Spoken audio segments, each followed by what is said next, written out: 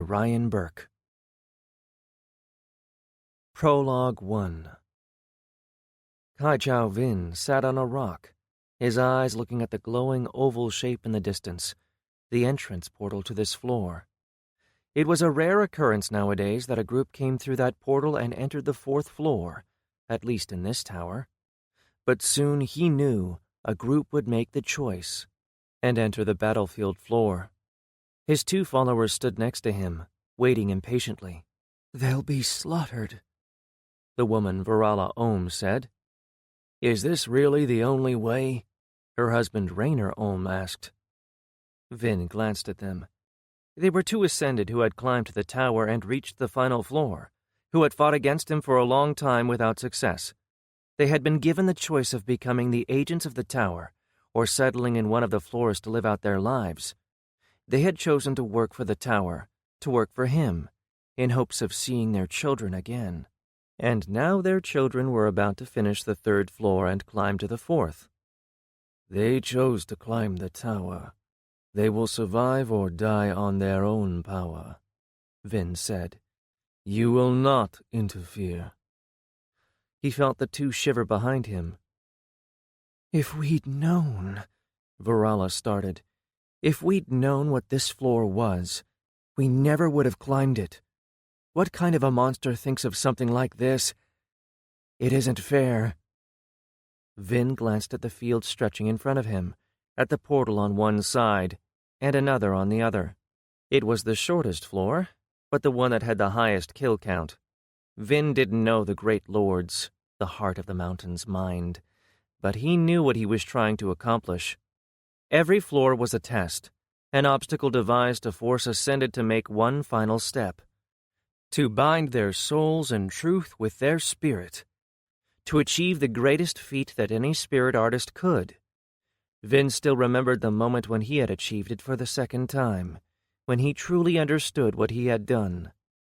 The purpose of this realm, of the Ascended and the Towers, was to build an army, a very specific kind of army.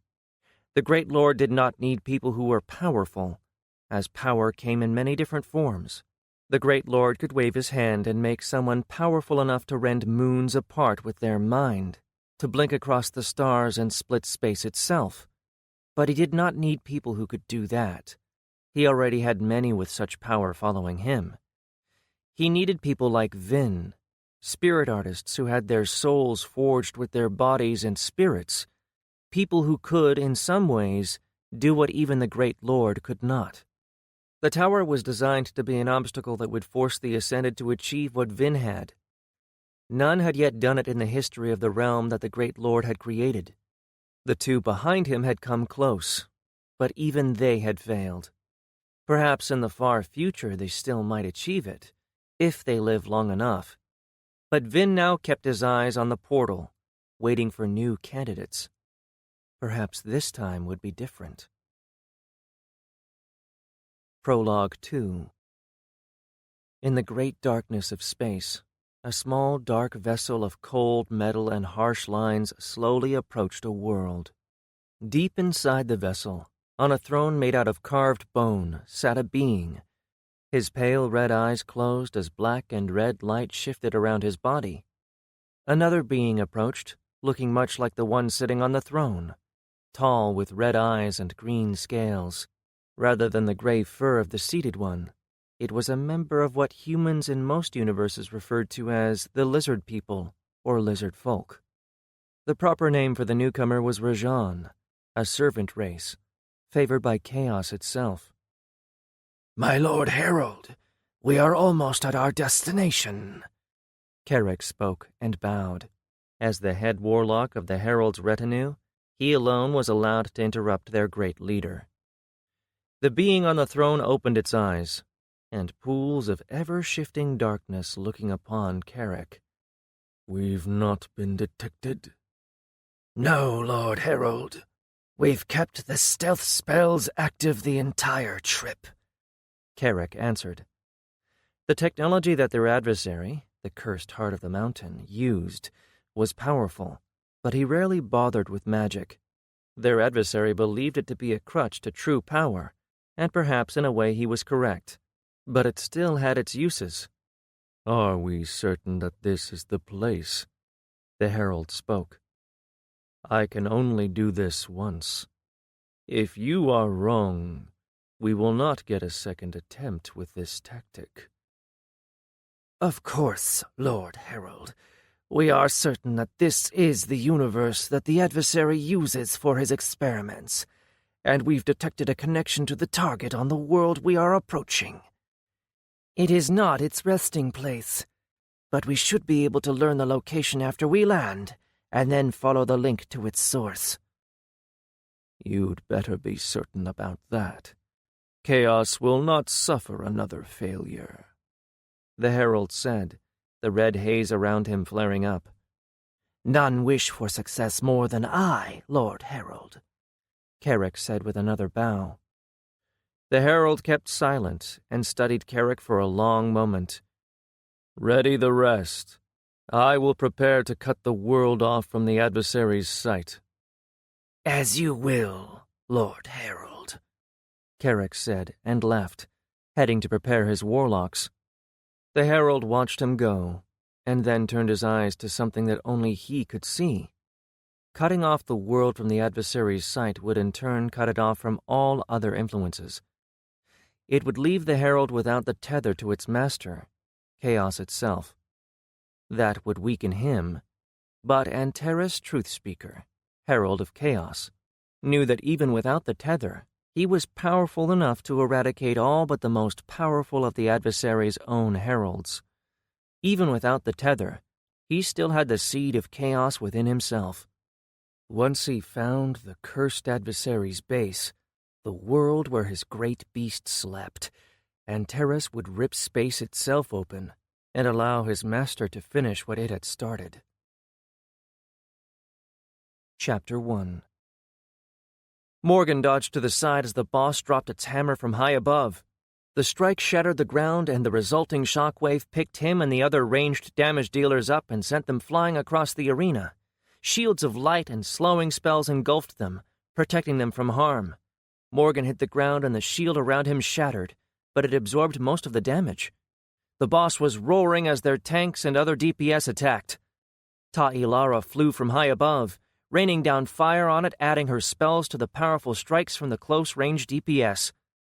The massive Nature Guardian giant was bleeding from many wounds, green blood flowing down its limbs. It was nearly dead, but it was still dangerous. Morgan got back to his feet and then aimed, his hands whispering spirit bow form glowing with power. He pulled out one of his special arrows from his quiver and pulled it back. A moment later it flew at the already bleeding boss. The arrow struck its neck, burrowing in deep, and then it blew apart. The explosion of white light covered the boss's head, and it faltered. A beam of red fire came down from above, hitting the boss's head and punching through to scorch the ground behind it. The giant's body jerked, and then fell to the ground, disappearing as it disintegrated into blue particles. The arena was silent for a moment, and then the red dome surrounding them disappeared, and a notification popped up in Morgan's vision. "Congratulations, Floor Boss! Nature Guardian Giant defeated! By defeating the final boss of the Valley of Nature Floor, you have opened the path forward. Return to the town to leave this floor." At that, everyone cheered. Morgan looked around and found his friends. Vestella ran over and they hugged and laughed. The other members of his team, Skyforce, came as well, all covered in dirt, sweat, and grime. Lucius placed a gauntleted hand on Morgan's shoulder, and Valserim picked his sister up and spun Vess around, careful not to poke her with his now almost fully grown horns. Clara looked at them with a smile on her face as she leaned on her staff. The rest of the raid, their friends from the last vanguard, were celebrating nearby. Bordar's massive barbarian-like shoulders were shaking as he laughed from relief, but there was a sadness there as well. They had lost one of their own earlier, Vrishar, a gnoll who had died on the first floor. Morgan felt a pang of sadness as well. Vrishar had been his friend too.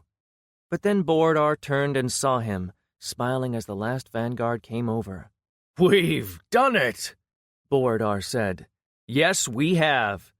Morgan said as the two teams mingled. He looked out at the others, the teams who had been part of the raid. Ragnar Rom, their raid leader, led the Call's Hammers, his team.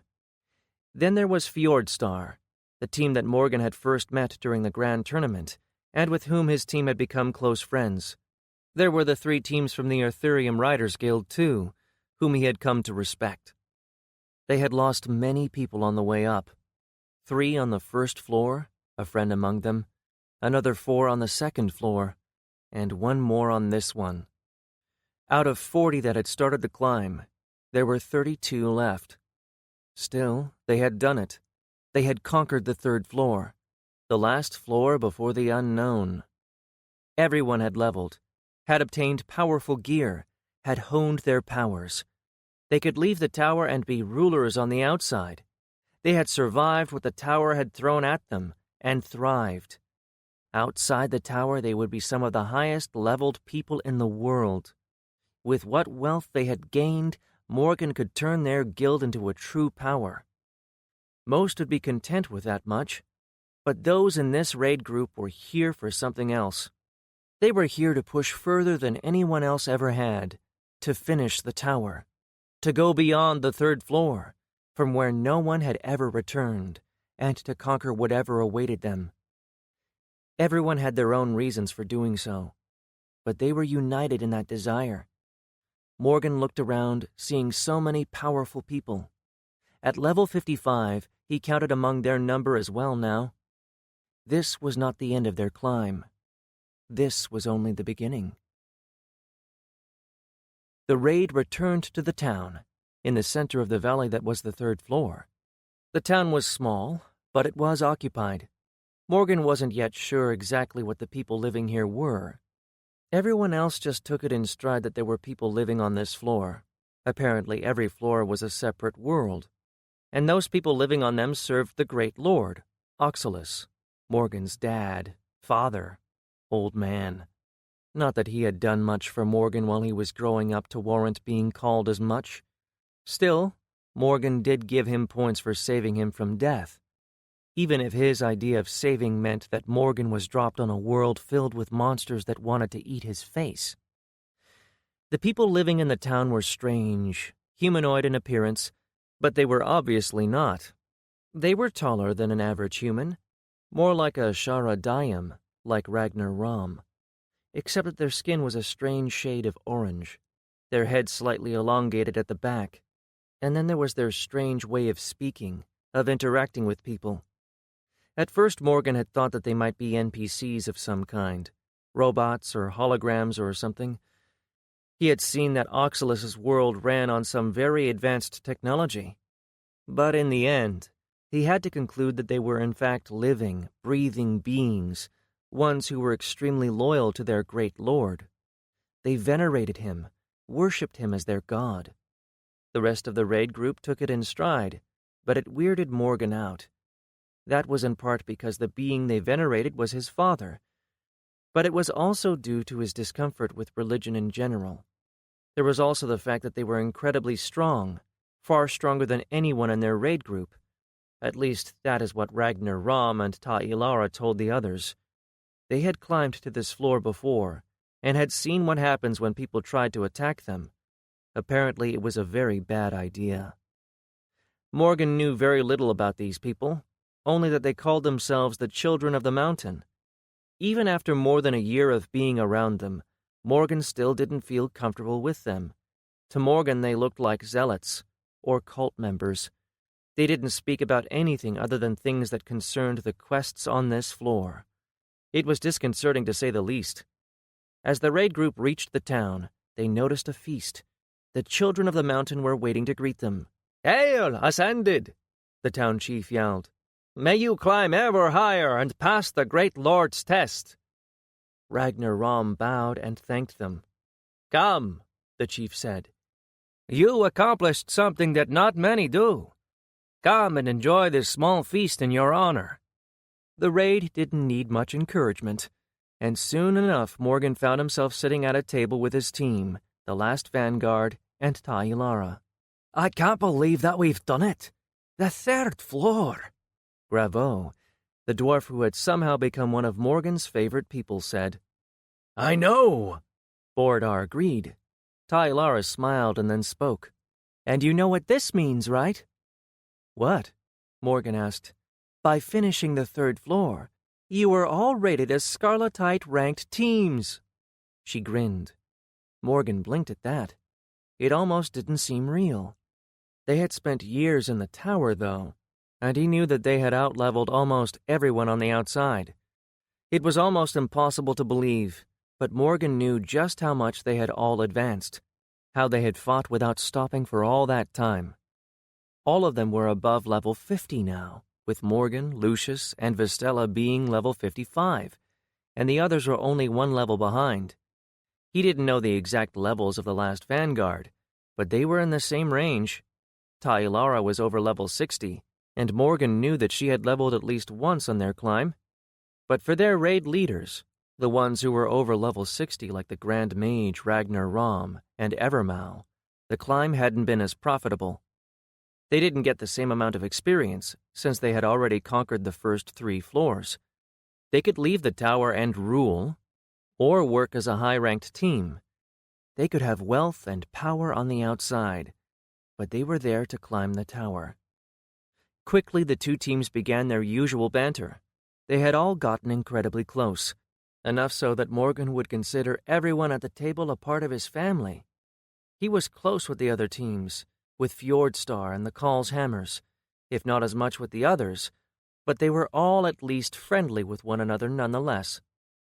And as his table relaxed into friendly conversation, Vistella pulled her chair just next to Morgan's and leaned on him.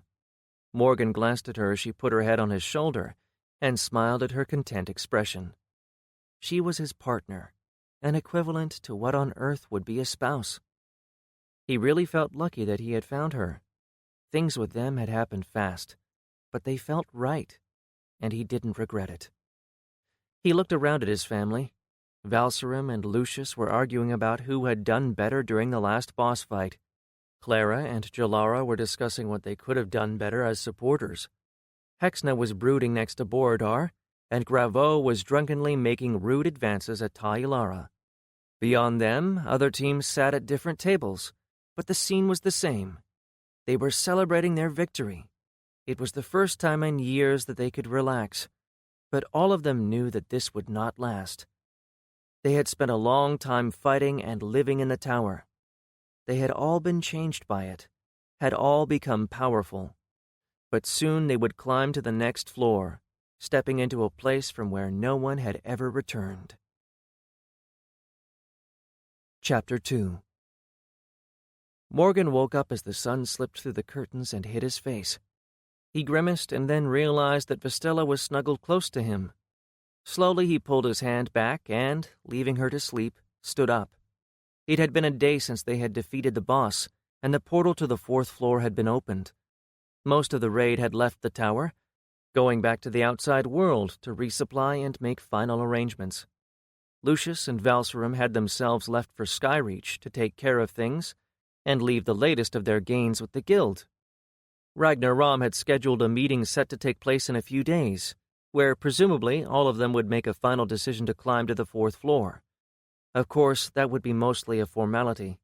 Everyone here had been picked because they wanted to make the climb, and losing even one person would be a hit to their numbers, since they couldn't add someone new to the raid group. Morgan dressed and left his room slowly, making sure not to wake up Vess. As one of their tanks, she had been exhausted after the boss fight.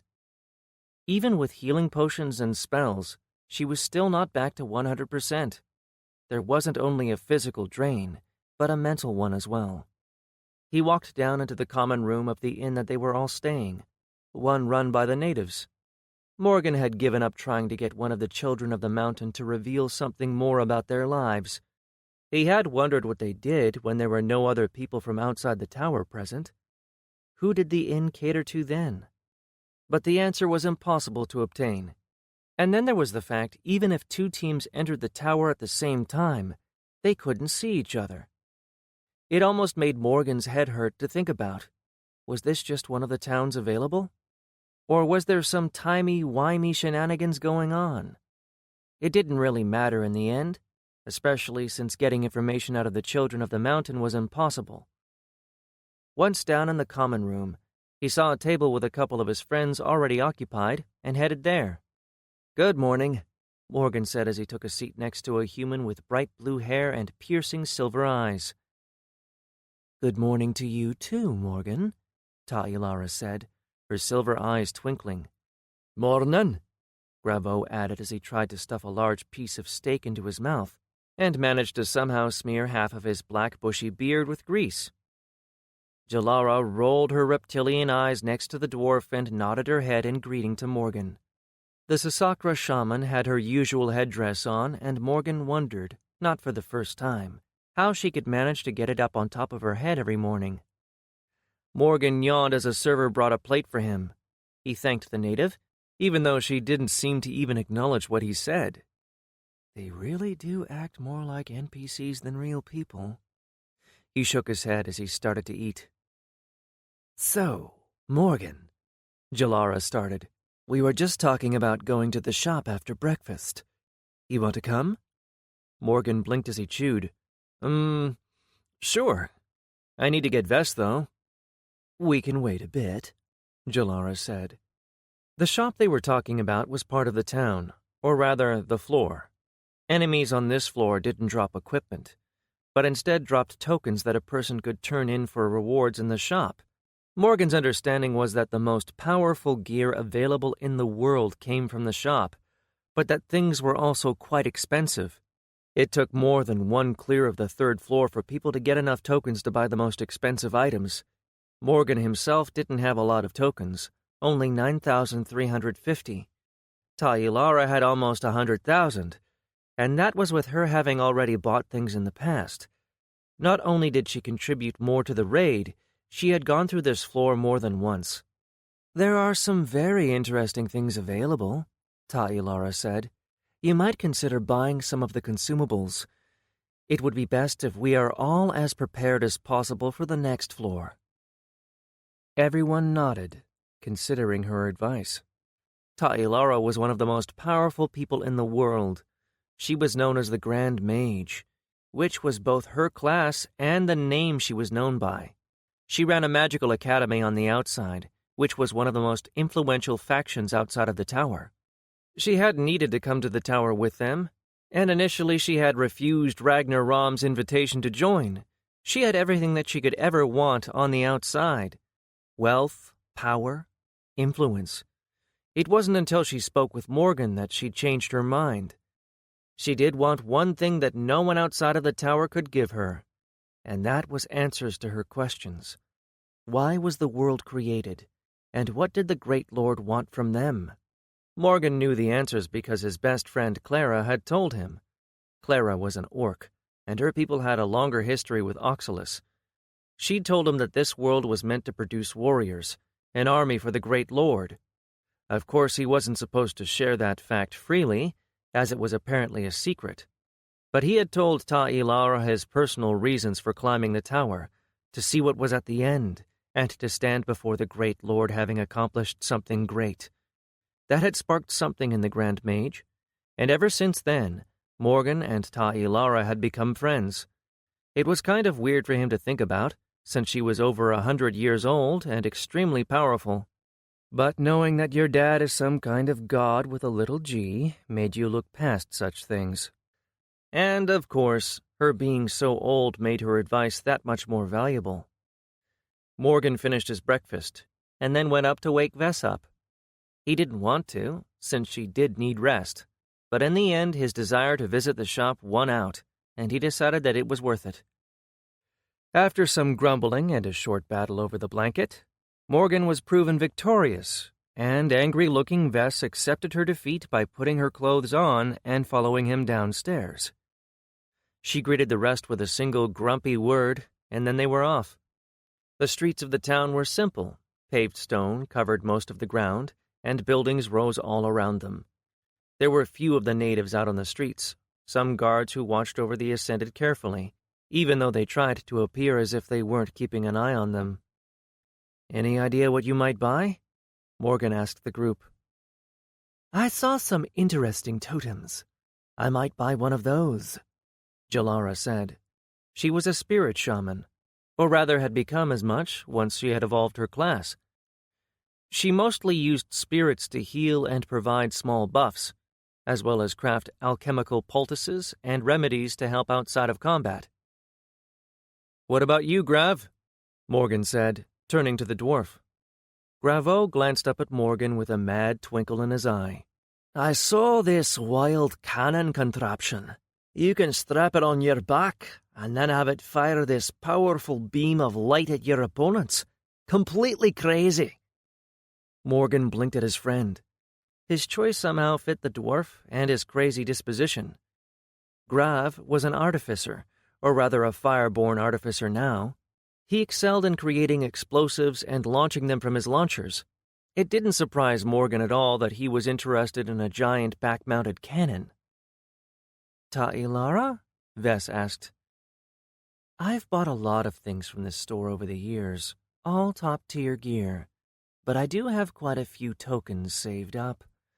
I might go for the staff," she said. Morgan nodded in understanding.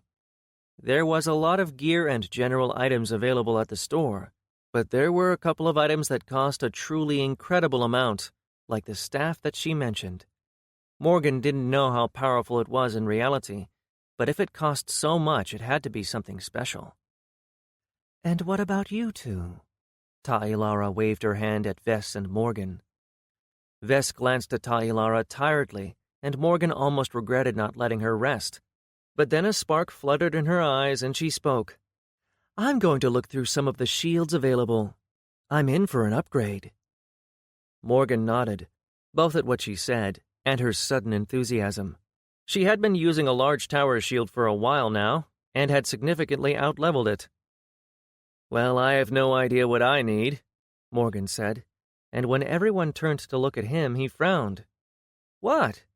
"It's the truth." He really had no idea what he was going to buy. With Klin, his symbiont that had now become a part of his body, he was very versatile. He could consume any type of matter, including items, and then have his arm assume the form of whatever he had consumed. He had limited slots for his forms, true, but he could have his arm take the form of literally anything, although if it wasn't a form, it would take more time to accomplish. At times he felt weird for having an arm that was something akin to an eldritch shape-shifting horror, but then he remembered how useful his hand was. In any case, since his class evolution, Klin had become more an extension of him than just a symbiont. He no longer felt like it had any will of its own. It was just a strange part of his body that he could control at will. And with it, he already had two weapon forms, those of the Sword of Dawning and the Whispering Spirit Bow. Both were incredibly powerful, and these forms seemed to increase in power the more he used them. His shimmering cloak was still a good item. It could change colors to blend into the environment, and he could have it glow brightly enough to blind his opponents with its ability. His raiment of the Grand Alchemist was excellent too, giving him a modest resistance to poisons and acidic effects.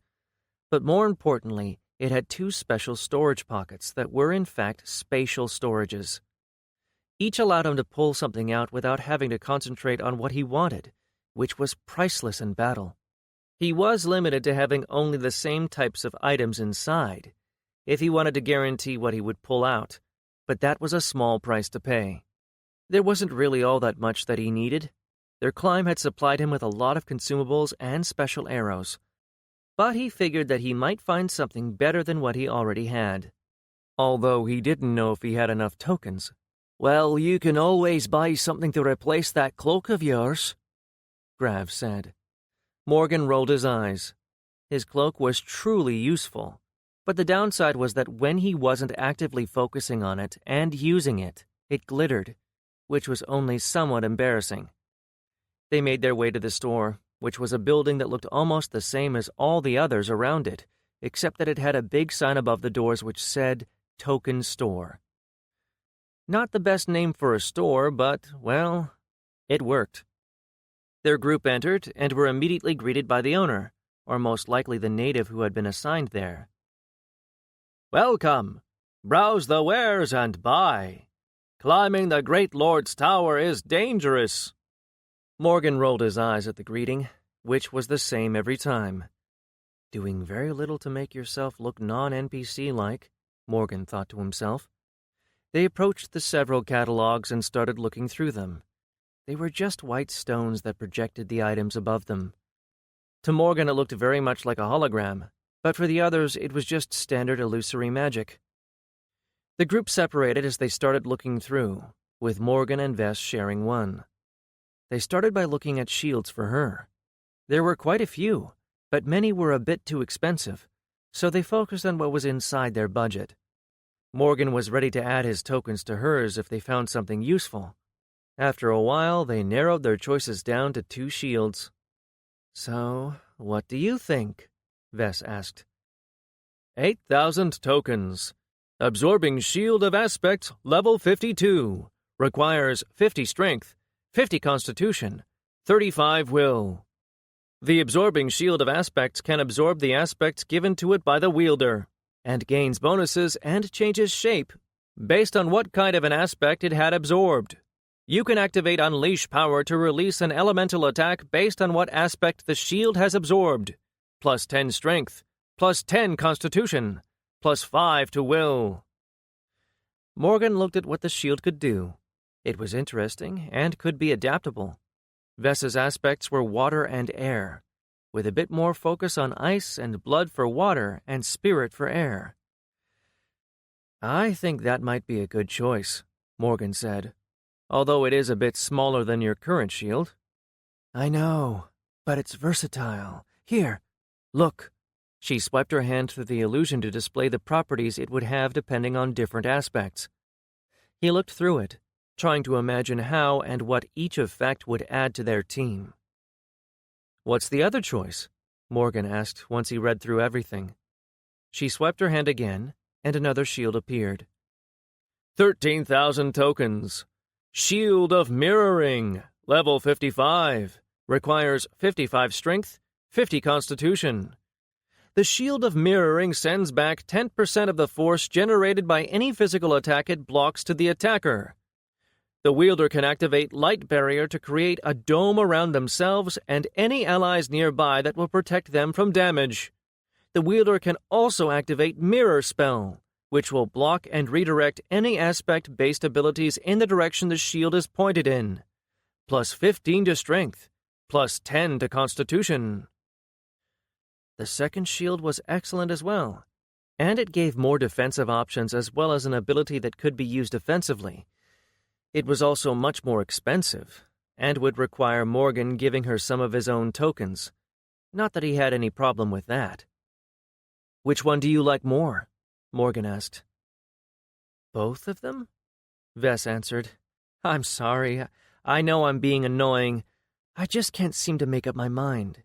One gives me more defensive abilities, whereas the other can give me some versatility. They are both good." "I know, I'm the same way," Morgan smiled. "I mean, you already have some offensive options with your summon, and your tentacle thingies."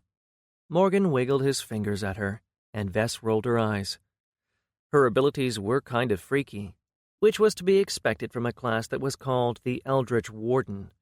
She could summon some pretty horrible-looking things with her abilities. Of course, she didn't really think of them as being so freaky, which was probably why she was okay with his arm being a shape-shifting monstrosity as well. He only wasn't sure if everyone in this world would accept their lover having some kind of weird plant fungus parasite arm, or if Vess was unique. Although she had asked Morgan to do some freaky things with his arm in bed, by that logic and her choice of class, it would stand to reason that she was unique. Which means I lucked out. Morgan just grinned at her. She didn't even ask why he was grinning, but just shook her head and turned back to the illusion. "You're right," Vess sighed. "The Shield of Mirroring is the better choice. It is also more expensive. Don't worry, I'm really fine with giving you my tokens. I mean, we are family after all." She leaned into him and closed her eyes. "Yeah, we are." They made their selection for her, and Morgan pulled out his tokens from his storage. She had almost 11,000 tokens, and Morgan made up the difference. Then he started looking through the catalog for something to buy for himself. He didn't even look through weapons and armor. What he had was powerful, and he didn't have enough tokens left to buy anything that was more powerful than his own gear. So he looked through consumables and miscellaneous items. He and Vess talked a bit, and in the end they decided on buying a few health potions, since they always came in handy. Morgan also found another item that seemed incredibly powerful, but was somehow priced low enough for him to be able to get it. So he decided on taking it. Once they had made their choices, they walked over to the counter, only to see Graveau and Jalara standing there. Grav grinned at Morgan, and then turned to show him his back. Morgan blinked at the contraption on the Dwarvar's back. "You bought it," Morgan said, as he looked at what could only be described as a sizable cannon strapped to his back. "Fuck yeah, I did. Look how awesome it is. I can probably level a building with this." Grav seemed far too proud of his new purchase, and even Jalara could barely keep her face straight. Morgan noticed a lever sticking out around his kidneys that would probably let him pull the cannon over his shoulder to fire. "How heavy is it?"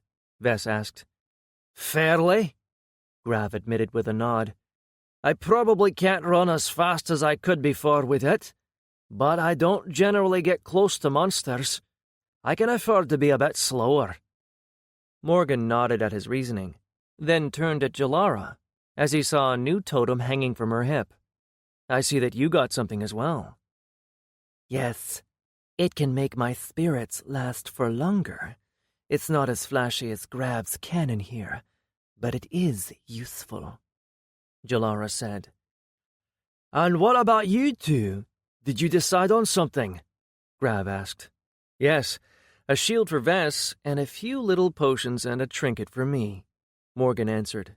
Before anyone could speak, Morgan noticed the shop owner coming back from a back room with a long staff. He reached the counter and gave it to Ta'ilara. It was as long as she was tall and white, with a glowing golden crystal set at the top where a large crescent grew out of the staff.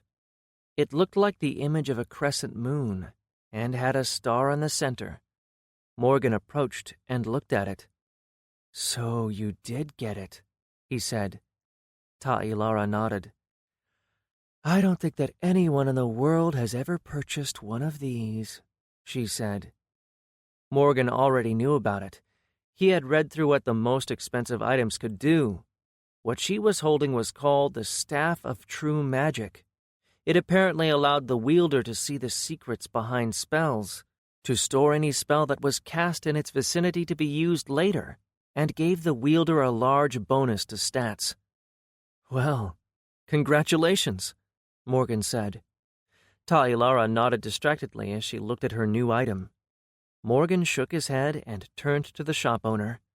Vess and he told him what they wanted, and paid with their tokens. The owner went to the back room, then came out a while later with their items. Vess took her new shield and looked at it. It wasn't as large as her tower shield, but it was large enough. It was diamond-shaped and reflective, almost like a mirror. She put it on and moved her arm a bit, getting used to the weight. Morgan turned to his purchases and put his potions in storage. Then he picked up the trinket that he purchased. It was a set of 2 dice. They were a bit larger than ordinary dice, the 2 of them filling the palm of his hand. Each had a distinct symbol on each of its sides. He didn't recognize the symbols, but they were nice-looking, one black and the other white. He pulled up the item's description and read it through again. "Dice of Return, level 54. Requires Wisdom 30, Intellect 40, Will 50. The Dice of a Lost Adventurer. The 2 dice are inescapably linked and allow the wielder of one die to teleport to the other die's location, to a distance up to 500 meters. Cooldown per dice, 24 hours. The effect wasn't all that impressive, but it could be helpful in some situations.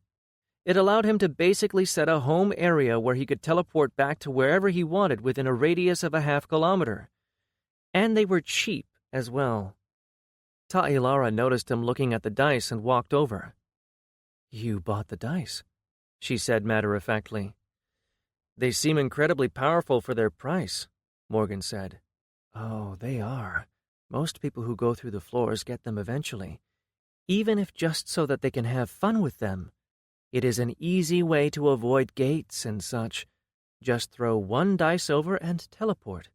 But if you've reached the levels that we are on now, you have enough wealth that you probably have some kind of an item or power like that anyway, so it isn't as useful later on." Morgan felt a bit disappointed in his purchase when he heard that, but he still put them in his satchel. Even with his phasing ability, he was still confident that they would prove useful in the future. Chapter 3. The raid group spent another several days resting and getting more supplies for their climb beyond the 3rd floor. The people who had left in order to get supplies brought with them extra storage items filled with food, water, camping gear, any and all kinds of resources that they could think of that they might need. They then spread the extra storage items to everyone in the group, since they didn't know what they might encounter beyond the portal. That morning, the entire raid group assembled, all 32 people, some of the most powerful people in the world. At their head stood Ragnar Rom, wearing his brilliant blue armor. He would have likely out-leveled that armor, if it weren't a special item. It was one of the most expensive items in the 3rd floor shop, and Ragnar Rom had bought it on his last climb to the 3rd floor. His armor could be upgraded by feeding it ascension crystals, and the man had been spending an incredible amount of them. Morgan understood why. He had gained enough ascension crystals from finishing the trial on the 1st floor that he could basically live for several hundred years without fighting another monster again. He could see how people who finished a couple of the floors would start stagnating on the outside. Ragnar Rom's armor was half-plate, with a winged helmet now resting on his head. 2 swords rested sheathed on his hips, the gems set into their pommels glowing faintly. He was an impressive man, a Shara Dayam, one of the cousin races of humans, like elves, Nell, dwarfs, and orcs. That made him taller than most people, almost as tall as one of the giants. His skin was as dark as obsidian, the signature color of his race. His eyes were different as well, with even the whites being black. But he also had secondary eyelids that looked like he had several pupils that constantly moved. It was a strange sight. Morgan had gotten to know their leader more than others in the raid group. He was not only a great leader, but also a great person. He was someone who had a dream, who wanted to do more than what people on the outside of the tower counted as success. He was inspiring, and a monster in a fight. "My friends, I thank you all for staying with me, for following me," Ragnar Rom spoke. Morgan had noticed that no one had left the raid group. All who had climbed the first 3 floors were here to continue. He wasn't surprised at that. All of them had been chosen carefully. "We are about to do something that few ever try, to climb beyond this floor," Ragnar continued. "We don't know what awaits us, but I am confident that I could not have assembled a better group to attempt it with. I would trust anyone here with my life, and have many times during our climb. I cannot promise you success. No one knows what waits on the other floors. But I know that we can do it. Thank you for sharing my dream." Ragnar looked over the people assembled there, all of their gear ready and waiting. "We will go through in teams," Ragnar said. "Red team first." Red Team was Ragnar Rom's group, comprised of the Call's Hammers, which was led by Richard the Bone Splitter, Ragnar Rom's right-hand man, and Fjordstar, the winners of the Grand Tournament. Behind us, the Green and Black teams. Both Green and Black were the teams from Eartherium Riders Guild, led by Evermau and Kalrak respectively. Followed by the Blue Team, which was the team led by Ta'ilara, including Morgan's Skyforce and Borodar's Last Vanguard. The order made sense. The Red Team had most of their frontline fighters and the most powerful tank, with Nisea from the Call's Hammers. Team Fjordstar had 2 giants and Sumian, who could cast powerful barriers. The green and black teams were mostly a mix of frontline and long-range damage dealers, and his own team had probably their highest damage dealers. Morgan, Ta'ilara, Gravo, and Hexna could dish out some pretty insane damage from long range. "Get ready. We don't know what awaits us on the other side," Ragnar said. Everyone gripped their weapons tighter. Morgan used his whispering spirit bow form, and his left hand turned into a bow. He pulled out an arrow from the pocket spatial storage that hung from his tunic to rest on his hips and nocked it. He glanced around, seeing his friends and family. Vess stood at the front of their team, alongside Borodar. Valserim and Lucius had returned from the guild, having made arrangements in case they didn't return, and stood just behind them. Valserim had his guandao ready in his hands, and his new armor was covered in embers, looking like it was made out of cooling melt. Lucius held his 2 newly purchased swords from the shop, slightly curved and single-edged, a departure from his previous gladius-type swords. Next came Grav and Morgan, with Hexna and Ta'ilara just behind them. At the back of their formation was Clara and Jalara, their supports. Morgan glanced at Clara and raised his eyebrow. "You ready, bestest buddy?" He smiled at her. "Always," Clara smiled back at him. These people were his family, his closest friends. Growing up as he had on Earth, almost always alone, he hadn't even dreamed that being close to people could feel this way. Everyone looked around as the other teams entered the portal, a quiet anticipation building in all of them. Morgan could see fear in them as well, but they were together, and no matter what they faced on the other side, that wouldn't change. And then they were moving. The other teams disappeared through the red portal, and then it was their turn. No one said anything. They just stepped through. And when it was Morgan's turn, he closed his eyes and took a step. The blinding light consumed him, and just as quickly it was gone, and was standing someplace else. He blinked his eyes as sounds assaulted him, yelling and a thundering rumble in the distance. He shook his head, but then a notification appeared in front of his eyes. "Tower Quest! The battlefield floor! Reach the portal to the 5th floor!" Morgan blinked the notification away as Ragnar Rom's voice reached him. "Everyone forward! Charge them! Head for the portal! Tanks, surround our formation! Long-range DPS, fire at will!" Morgan barely had a moment to gather himself as everyone sprang into motion. He looked around, seeing people around him with pale faces and horror on their faces. And then the rumbling in the distance became a roar. The skies above them were murky and gray, and the land was dried dirt. But as he looked for the source of the noise, he found it. In the distance ahead of them, he saw the glowing red portal blazing on a hill. He couldn't tell how far away it was. 1 kilometer? 2? 3? It didn't matter, though, because of what was in front of the hill.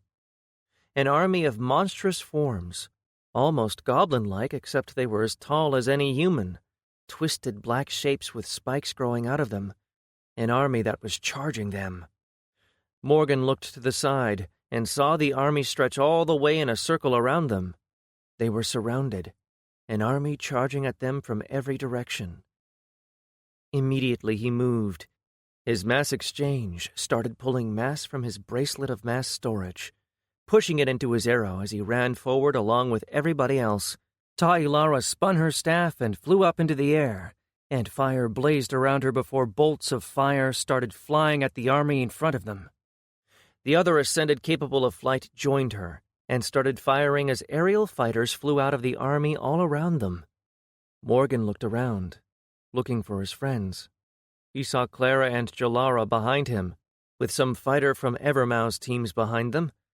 Grav was next to him, aiming his launcher to the side and firing over their heads at the army coming at them from the left.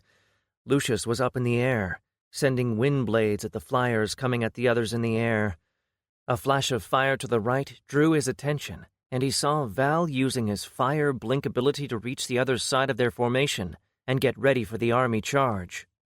Aurora announced Vess at the head of the formation, her shield looking like a frozen slab as she climbed on the back of her bear that she was infusing with her imbue summon, turning it into a white monstrosity as she also triggered her eldritch abomination. Its maw unhinged and it grew larger, tentacles covered in ice growing out of its neck, and ice covered its claws. It roared and charged forward with the other tanks. The entire formation was running forward at the charging army, and at the portal in the distance. "We must punch through them!" Ragnar yelled, and Morgan waited. They had already killed hundreds, perhaps 1,000 of the charging monstrosities, but there were more still, an ocean that didn't seem to have an end. Ragnar spotted him and dashed over, stopping next to Morgan as they all ran forward. "I need you. Already on it." Morgan pulled his string back as he put an enormous amount of mass into his arrow. "As soon as you are able, at the center of those in front of us," Ragnar said. "Understood," Morgan shot back. A moment later, Ragnar Rom dashed to someone else, giving them instructions. They were close to the charging army now, and Morgan saw Lucius clash with the aerial fighters that had already reached them. The air above them turned into a battlefield as their flyers started fighting for their lives. The corpse of a monster fell down and nearly hit Morgan in the head, but a dome of yellow light appeared above him. He glanced to the side and saw Clara using her shields to protect the people from the attacks from above, as she used her double cast ability to buff up as many people around her as she could. Morgan felt himself draw all the mass from his bracelet of mass storage, and felt like he had pulled enough from the ground as he ran. He bent his knees and jumped up, then immediately activated his phase dash. All his senses went black, and he flew upward on his previous momentum. Then the ability ran out, and he was in the air, among the flyers and the enemy. He saw one of them up close as he aimed his bow in the distance, a black twisted form that resembled a gargoyle of some kind wearing ragged armor, beat its wings and lunged at him. But Lucius smashed into it and stabbed his swords into its side. Morgan saw lightning flash, and the monster get electrocuted as Lucius carried it away.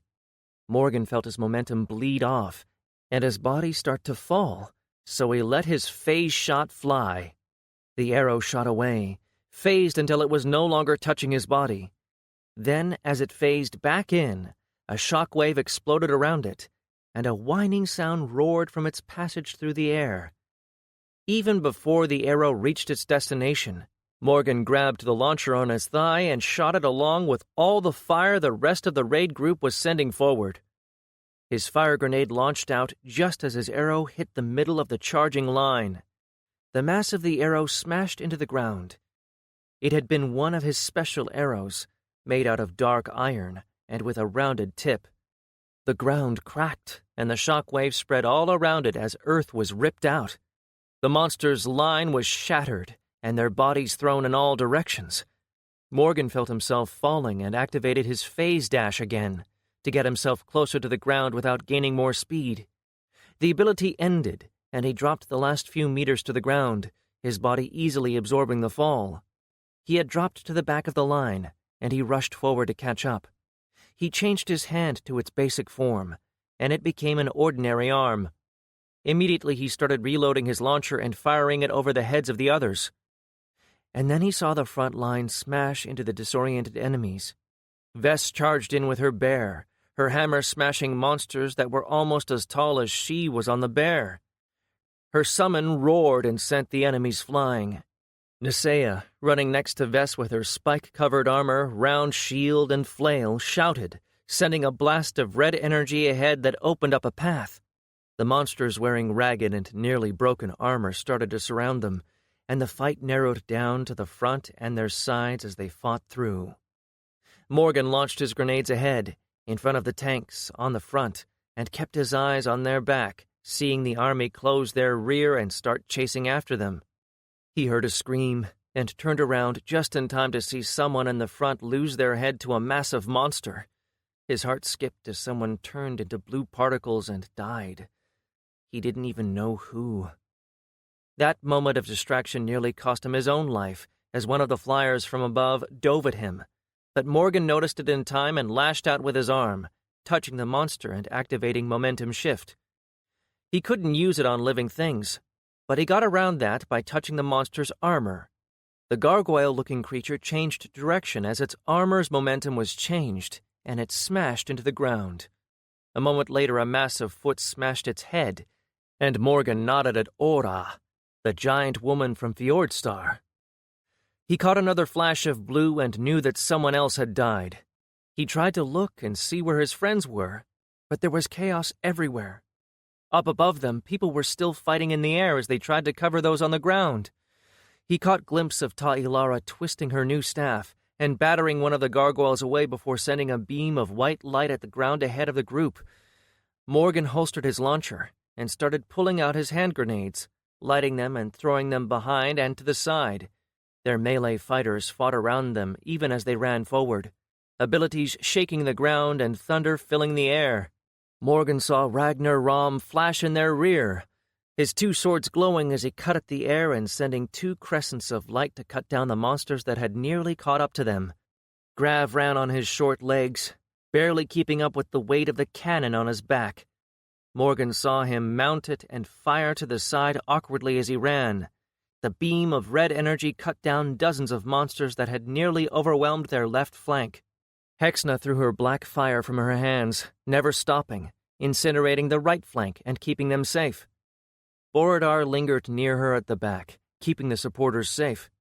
Morgan found himself jumping over the still non-disintegrated corpses of the monsters, trying not to get tripped up. He grabbed one of his plant containers and threw it to the side, then used accelerated growth and plant prison in combination. A dozen monsters were tangled up in the vines that exploded out of the small container, burrowing in their bodies and feeding from them to grow stronger faster.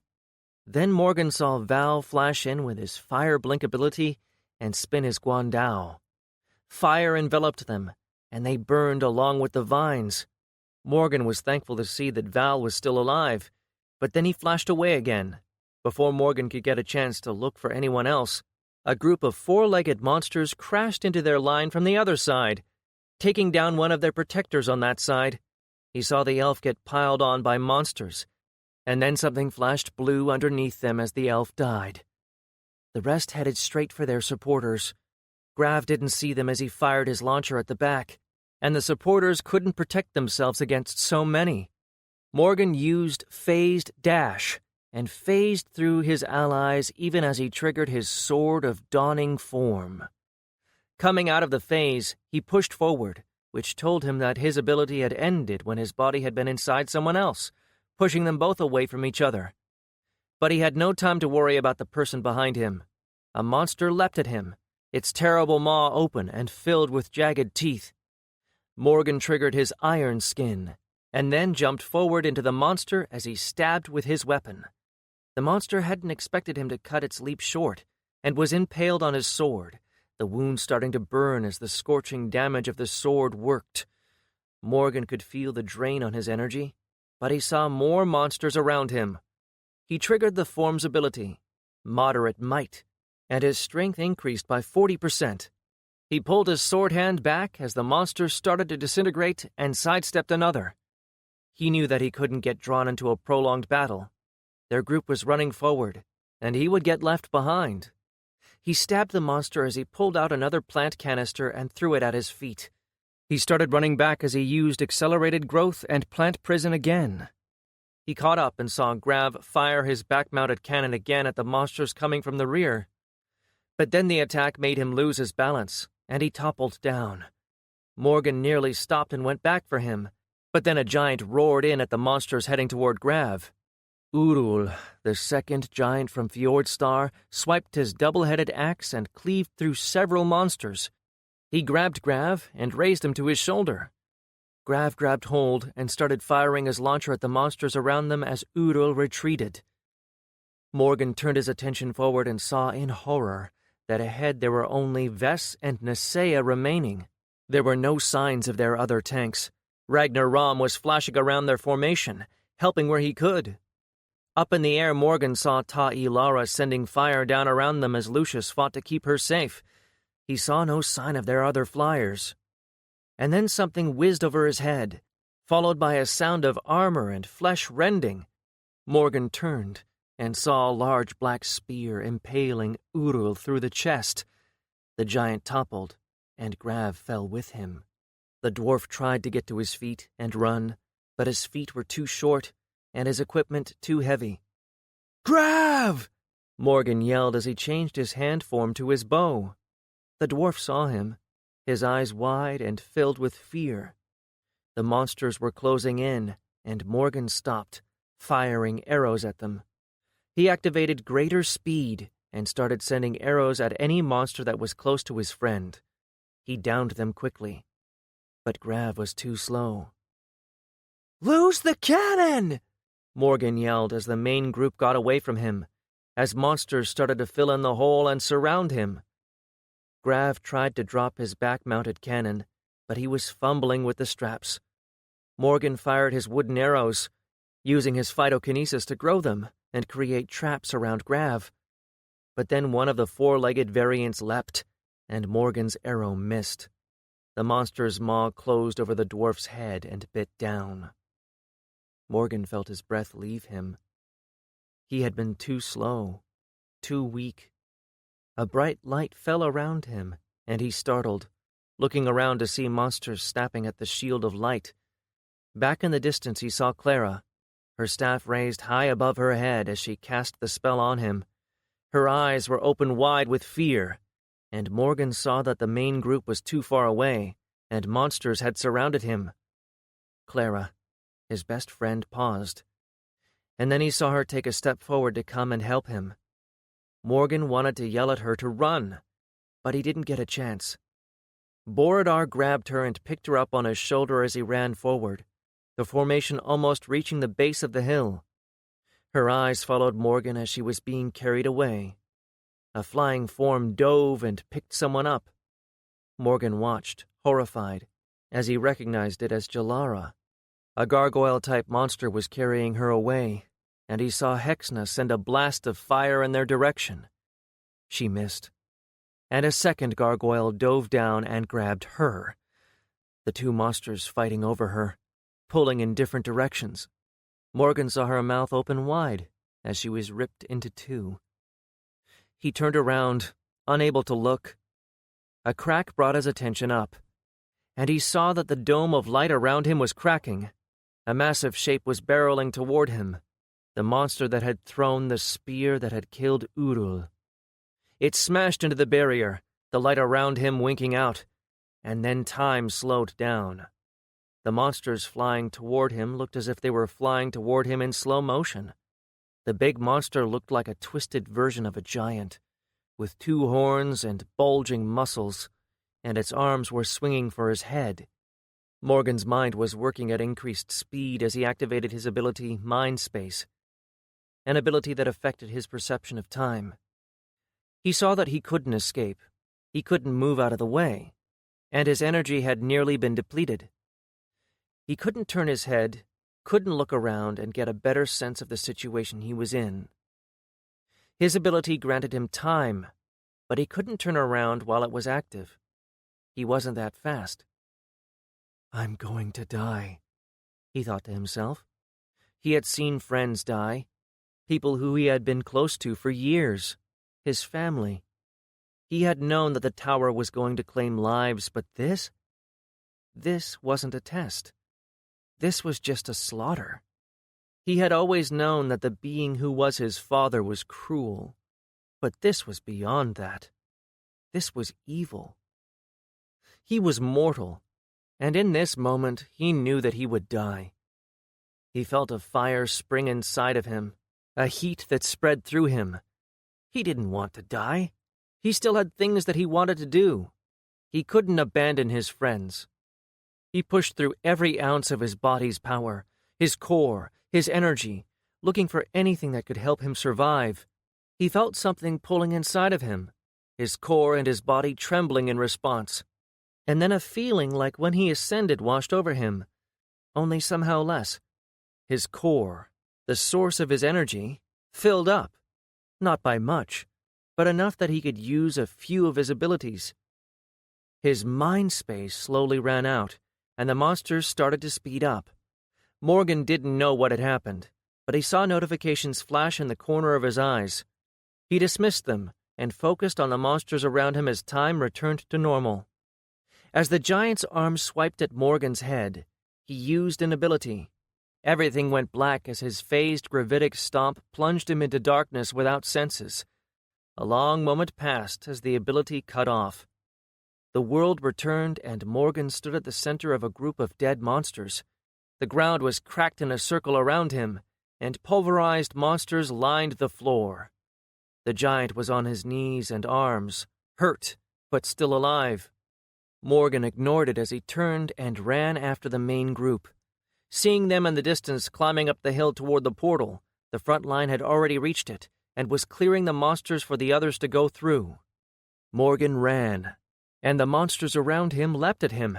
He pulled out an arrow from his quiver, one of his most powerful ones, and fired it forward as he activated his phase dash. The darkness enveloped him again for a moment as he floated through the air carried by his momentum. And then he was out, and the monsters around him were clawing at their eyes, the blinding arrow's light turning out to be too much for them. He saw people entering the portal up ahead, Lara unleashing a powerful barrage of fire and death all around the hill as she and Lucius dove into the portal. Vess, still on her bear, looked over in his direction, seeing him running far behind them. He reached the edge of the hill just as the last person other than Vess and Nisea entered. He tried to wave at her to go through, but he saw that she wanted to come help him. He saw Nisea pull her from her bear and struggle to pull her into the portal. And then something slammed into him, taking him to the ground. A monster bit down, and he moved his head. It latched at his shoulder, and its teeth punched through his skin. He screamed, and then activated his cloak's glittering light. He closed his eyes as it flashed with an intense light. Not as intense as his arrow, but enough. The monsters around him roared and moved away. The one on his shoulder let go, and Morgan changed his hand to a sword, cutting upward and through its throat. He got up to his knees and saw the monsters recovered and leaping at him. Quickly he used his last defensive ability, the barrier from his ring set. A pale light covered his body, and as the first monster hit his back, it shattered and pushed him forward. He rolled and got up, swiping his sword as he stumbled forward. A gargoyle was diving at his head, and he knew that he wasn't going to be fast enough to evade. But then something roared, and a white abomination of a bear grabbed the monster out of the air. It nearly trampled Morgan, but he was glad to see it, as it ripped into the monsters around him. He looked ahead and saw the portal with no one around it but a few monsters.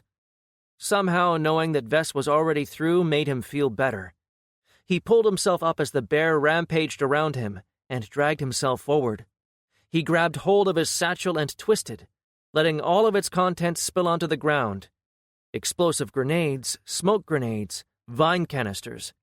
And then he reached to the plants with his phytokinesis as he ran forward. He could hear the battle behind him as the bear fought to give him time. But he needed more. His vines exploded out of the canisters and stabbed into the other wooden orbs that had spilled with them. Dark, poisonous smoke exploded at his back, and monsters that followed him gagged and tried to get away instead of going after him. Reaching the top of the hill, he saw 3 monsters running at him. He was almost out of energy, his body exhausted. He couldn't even lift his sword. But as the first monster came, he raised his other arm and touched it. With the last of his energy, he used momentum shift as he touched the monster's chest piece, and it flew backward into its friends. Morgan threw himself over them and at the portal. Something stabbed into his lower back, but he hit the portal, and his entire world became light. He appeared in a dark and dry place, dropping to the ground in front of a line of weapons and spells pointed at him. "Stop!" a voice yelled out. "It's Morgan!" People rushed over, and he groaned as he was picked up and turned over.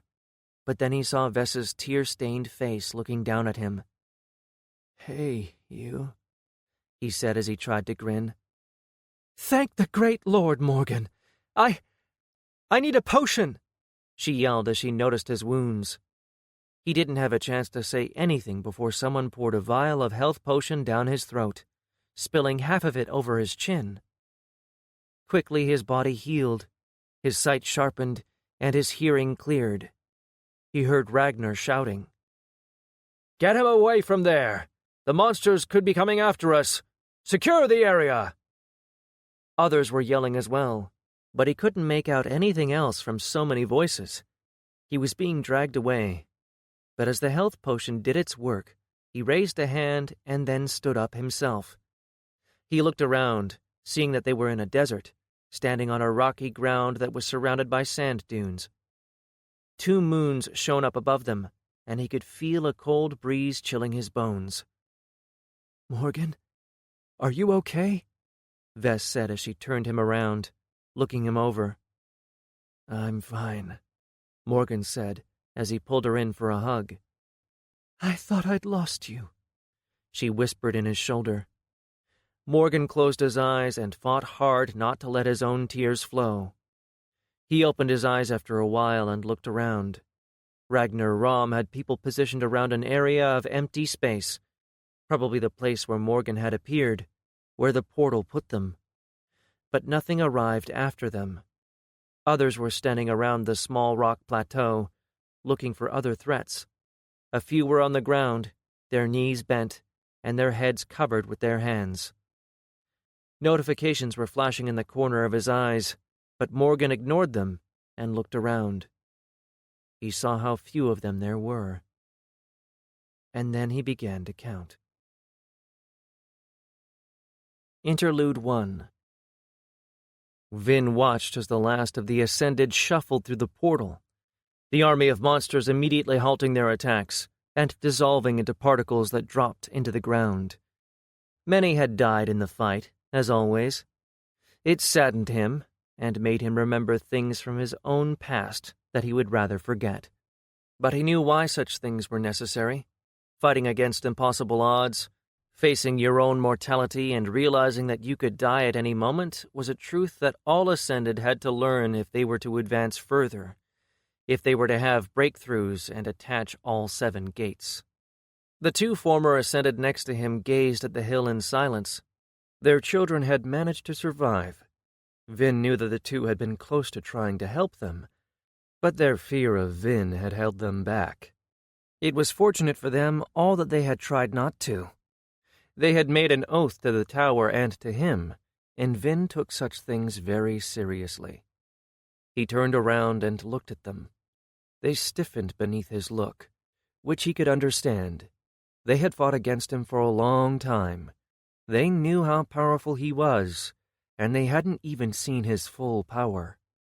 Still, he couldn't really have them fear him, or at least not much, if they were to serve him and the tower, and he hoped that would abate with time.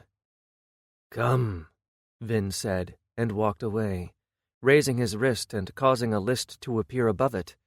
He placed a finger on one of the destinations, and a portal sprang into place in front of him. Without looking back, he stepped through. A moment later, the 2 followed.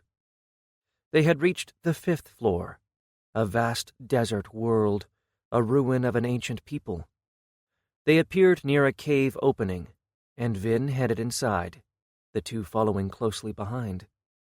Once inside, they headed deeper and soon enough entered the top floor of a massive underground cavern. The scale of it was so massive that it was hard to even compare with anything. It stretched as far as the eye could see, so far even that the edges of the cavern hid behind the horizon. On the ceilings of the cavern were massive crystal clusters that shone brightly, illuminating everything in a pale blue light. Beneath them was a sprawling city, built with several levels, some of which reached all the way to the top with massive towers that had bridges connecting them. Beneath them, pyramids and temples with large statues filled the bottom, and Vin knew that the city stretched further beneath. "By the great Lord," Varala whispered. Vin led them to the side and a wall opened up as he approached. They entered a small chamber and the doors closed. A moment later, the teleporter activated and sent them somewhere else. He walked out into an empty hallway and turned right. They were now deep beneath the city, in the underground chambers directly beneath its center. They reached a dead end, but Vin didn't stop walking. He reached the wall and passed through it. He felt at the two behind him, seeing them pause before doing the same. They passed through the illusion easily, which was only because of their new status as guardians of the tower. They found themselves inside a large room, with screens covering one side of the wall. A being stood in the center, looking at the screens.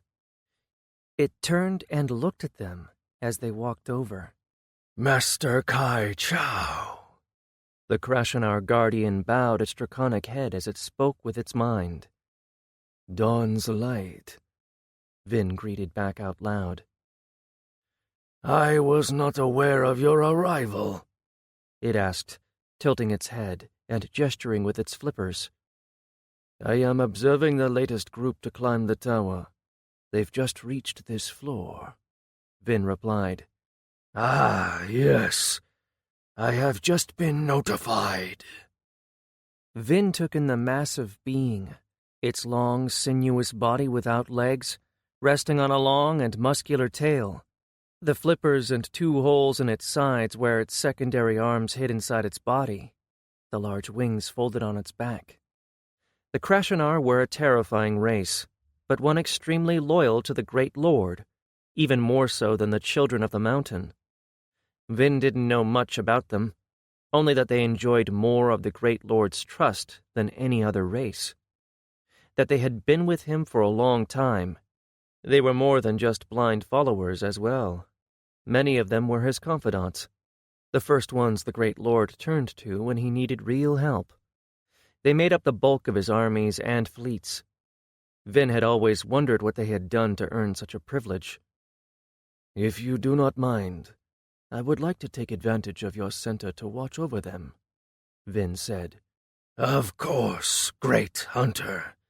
I would be honored by your company, the guardian sent to Vin's mind.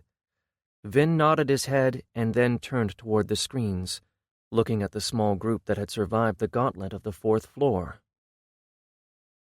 Perhaps you would like to take note of this, the guardian said. The system flagged several breakthroughs among the group. Vin blinked, but then walked over and looked. He saw what the guardian meant, and his eyebrows raised.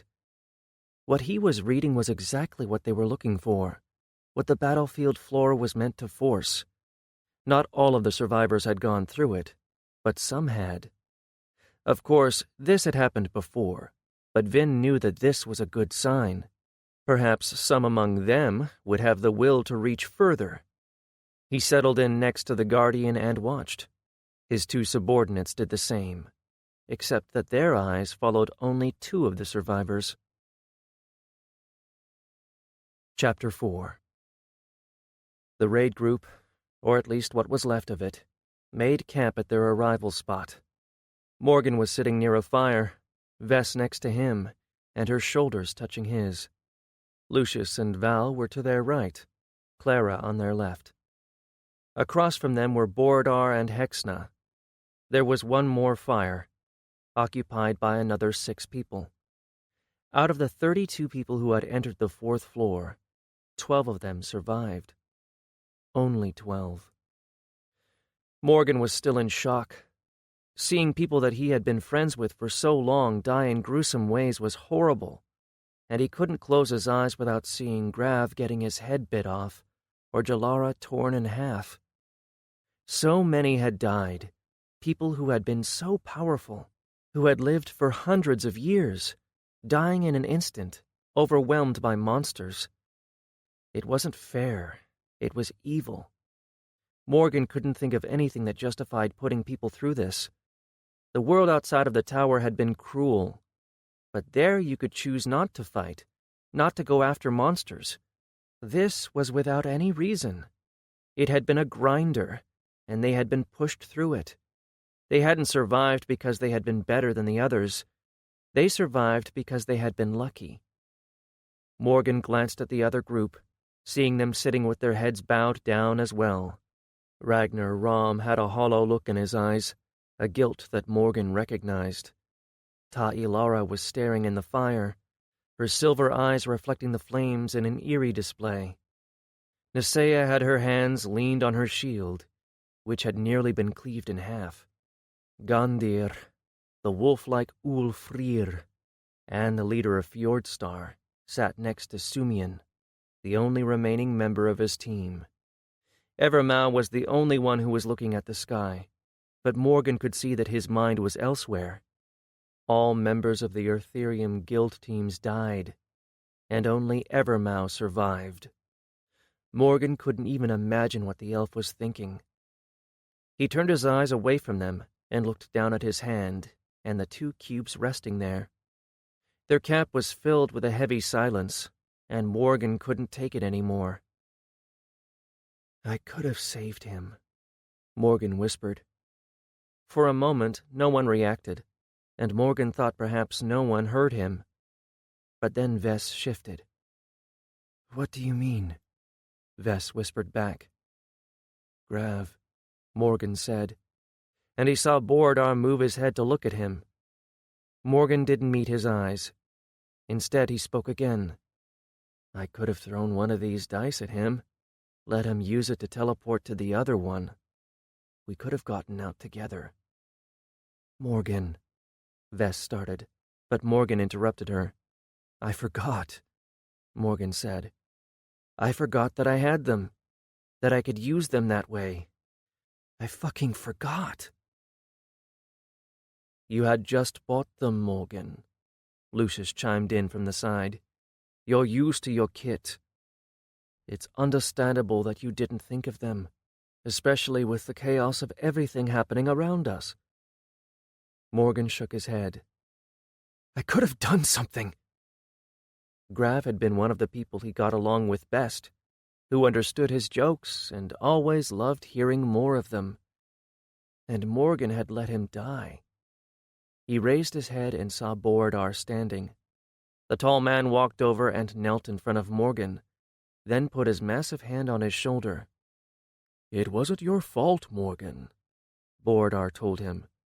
"I watched as the monsters picked up Jalara just next to me. I could have saved her, but I was too slow, and she died. This wasn't our fault. We all knew that we could die in the tower." His words did make Morgan feel slightly better, but he still couldn't push the thought of him using the dice out of his head. And then Ragnar Rom stood up. "No," he said loud enough that everyone could hear. "I was the one who asked you all to come.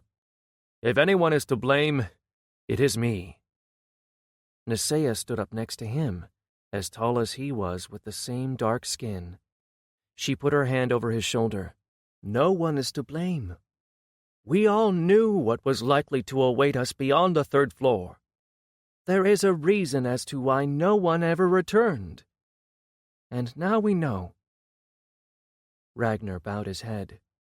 "If I had known what the floor was." Morgan agreed with the sentiment. If they had only known. Their gear and supplies had been geared toward long-term survival in the tower. But if they had known, they could have brought items and consumables to help them survive. They would have had a better plan. Instead, they had walked blindly to their deaths. "We all chose to come with you for our own reasons, knowing that we might die. None here are at fault," Nisea said as she looked around the two groups. Morgan closed his eyes. He knew that she was right. His reasons for climbing were to meet his father again. He had wanted to make him feel proud. But now, he didn't know if he wanted recognition from someone who could make a test like what they just lived through. He knew that at least in Oxalus's mind there had to be a reason as to why something like this was necessary. And yet Morgan wasn't certain that anything could justify what the floor had put them through. No one commented after Nisea. Everyone was still in a state of shock. Morgan stayed in the silence for a while more, and then decided that he couldn't take it any more. He whispered to Vess that he was going to their tent and then stood up. No one even watched him go. He entered the tent and sat down on the floor. He just wanted to be alone with his thoughts. But the notifications in the corner of his eye were still flashing, waiting to be read, reminding him that the system of this world was always watching. Morgan didn't know if others had checked their own notifications yet, and he didn't even feel like checking them. But having them in the corner reminding him constantly that they were there was annoying, so he pulled them up. He blinked at the first notification. Core breakthrough! Your core has undergone a change. Your energy supplies are greater, and that energy is more effective. Morgan blinked. The first notification was one that was familiar to him. He had seen the same one before, on the first floor when he'd nearly died during the trial. It had happened again, and he knew that the breakthrough was what had saved him. It had replenished him just enough that he had managed to survive. He didn't know what it meant, but he had asked Ta'i Lara when it had happened to him the last time. She had told him that there were only a few records of something like that happening. Even his soul implant, Sibylla, had very little information to provide on the topic. It should have made him feel good. He had gotten a bit stronger, and yet he didn't feel as if he had the right to feel good. Not when so many people died. The next notification came after he got through the portal. Battlefield floor complete. Experience points awarded. Through fire and blood awarded. +10 to all stats. Morgan looked at his experience points and saw that he had enough to ascend, probably enough to ascend several levels. It somehow didn't feel earned. He didn't click on the ascend button, however. Instead, he looked at the last notification. Tower Quest, the Fallen Empire Floor. Long ago, a great empire ruled this world, but their hubris led to their downfall. Now, beneath the hot sands and the ruins of their empire, dwell the horrors that they unleashed. Reach the heart of the fallen city beneath the sands. Morgan read through the notification again. The new quest at least didn't seem to be putting them against an entire army. Instead, it wanted them to fight horrors that had brought down an empire. He didn't know what to think of it. Didn't even know where to start. If this empire had ruled the entire world, how could they ever find this city? How long would it take them? Or were they already close? He couldn't think about that right now. Instead, he turned to his other screen and pressed a button. A moment later, he found himself in his soul space. The floating form of Sibylla, the warrior dressed in dragon-scale armor, a character that he used in a game a lifetime ago on Earth, met him inside the gray void. "Hello, Master," she greeted him. "Sibylla," Morgan said back. "You've gone through another breakthrough, Master. Congratulations." "What are breakthroughs, Sibylla?" "Breakthroughs are rare events that occur in times of great stress. They allow Ascended to gain permanent power increases." Morgan knew that already, though, and it seemed like Sibylla wouldn't tell him anything else. He had dealt with her enough to know that there were things that she wasn't able to tell him. He sighed and looked to the side where his screens were suspended in the air.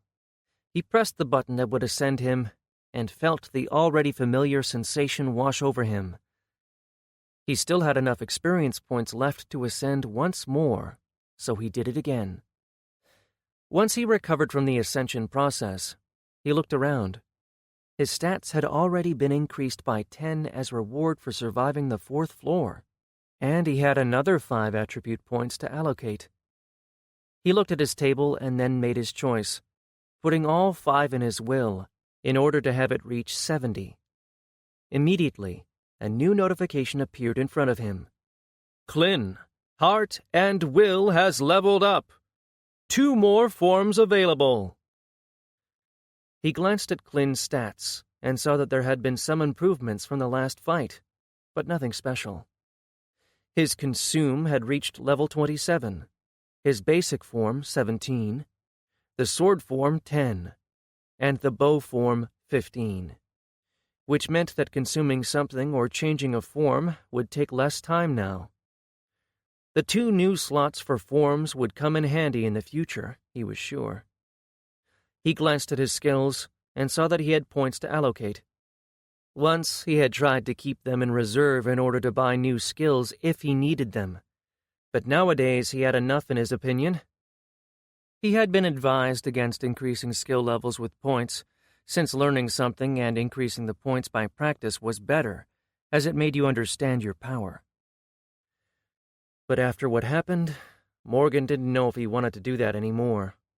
To wait when perhaps even a single point in his skills could have saved someone. He looked at his list and placed the points, increasing his phase shift and his energy manipulation, 2 of the abilities that he used most often, and then he took a look at them all. Skills, main. Elemental alignment, nature 26, +1 rank guild buff. Elemental alignment, metal 18, +1 rank guild buff. Hand-to-hand combat 15. Throwing weapons 16. Sharpshooter 24. Grenadier 20. Energy manipulation 28. Mind fortress 15. Phase shift 25. Phytokinesis 26. Gravikinesis 20. Ferrokinesis 9. Life sense 19. Nature seismic sense 18. Skills crafting. Monster lore 12. Skinning 18. Hunting 15. Harvesting 20. Herbalism 24. Arcane tinker 12. Alchemy 25. Arcane horticulturist 18. Skills miscellaneous. Language basic, Elvish. Inspect 20. Inventor 14. Acrobatics 15. Medicine 8. Chemistry 15. Lightning reflexes 18. Many of his skills he had stopped focusing on, but all were useful, and he did take advantage of them from time to time. Skills couldn't be lost, as they were knowledge directly put inside his mind. He turned to his abilities, since those were the ones that he used the most. He had a few points to use and increase the level of his abilities, which would make them faster and lower their cooldown. He put them in his Mass Exchange and Phase Dash, since those were his most useful abilities. Abilities main. Power Infusion 17. Power Siphon 18. Phase Dash 26. Phase Shot 16. Phased Gravitic Stomp 18. Mass Exchange 22. Momentum Shift 12. Arcane Mark 11. Accelerated Growth 17. Iron Skin 10. Plant Prison 9. Mind Space 8. Abilities Secondary. Piercing Shot 14. Scatter Shot 8. Energy Arrow 18. Exploding Arrow 15. Rain of Arrows 23. Lastly, he glanced at his stats. Strength 45. Agility 70. Constitution 40.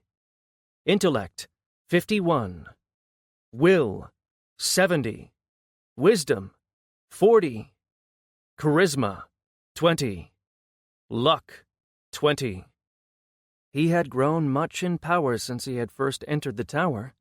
His manipulation of energy had increased incredibly, almost enough that he was one of the best in the raid group at it, after Ta'ilara, of course. But seeing all those numbers didn't really tell him much. He knew what they were, a numerical value of his power, a way to track his progress. But he knew why they were there in reality. They showed people their gains, represented a visible way to urge them on, to make them feel like even one change in numbers was something monumental. It was a motivation to make them climb levels, to become stronger, all so that they would become an army that the Great Lord could use. "Sibylla," Morgan said as he turned around, "I remember you telling me once that ascension and everything about this world served as an experiment, that the Great Lord wishes to replicate something else. The spirit arts?" That is correct. A spirit artist takes a long time and many resources in order to become powerful. Ascension is a process by which that is accelerated. I am facilitating upgrades to your body and spirit while cultivating your soul. So far, no one in the experiment had achieved what is required for them to truly grasp the path. "And what exactly is required?" Morgan asked. I cannot reveal that information. Suffice to say that everything that this world throws at the Ascended was designed with the purpose of pushing the Ascended to achieve it. Morgan shook his head. He had known that already. What he didn't know was why gaining power in this way mattered. Just the existence of something like Sibylla told Morgan that Oxalis could merely empower himself an army. And Morgan doubted that he wouldn't be able to find willing subjects. And yet he had created this experiment, this cruel world that depended on such power.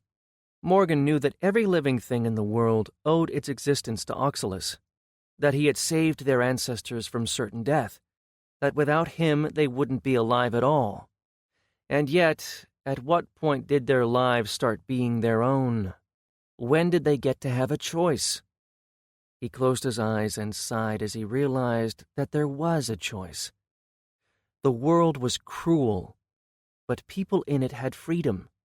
They didn't need to kill monsters if they could find another way of getting ascension crystals to extend their life. If they earned a large amount, they could live for longer than people on Earth did. And in fact, most of the people in the world did not strive to achieve such great heights. The fact that the highest level a person had reached outside of the tower was level 64 told him that people didn't want to risk their lives, that they didn't want to struggle in the tower and reach higher floors.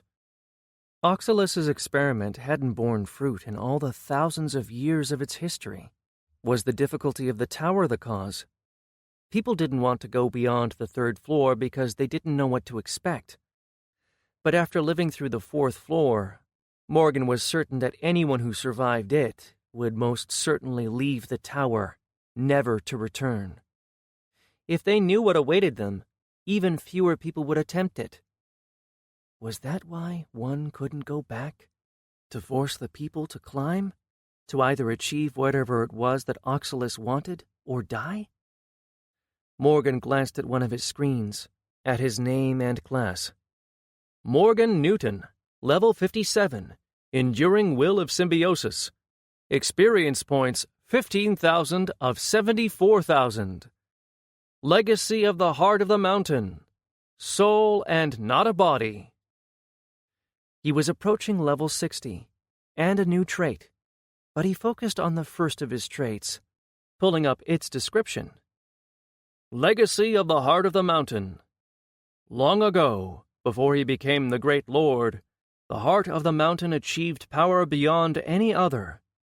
You awaken a sliver of that power. Enhanced mental capabilities. Allows creation of mind space, a mental construct in which time passes at a faster rate than in the real world.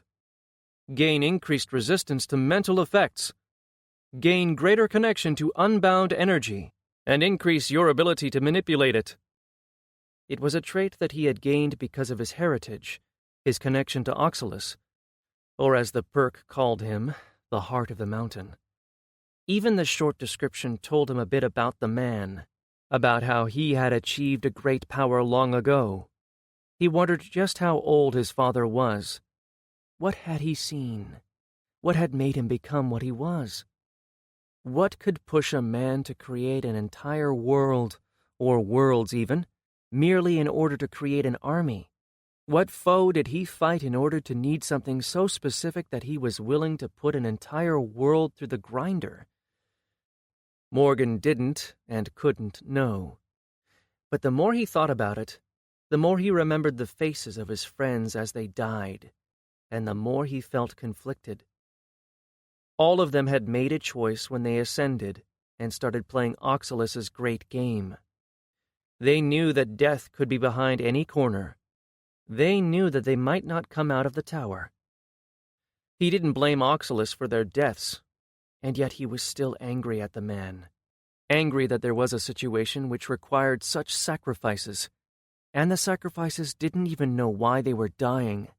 That was what angered him. The people that they had seen in the tower, the guardians and natives, all seemed to know far more than even the most knowledgeable ascended. Wouldn't it be better if everyone knew why they were trying to get stronger? If everyone knew what they were dying for? Morgan was quite aware of his failings, of his inexperience and ignorance. He didn't know the answer, but what made him afraid was the fact that someone who was so much more powerful than him seemingly couldn't find a better solution. The fact that with all of his power, Oxalus still couldn't have come up with something better terrified Morgan. He glanced back at Sibylla, wondering again what exactly she was. She was a part of him, something attached to his soul, a thing that had been upgrading his body every time he leveled. He lost his desire to speak with the soul implant and just asked her to send him out. A moment later, he was back in his tent, sitting on the ground. He lay down to rest, trying to put everything out of his mind. Quickly, sleep took him, banishing the heaviness that he felt all around himself. Chapter 5. Morgan woke to find Vess snuggled right next to him. He took a moment to absorb the feel of her body against his, to take comfort in her heat and presence. Ever since he'd died on Earth, his life had been filled with dangers and death. But he still wouldn't wish it to be any other way, because she was there, and she made everything better. The life he'd had on Earth had been bleak, a terrible existence filled with trauma and despair. His mother had tried her best, but she hadn't been capable of raising a child. While she could kneel down and grasp a cross tightly to her chest and feel like everything would be better, Morgan didn't have that luxury. He had never believed in her God, not after he saw man after man coming into their home, not after he saw his stepfather hurting her, not after he killed him for hitting her. No, Morgan had always believed that the universe was cruel. Perhaps it was why he wasn't so angry with Oxy for the things he had done, for creating a world filled with misery. Perhaps everything, everywhere was the same, the law of reality itself. But then he saw Vestella's sleeping face, looking as if she had no care in the world, and he thought perhaps there should be something better, a world where people could be safe and free to do as they willed. But he knew that it wasn't going to happen, not here, at least not until Oxalus got what he needed. His talks with his father had been brief, but Morgan remembered the intensity, the confidence that he projected, the unflinching belief that what he was doing was right. Morgan didn't know if that was the case. He had only a small sample to judge him by, the world that he had created, Clara's stories that had been passed down by her people, the meetings with the guiding force, and the being that saved him during the trial, Moirai.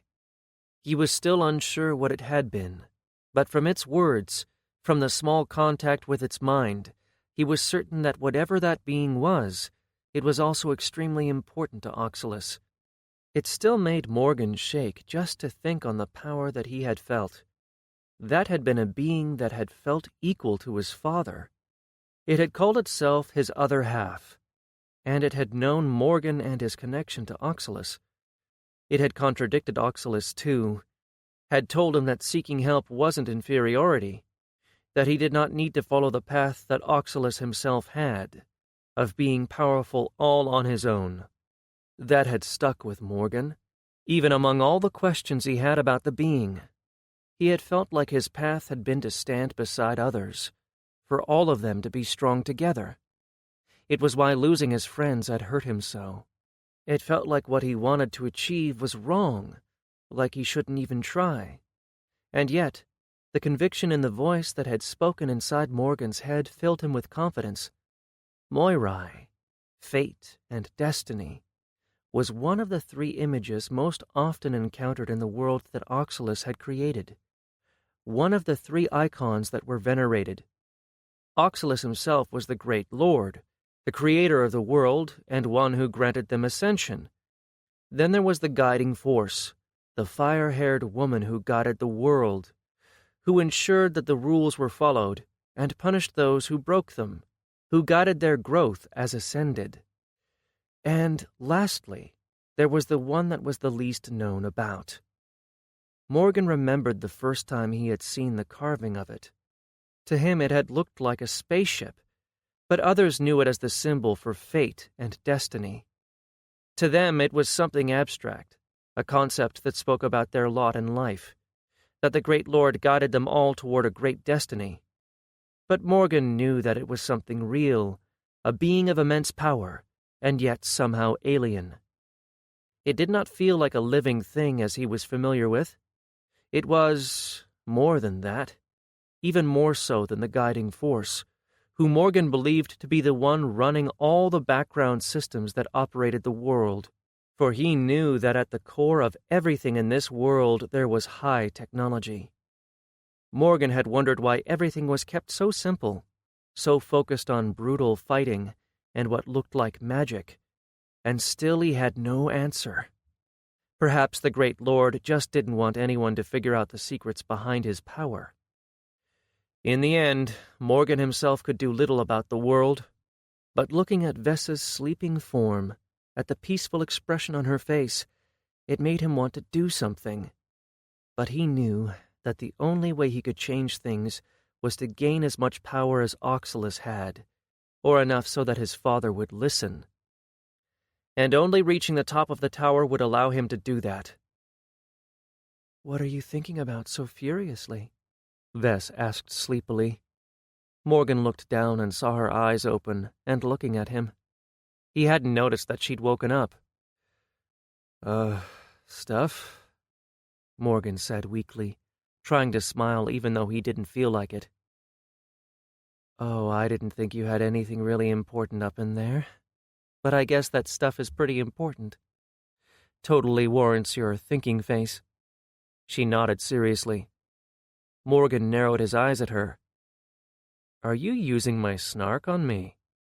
"What, me? Never. Like totes would never do that. Whatever totes means." Morgan chuckled at that, and she gave him a weak smile. But then the reality set in, and their smiles slipped. She sighed against him. "Do we have to go out there?" Vess asked. "We probably should. Otherwise your brother will just get himself in trouble, and we'll need to go on a long and elaborate quest trying to save his chaste soul from the clutches of a promiscuous dragon lady." Vess turned her head up and looked at him in the eyes. "Promiscuous dragon lady?" "What? Oh, yes." Morgan nodded his head seriously. "It's the horns, you know. They grew enough that the dragon lady might confuse him for one of her own kind." Vess blinked and then shook her head. "I'm not even going to try to understand that." "Just as well." They got up and put their gear on. They'd both slept with most of their gear on, but they had put a few of the more cumbersome items close at hand. No one probably wanted to sleep far from their weapons. Morgan just had an advantage in that his hand was his weapon. Once they were ready, they walked out of their tent. The sky was still dark and filled with stars. The two moons had changed positions in the sky, but still shone brightly. The two fires still burned, and Morgan saw Val and Lucius sitting next to Hexna near one of the fires. The other people were seemingly still asleep, but Morgan then saw Ragnar Rom sitting on one of the rock mounds, keeping watch. They made their way to the fire and sat down. Without asking, Val added 2 more skewers with meat to the fire. They sat in the silence for a while, before Morgan felt compelled to speak and fill it. Well, this is about the time when Grav would ask for something strong to drink, after waking and before breakfast, Morgan said. He saw their mouths quirk up and decided to continue. There was this one time when he managed to convince me to join him in his morning ritual. I can't really remember what happened after, but Vess tells me that it was quite an experience. Morgan nudged her. Vess got it and continued. The 2 of you tried to rob a pig farmer, so yes, if you want to call it an experience, sure. Morgan chuckled. She didn't let me into bed for 3 days after that. Vess turned at him with mock anger. Of course I didn't. I could still smell it on you. The others all chuckled, even Hexna, who looked like a classic warlock stereotype, with her black hair, assortment of rings on her fingers, and black and purple robe. Jalara managed to get me to smoke one of her herbs once, she said with a faint smile on her face. I had a fight with a mirror. I nearly threw a firebolt at it before Jalara convinced me that the woman staring at me wasn't a threat. Morgan and everyone else laughed softly at her telling of the memory. Then, slowly, others woke and joined, and they started telling stories about those who had fallen, remembering the good times. As Naseya started telling a pretty raunchy story about Richard the Bone Splitter, Morgan slipped away and walked across the small rocky plateau. He approached Ragnar and took a seat next to him. Over their climb, Ragnar had always stood somewhat apart from the rest. Being their leader made him somewhat isolated, but Morgan had seen the look in his eyes before, the gut-wrenching guilt and despair. They sat in silence for a few minutes before Morgan spoke. What happened wasn't your fault, he said simply. Ragnar didn't respond immediately, but then he turned his dark eyes to look at Morgan. I led us here.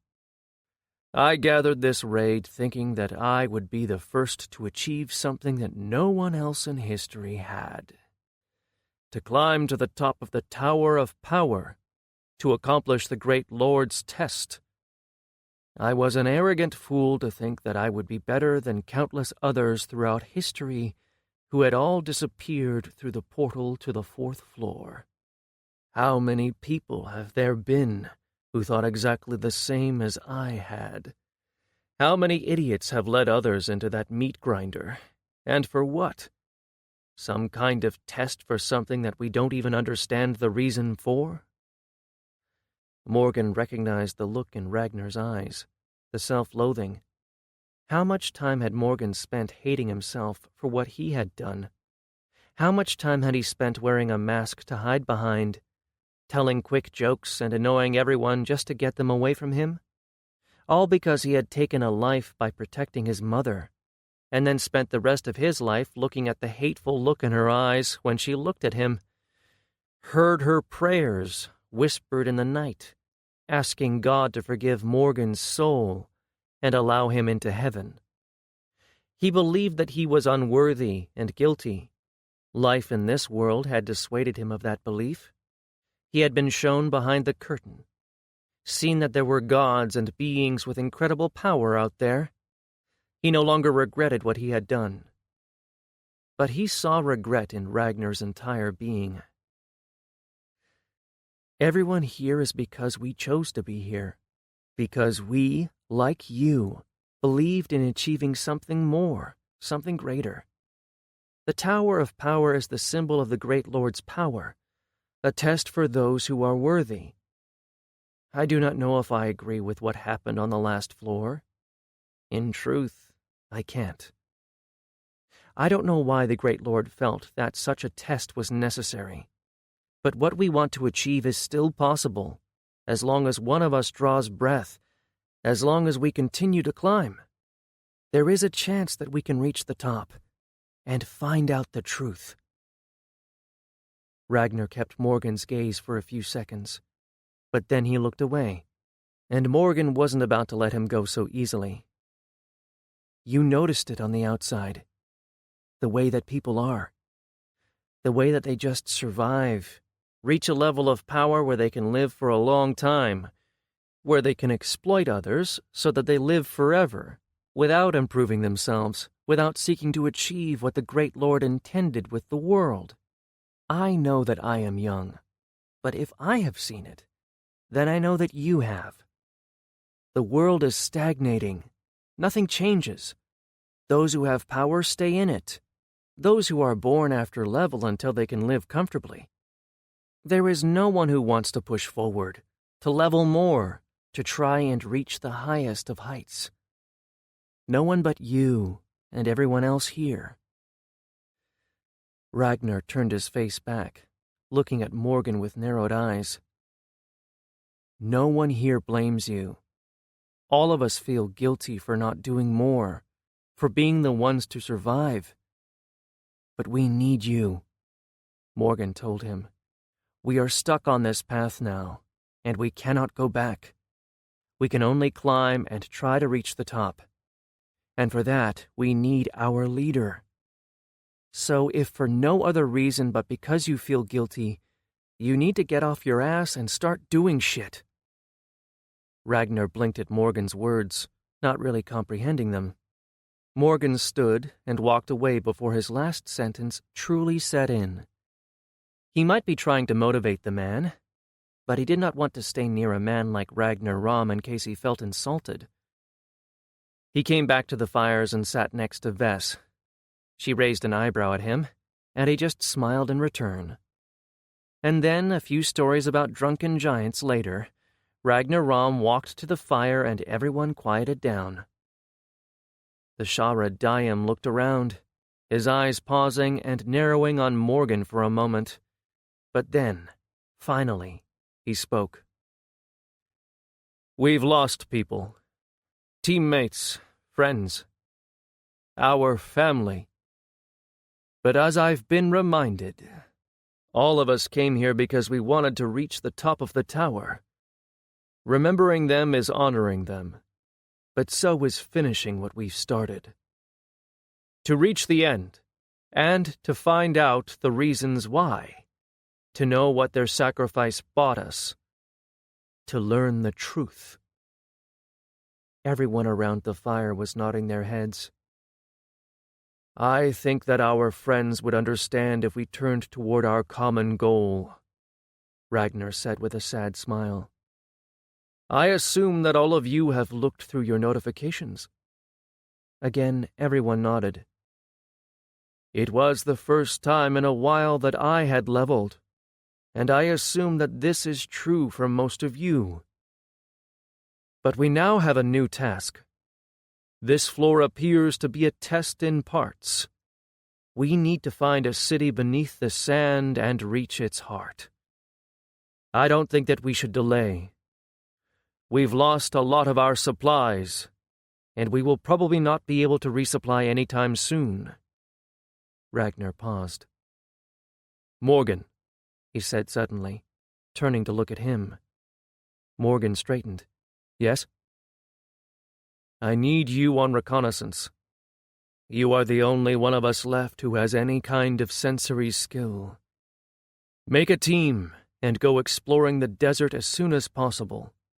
Hopefully you will be able to find something that will shed light on this underground city. Morgan nodded his head.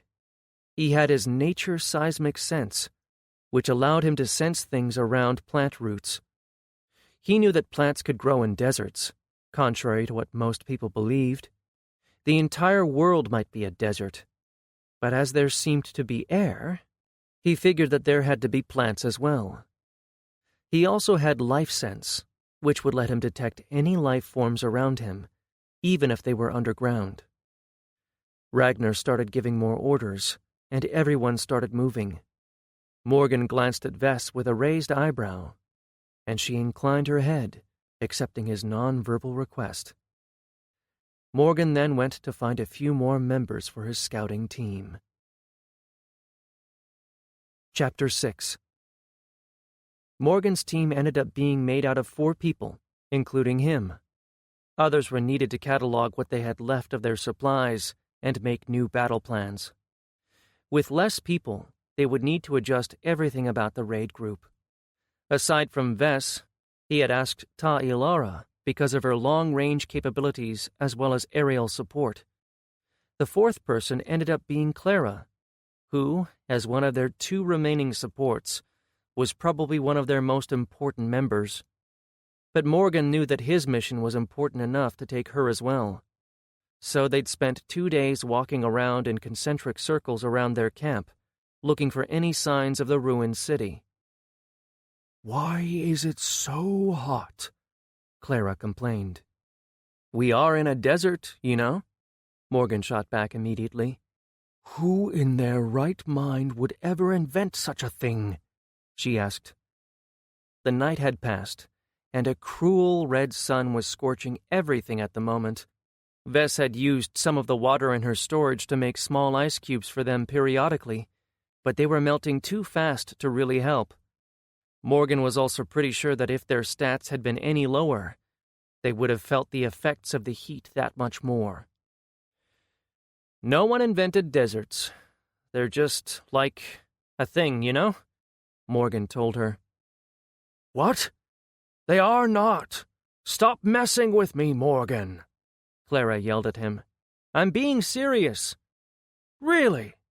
A massive ocean of sand, with no life in sight, where the sun scorches everything it touches and the air dances? That sounds like a real thing to you?" Clara asked as she turned to face him. "It doesn't matter what it sounds like. It is a real thing, I assure you." Clara narrowed her eyes on him. "Really? And how did they come into being?" Morgan blinked. "Well, I don't know that. Something about temperature variation?" "Ha!"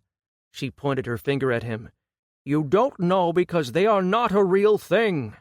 Someone invented them and made them." "Clara, buddy, who do you think goes around creating things like a desert?" Morgan asked her. "Obviously a god. For someone who had met and spoken with more than one of them, you are awfully ignorant about the extent of their power." Clara nodded as if her words ended their crazy discussion. Morgan opened his mouth to argue, and then closed it, realizing that nothing he could say would convince her. Finally, he turned to look for help.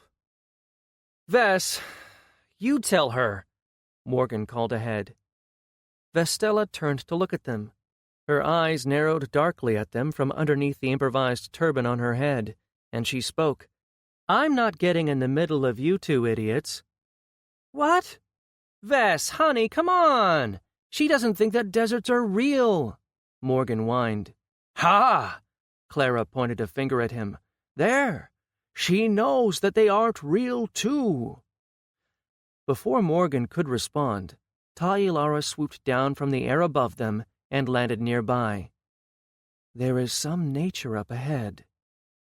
Morgan immediately sobered and focused on his nature seismic sense, and then after a few moments felt something at the edge of his sensory range. "I can feel something moving. Water, I think." "Any monsters?" Clara asked, her hands tightening around her staff. "None that I can tell, but we should be on guard anyway," Morgan said. They made their way toward the source slowly, and as they came over a dune they saw it in the distance. It was an oasis, and a pretty sizable one from what he could see. There were trees and grass as well as a large pond. They approached it cautiously, watching out for any kind of monsters that might be lurking around.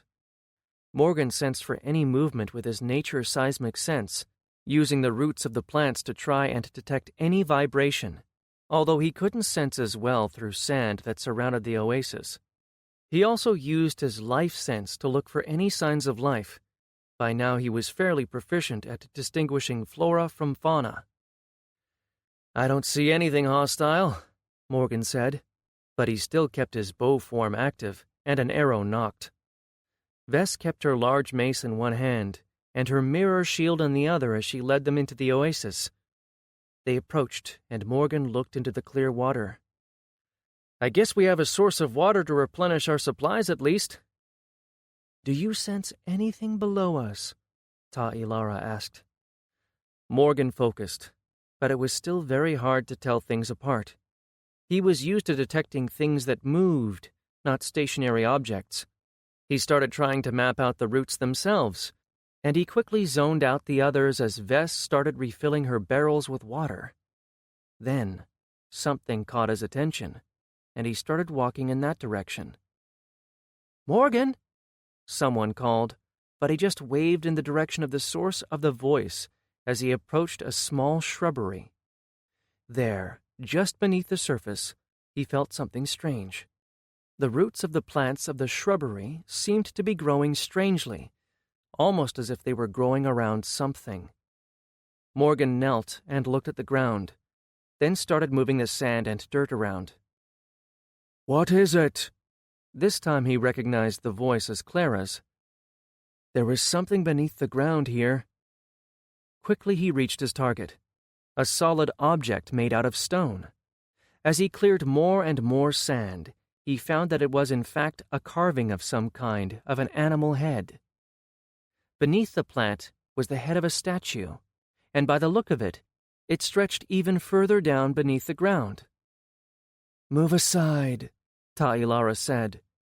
After everyone gave her space, she pointed her staff at the ground. A few moments later, the ground started to shake, and then it started to float. Pieces of earth rose and sand fell from them as she moved the earth around and dug the statue out by creating a deep hole all around it. Morgan saw that the statue was some kind of a humanoid creature with an animal's head, one that reminded him of statues of Egyptian gods on Earth, except that the head was of an animal that he had never seen before. It had large eyes that resembled the multifaceted ones of a fly, along with a short snout and wicked teeth. But beneath the statue was stone, clearly arranged there for a reason. Morgan was just about to ask Ta'ilara if there was a way for her to gently move away this stone when she brought her staff down and blasted it to pieces. The statue toppled and fell into the hole that she just made, followed by a loud crack of stone and dirt. Morgan closed his eyes and took a deep breath. "Really, Ta'ilara? That thing is who knows how old and you blew it apart just like that?" Morgan asked. The Grand Mage blinked at him. "What does its age have to do with anything?" Morgan sighed and shook his head. "Why am I always surrounded by such special kinds of women?" He walked over and looked down into the hole she had made.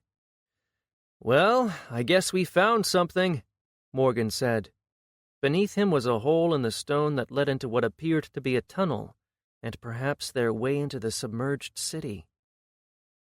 "We should go and get the others," Vess suggested, and after some deliberations they agreed that Ta'ilara could fly over to the campsite faster than if all of them went together. So as she flew off, the three of them started setting up camp. The oasis seemed like a better location than their other campsite. Vess and Clara set up their tents as Morgan looked around. Slowly, he started sensing some strange sensations with his skill. At first, he thought that it was just the source of the pond, the spring, and that what he was feeling was the passage of water near roots. But then he realized that it was something else. "Guys!" Morgan yelled. "Monsters incoming!" Both of them dropped everything that they were doing and ran toward him. Morgan stood at the edge of the oasis and looked out. He saw the sand moving, as something just beneath its surface was charging at him. His bow-form hand rose, and he nocked an arrow, and then used his phased shot with his piercing shot.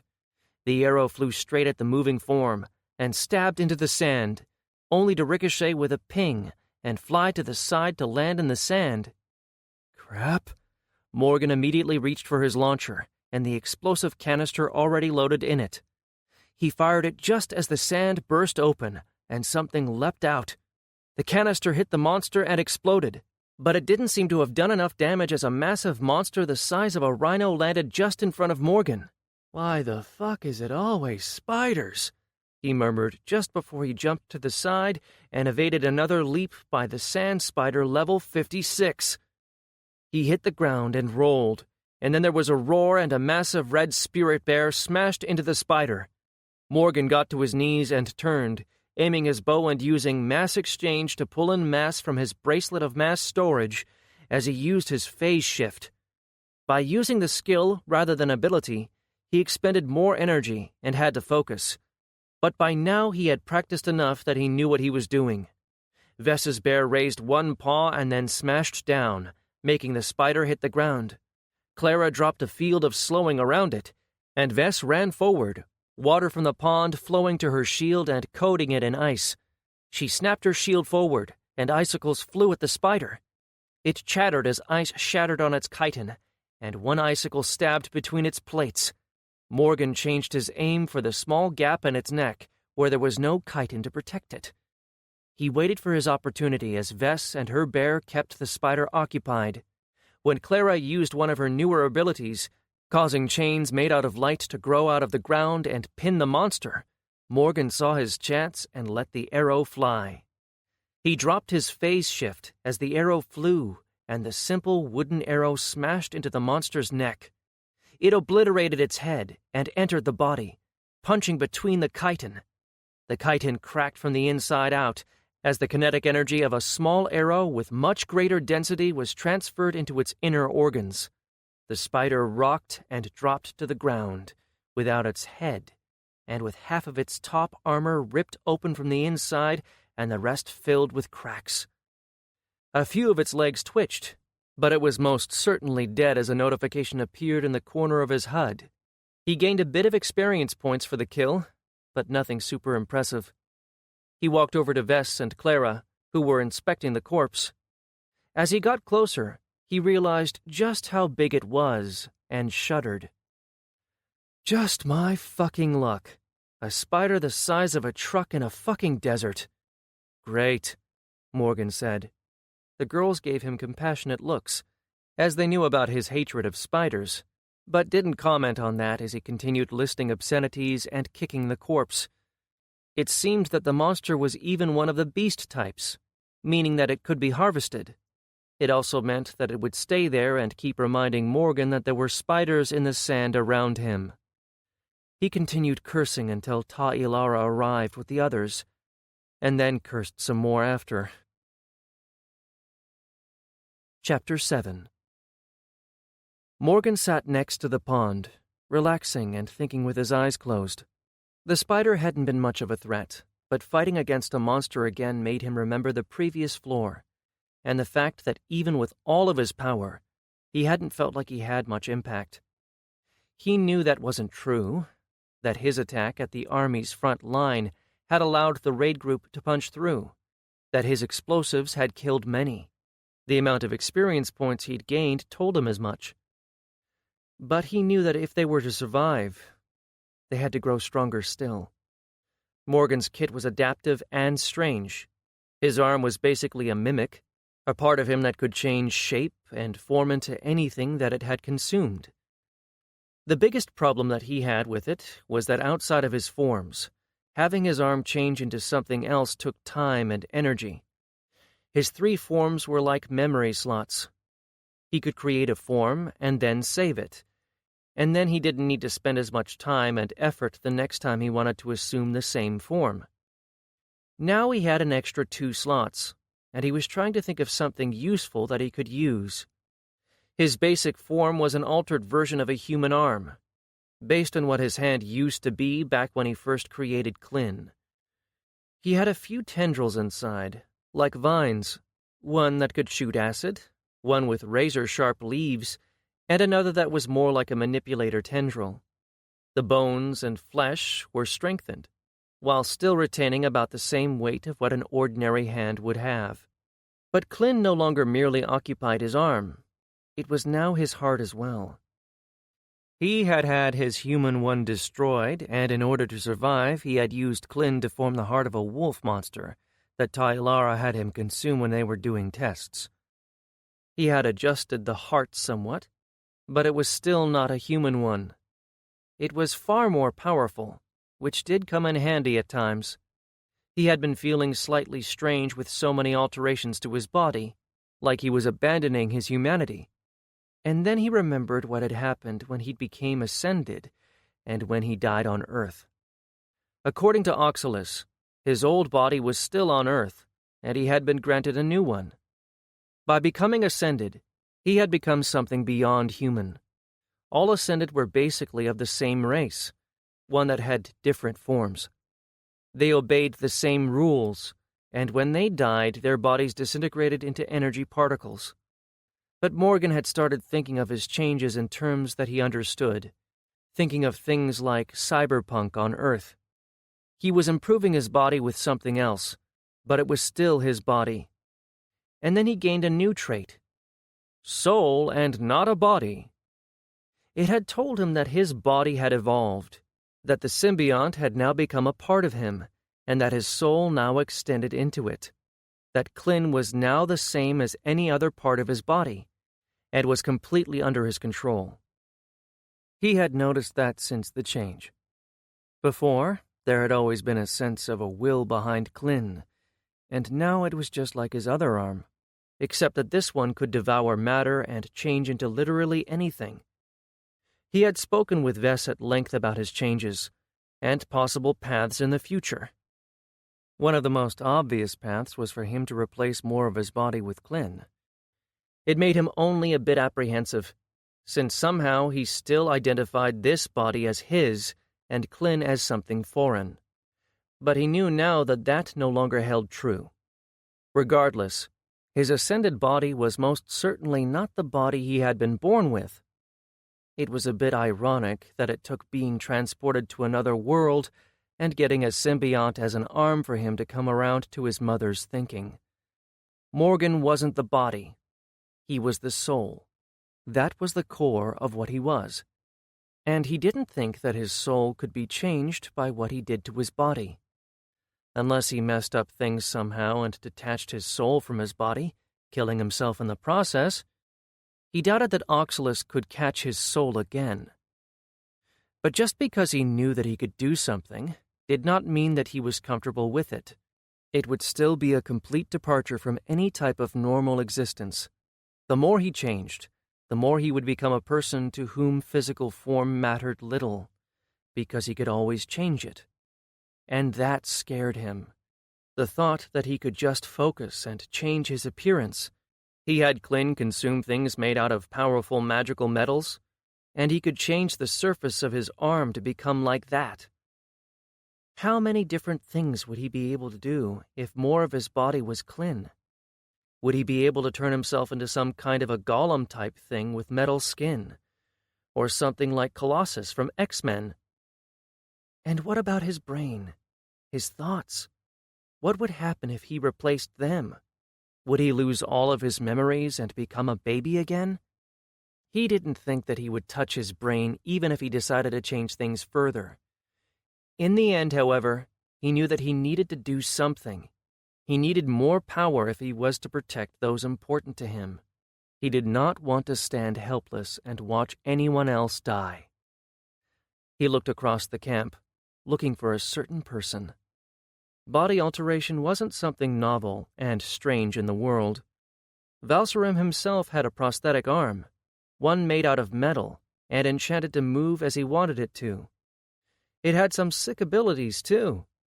Val had spent most of his wealth that he had earned in the tower on buying the best augmented arm for himself, even though he could have had his original grown back. Body alteration wasn't something strange, but it wasn't as common as it could be either. Finally, Morgan found who he was looking for. Evermau was standing next to one of the trees on the other side of the camp, and Morgan headed his way. He hadn't really ever spoken much with Evermau. He was a full-blooded Elvar, or elf. Morgan had always called them elves, but apparently there was a group of really old-school elves who didn't enjoy that term. Vess and Val didn't mind, but then again, they were only half-elves, and they hadn't really grown up near other elves. Evermau, thankfully, wasn't one of the more traditional ones, but he was still a bit off-putting. what with keeping his perfect poise and expression on constantly. Morgan generally didn't mingle with elves, since they didn't look kindly on half-elves, which was why he hadn't even attempted to speak with Evermow from the outset. The tall, blonde elf was an exact picture of what people on Earth imagined elves to be like. Regal, haughty, perfect in every way. As one of the leaders of the Eartherium Riders teams, he had been on the same level as Ragnar Rom and Ta Ilara. He was a great power. It was only later that Morgan realized the truth about the man. His unnatural beauty wasn't something he was born with, but an enhancement. Evermow's kit resolved around utilizing the artifacts that he had implanted inside his own body. He was an illusionist who kept a glamour over his body in order to hide his true appearance. Morgan had seen only glimpses of it in battle, so he still didn't know what exactly Evermow looked like. As Morgan approached, Evermow didn't react, but that didn't mean that he didn't know that Morgan was coming. Awkwardly, Morgan stopped next to him and spoke. "Evermow, I was hoping that you had a moment to talk." The elf turned and looked at him. From a step away, Morgan could see the unnatural beauty in his face, in his eyes that were the color of ice and almost shone.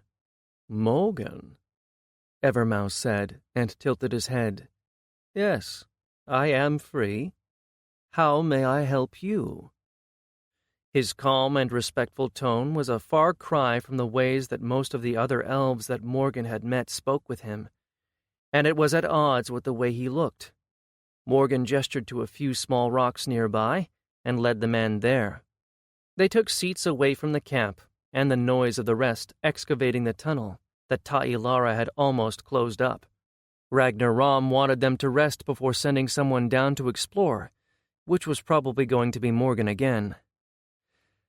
"I was hoping to ask for some advice," Morgan said as they sat across from one another. "About my hand." Morgan focused on his hand, having the skin change color before returning to normal. "If I can help, I will, although I do not know much of things such as your arm." "It isn't really about the hand itself," Morgan said.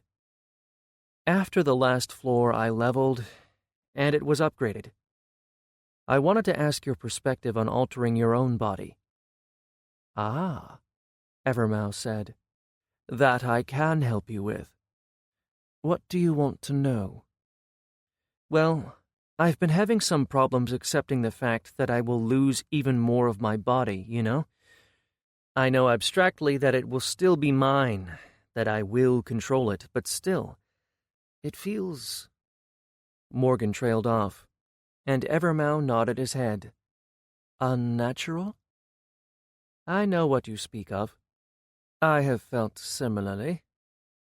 You need to look at it in another light. You are not losing your body, but improving it. What becomes of it after you replace a part is still you. It remains yours." "It still feels somehow like I could become a passenger in my own body." "I don't know what your arm is, or how it will feel. For me, my enchantments always feel separate, but this does not bother me. They are an extension of my body." Then his eye shimmered, and instead of a glacial and beautiful eye, Morgan saw a red, multifaceted gem set into the socket. He had seen him use it before, firing a beam of decaying energy that harmed anything living. He noted the tone of his real skin around it, slightly tanned compared to the pristine pale tone of the glamour. "My eye," Evermow started as he put the glamour back on, "is an artifact that I purchased from the third floor's shop, an item that was meant to augment other equipment. Instead, I had it replace my eye. It was a hard decision, but it has paid off. I have a matrix that connects items in my socket to my mind, allowing me to use them easily.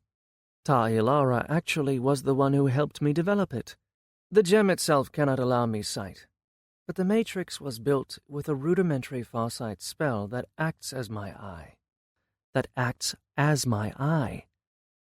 I can still see through it, although not exactly the same as my original eye could. Morgan looked at his arm, closing the fist and then opening it. It didn't feel any different than his ordinary arm, and yet he knew that it was different. Is that only mental? Am I thinking too much about it? Klin is a part of me, an extension of my own body, just as Evermouth thinks of his own improvements. Do you have any advice on what I should do? You can replicate anything that the Alm has consumed, yes? At Morgan's nod, Evermouth continued. Find what you are lacking.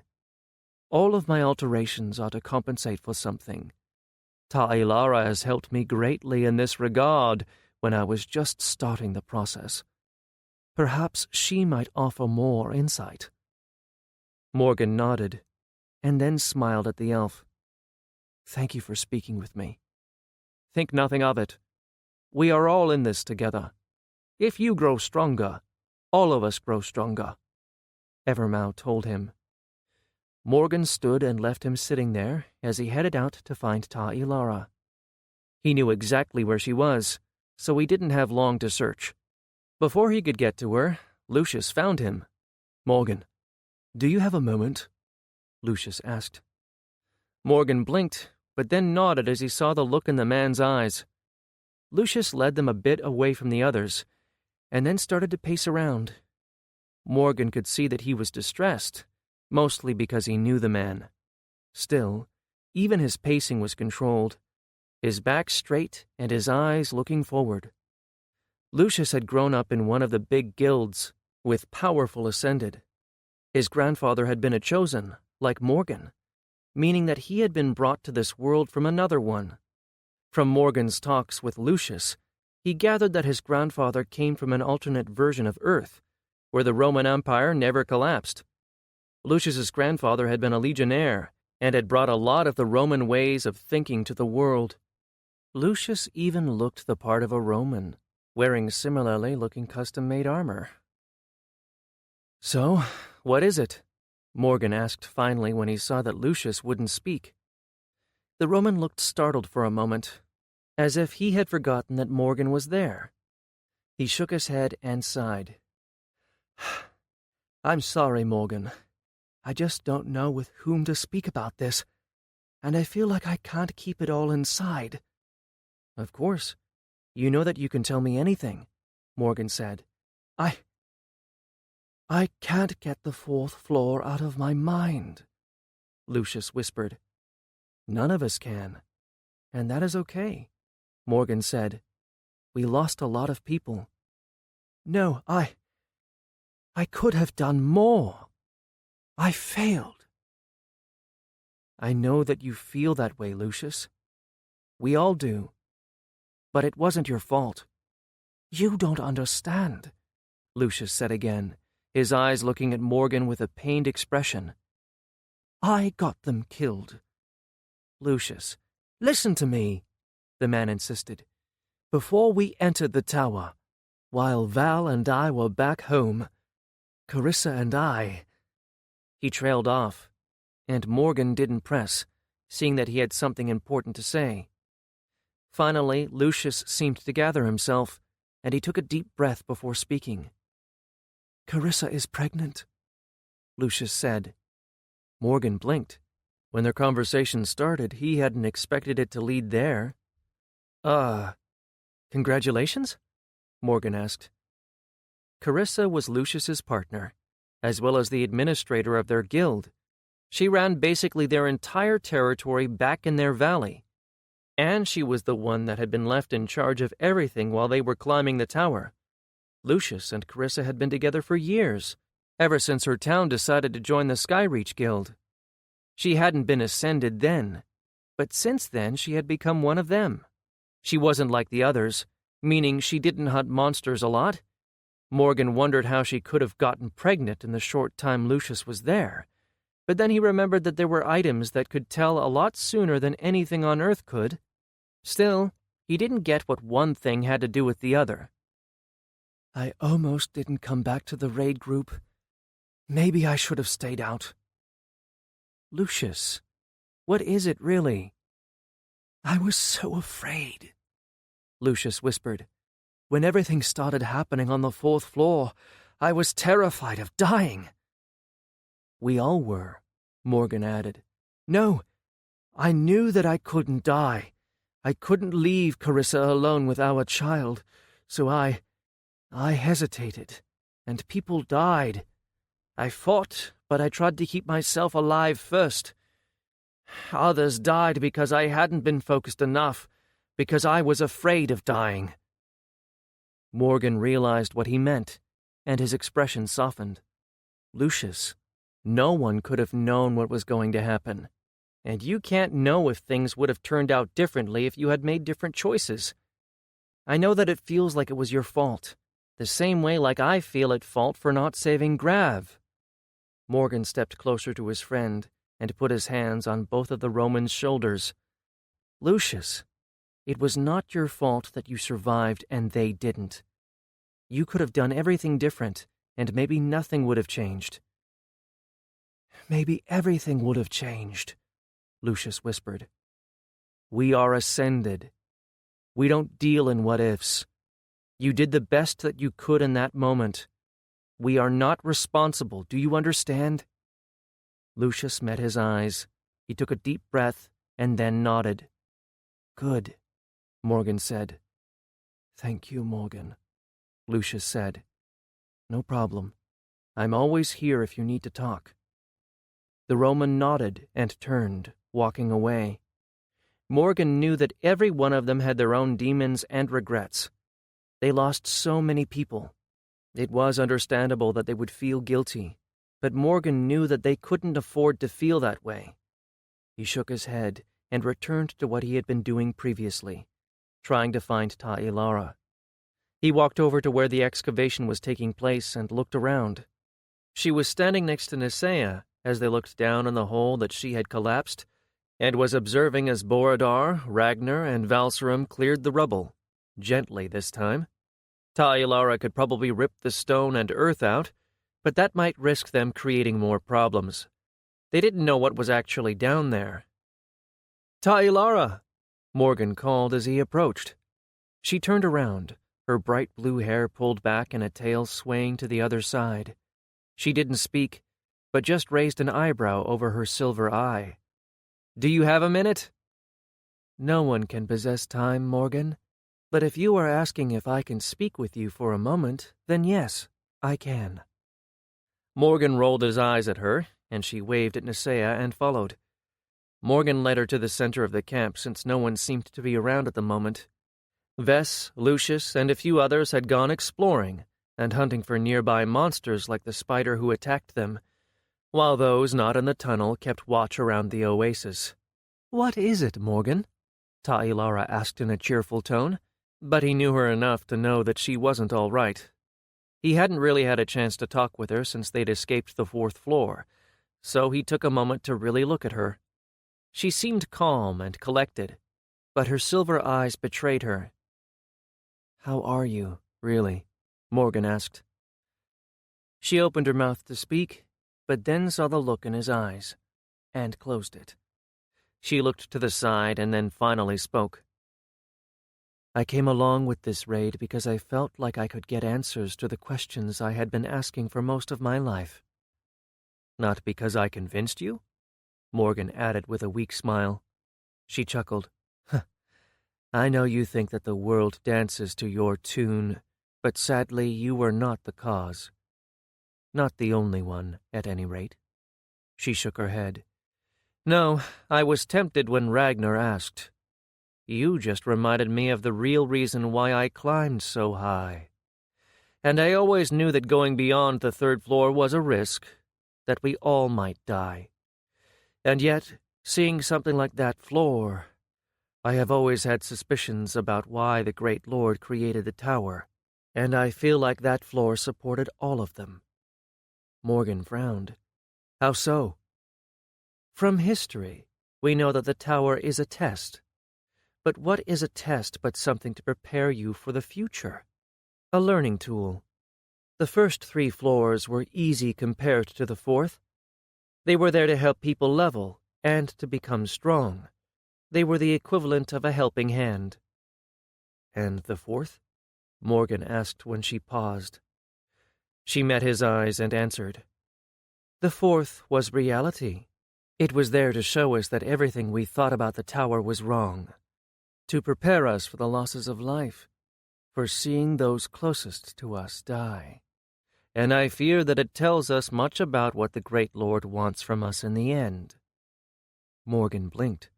He hadn't thought about it that way. He knew why the Great Lord had created the world and the tower, knew that Oxylus was trying to create an army, but if the tower was supposed to prepare them for the war that he waged, then it painted a bleak picture of the conflict that Oxylus was in. What do you think he wants? Morgan asked. I believe that is clear, Ta'ilara said. He gave us a way of gaining power, and made a world that allows us opportunities to gain more of it.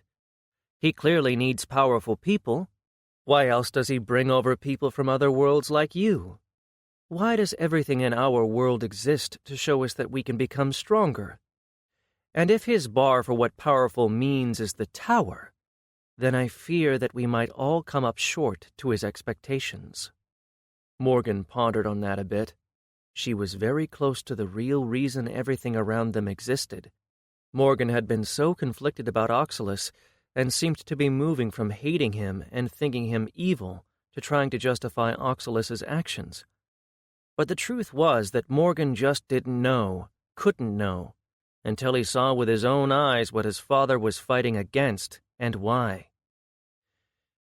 And what do you feel about that? Morgan asked.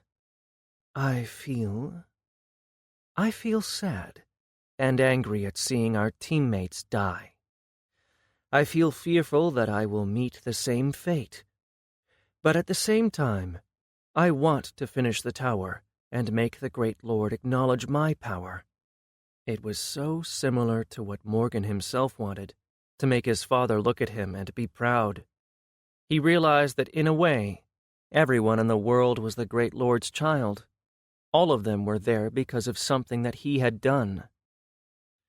I understand that, Morgan said, and then shook his head. But I wanted to talk with you about something else. Of course, Morgan, she said. Clin has unlocked 2 more form slots, and I am thinking about improving another part of myself, Morgan said. Not just the arm? Ta'ilara asked, surprised. No, Morgan said.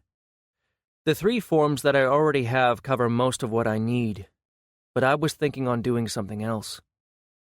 Any ideas? That is what I came to you for, Morgan answered. Ta'ilara turned pensive. Well, if you can have a form of some item that gives you a good effect, that might be useful? Maybe something that you can keep inside your body always and that will make you passively stronger? Morgan thought about it, but then shook his head. I don't have any items that would be useful like that, and that I can just destroy for Clin to consume. But maybe, Morgan trailed off, as he remembered his conversation with Evermal. What? Morgan snapped back to reality and looked at her. I have consumed many monster corpses over the years. I mean, I can recreate their body parts pretty easily. Morgan put his arm up and focused. Claws tipped with metallic tips grew over his fingers, and his hand bulged as the muscles changed. He knew that Clin's stats would change depending on what he had it recreate. The transformation was quick, but nowhere near as quick as his forms. Even with how skilled he had gotten at manipulating his energy to change Clin, he was still not fast enough. It took more than 10 seconds for it to change fully, which wasn't as useful in combat. What, you want a claw hand form? Ta'ilara quipped. But Morgan shook his head and then focused, forcing Clin to remember what it had consumed. His hand melted into a blob, and then slowly something else appeared, something round. And then its lids opened, and a round, golden eye stared at Ta'ilara. Morgan, That is gross. Ilara grimaced in distaste. Yeah, but what do you think? Morgan asked. You want to have an eye on your hand? She asked. What? Of course not. That would be silly, he said. But then it occurred to him that it might be useful for looking around corners. Can you even see out of it?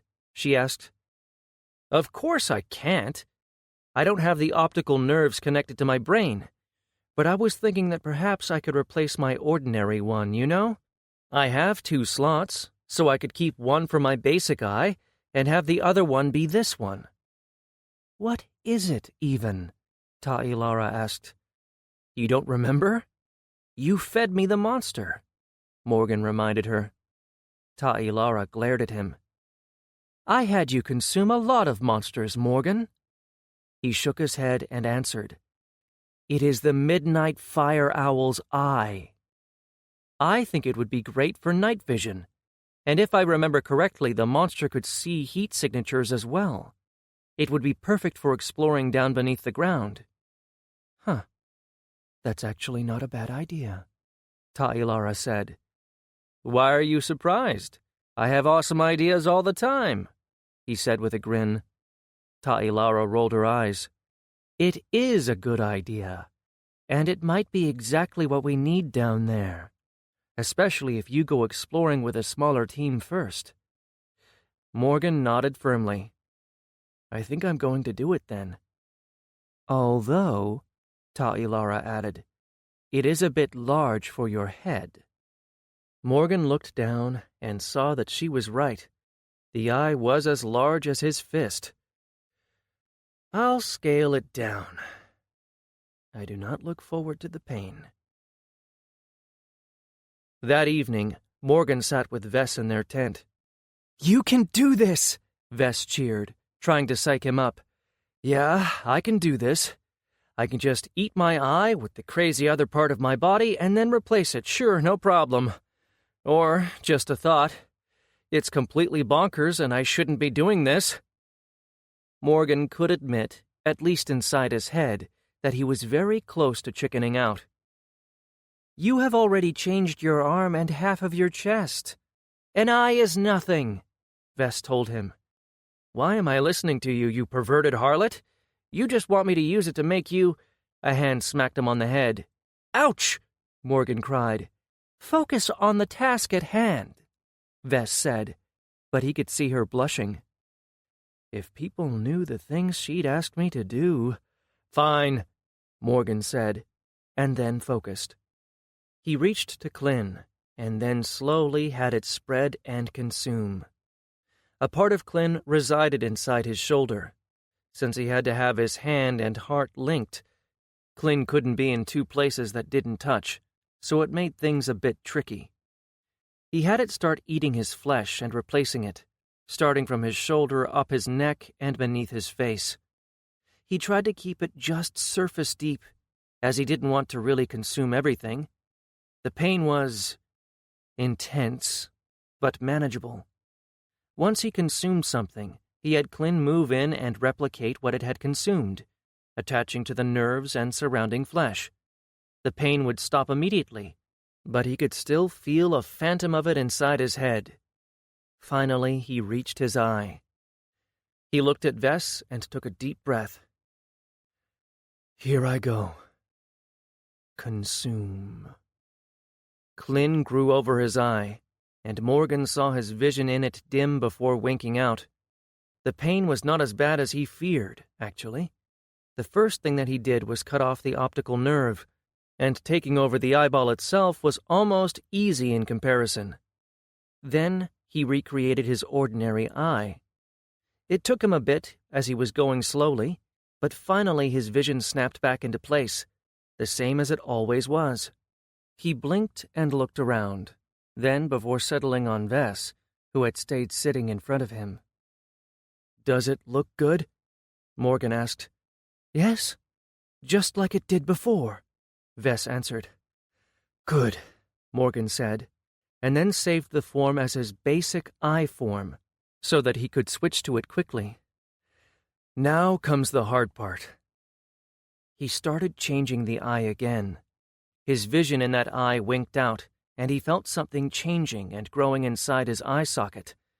Vess looked at it with fascination in her eyes, and Morgan wasn't sure if he would ever get used to her being so casual with his shifting body parts.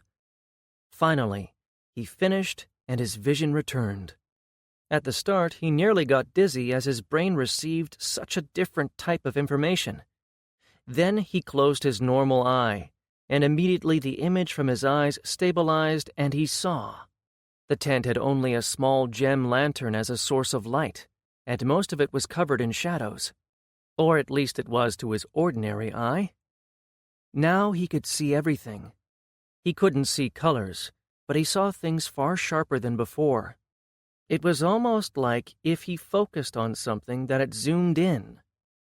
And then he turned his eye to Vess and saw her face shaded in reddish hue that seemed to imply heat. As soon as he saw that, he realized that everything was tinted in red, that he was seeing heat from the desert air inside their tent. "Well, this is freaky," Morgan said as he saved the new form as his night eye form. "It's kinda cute," Vess said as she looked at it. Morgan blinked at her. "Yeah, you would say that, perv." Her eyes narrowed, and her hand rose, but he laughed and apologized. He couldn't wait to test out his new eye in a different environment. The raid group gathered the next day, as the sun rose high up into the sky and the temperature started to rise. "Stupid-ass deserts. If I ever find out who invented them," Clara was murmuring from next to him, and Morgan only sighed in defeat. They were all sitting around the center of the camp, aside from Lucius, who was up in the sky on patrol, making sure that nothing attacked the camp. "We've cleared the tunnel entrance," Ragnar said. "I think that we should send a scouting party to take a look where it leads. We aren't sure yet if this is the entrance to the underground city that we are looking for." "And I guess I'm the one to go?" Morgan said. "You have the skills to detect monsters before you run into them. Hopefully that will let you avoid any trouble down there, and retreat as soon as you find out enough," Ragnar said. "Yeah, I know," Morgan sighed, and Vess hit him with her shoulder, gently this time. "You should assemble a team as quickly as possible," Ragnar said. Morgan nodded. It surprised him just how much trust he had earned in the raid group. He had become familiar with everyone in the raid group to varying degrees, some more, some less. But he was never a part of the leadership, nor would he have been the first choice for this kind of mission if some of the others were still alive. The reality was that there were only a few of them left, and he was the best suited for the task. Besides, with such a small group, they all had to stick together if they were to survive. "While they are exploring down there, I want another team exploring our surroundings. We need to see what else is out there, and maybe find other entrances," Ragnar said. Then, before anyone could speak, the sky flashed red.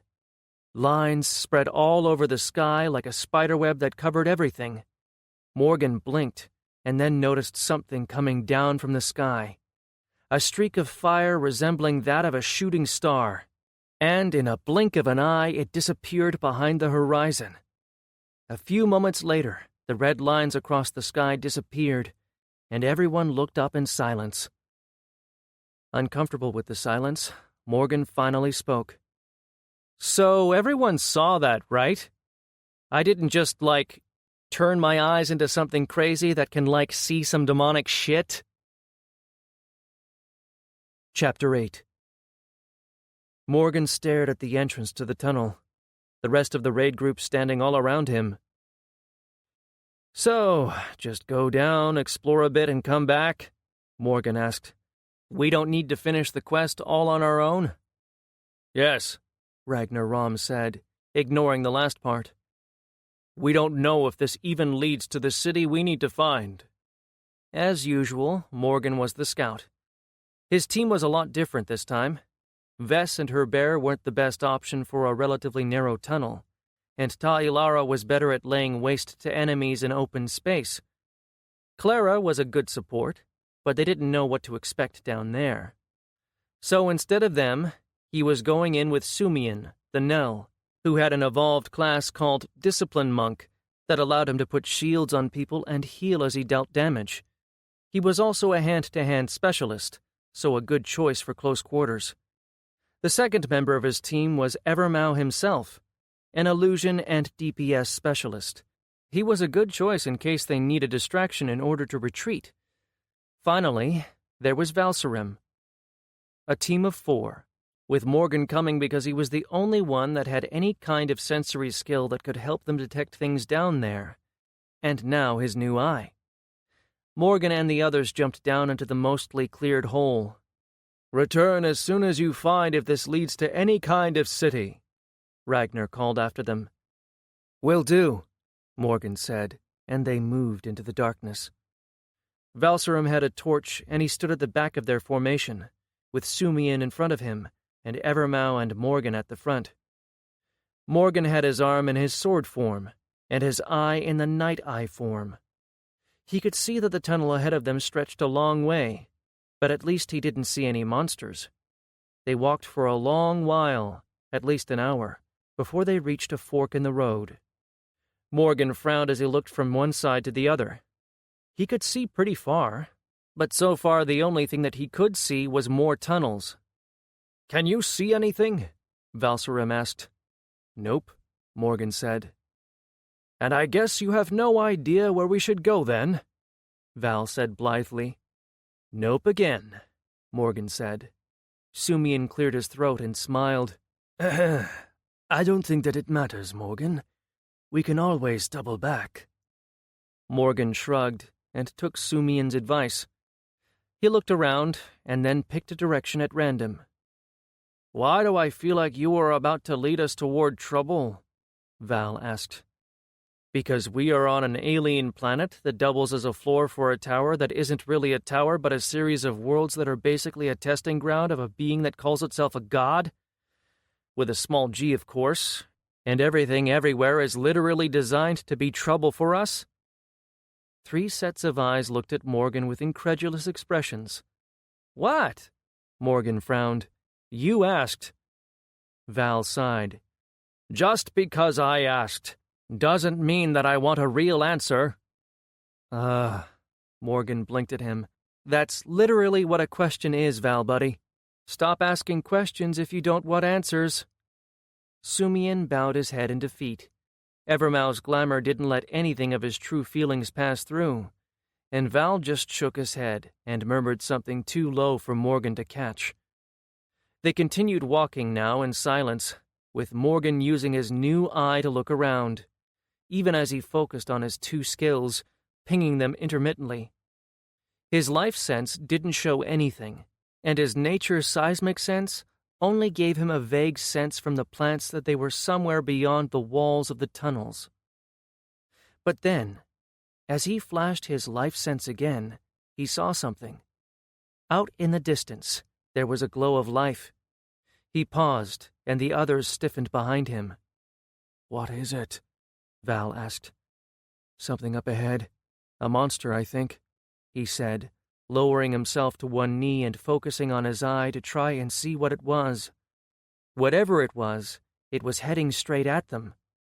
And it couldn't be giving off much heat, since to his eye's infrared vision, it looked the same as the environment. And then he started hearing a sound of multiple legs hitting the stone. "Please, just no more spiders," Morgan thought to himself. "Fuck," he said as he finally saw what it was.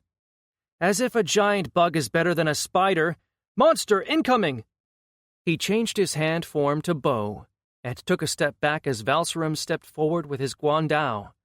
The tunnel was wide enough that all 4 of them could stand shoulder to shoulder, but just barely. Morgan moved to the side as he knocked an arrow and started filling it with mass and phasing it. He knew that he couldn't use an arrow that was too powerful, as otherwise he could collapse the tunnel. So after just a short while, he let the arrow fly.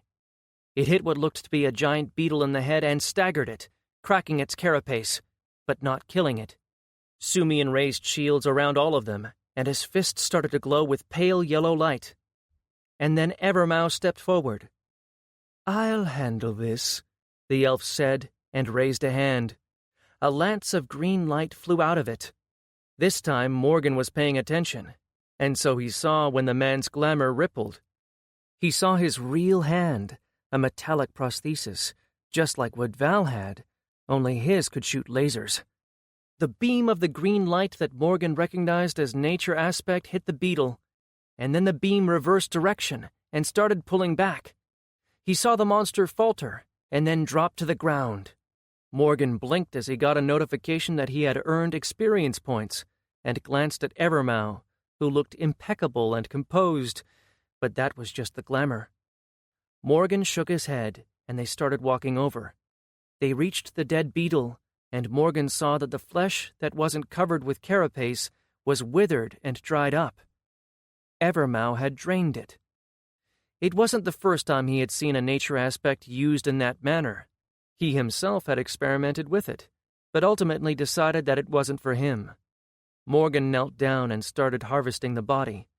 There was no point in letting it go to waste, and they never knew when that chitin might come in handy. The others waited, on guard, and then once he put everything useful inside his storage, they continued. Soon, Morgan started hearing a sound of running water, and the others detected it as well.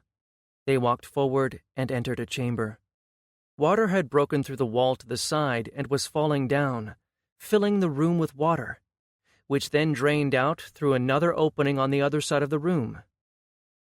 "The water probably goes deeper underground, so this might be a good bet," Morgan said. The others agreed and they walked in, going down the steps and into the room. The water wasn't deep. It came to just above their ankles. The walls of the room around them were covered in imagery that at a glance looked religious to Morgan. It was similar to what he had seen on Earth from the inside of pyramids and other old-world temples. There were images of a people resembling upright cats, if cats had eyes almost half the size of their head. One wall was of the people venerating some figure on a throne of the same race, offering gifts. The other showed what appeared to be a mining spot, with the people unearthing riches as others dressed in elaborate robes with glowing hands watched over them. The next part was broken, and the water falling down eroded the rest. Still, they appeared to be in some kind of a temple as far as he could tell. "So anyone get a weird cult kind of a vibe from those?" Morgan asked. The others looked from the artwork to him, then back. "What is that?" Sumian asked. "You guys don't know what a cult is?" Morgan asked, surprised. 3 blank stares were his answer. "Well, it is kind of like a group of people tricked into thinking something by someone, usually a dude that convinces them that he is a god or something along those lines. Sometimes he manages to make a religion out of it and get people to do stuff for him, or convinces them that drinking poison and suiciding is a good idea." 3 sets of eyes blinked at him in stunned confusion. "What? You guys asked," Morgan said. "Didn't we just have a conversation about asking questions when you don't want answers to them?" Sumian sighed. "I don't think that anyone can anticipate just what kind of an insanity will come out of your mouth next." "Why would anyone ever agree to kill themselves?" Val asked. "I don't know. I was never part of a cult," Morgan shrugged. "But you know about them," Sumian added. "Well, yeah. You hear all sort of things," Morgan said. "So it could be that you've heard wrong?" Sumian asked. Morgan shook his head. "Doubt that. I got the info from several verified sources." Sumian blinked with his secondary eyelids. "You had sources in these cults?" "What?" Morgan blinked. "No, it was the internet." "The what?" Sumian asked. "It's kind of like an information broker, but it's free, and everyone can access it from a device that fits in their pocket." "Why would anyone make information free?" Sumian frowned. "Oh, buddy, if you could see the shit that people on my world think should be free, you would faint," Morgan answered. Val opened his mouth, probably to ask something else, but thankfully Evermow interrupted. "We should focus on the task at hand." Morgan gave him a sheepish look, and then started walking again. He should have known better than to bring something like this into this kind of a situation. Still, he was interested to know a bit more about the story of these people. As they walked through the water, Morgan couldn't help but glance down, waiting for something to jump out and attack them. When they walked out of the room and into what looked to be a balcony, he was almost disappointed. But then he saw what spread before them. The balcony was near the ceiling of what appeared to be a massive cavern. Crystals grew out of the ceiling, shining with light that nearly blinded his sensitive eye. He closed it and opened his other one as he changed his left one's form. His vision adjusting, he saw that the crystals gave off a faint blue light, just enough that he could see. Morgan and the rest walked over to the edge of the balcony and looked out at the cavern. It was ridiculous for him to even call it that. This was on the level of Hollow Earth movies he'd watched as a kid.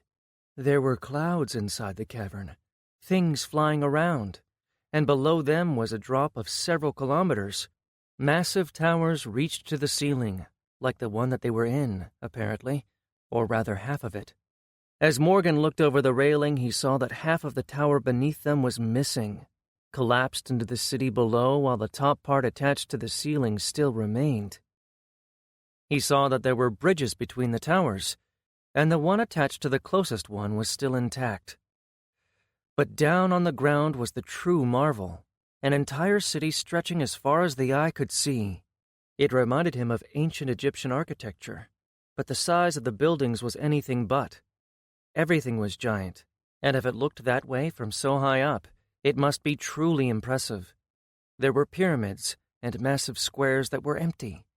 Half of the city was in ruins, but the other seemed somehow preserved. "Well," Valserim spoke, "I guess we found the underground city." "We should head back and let the others know," Evermow said.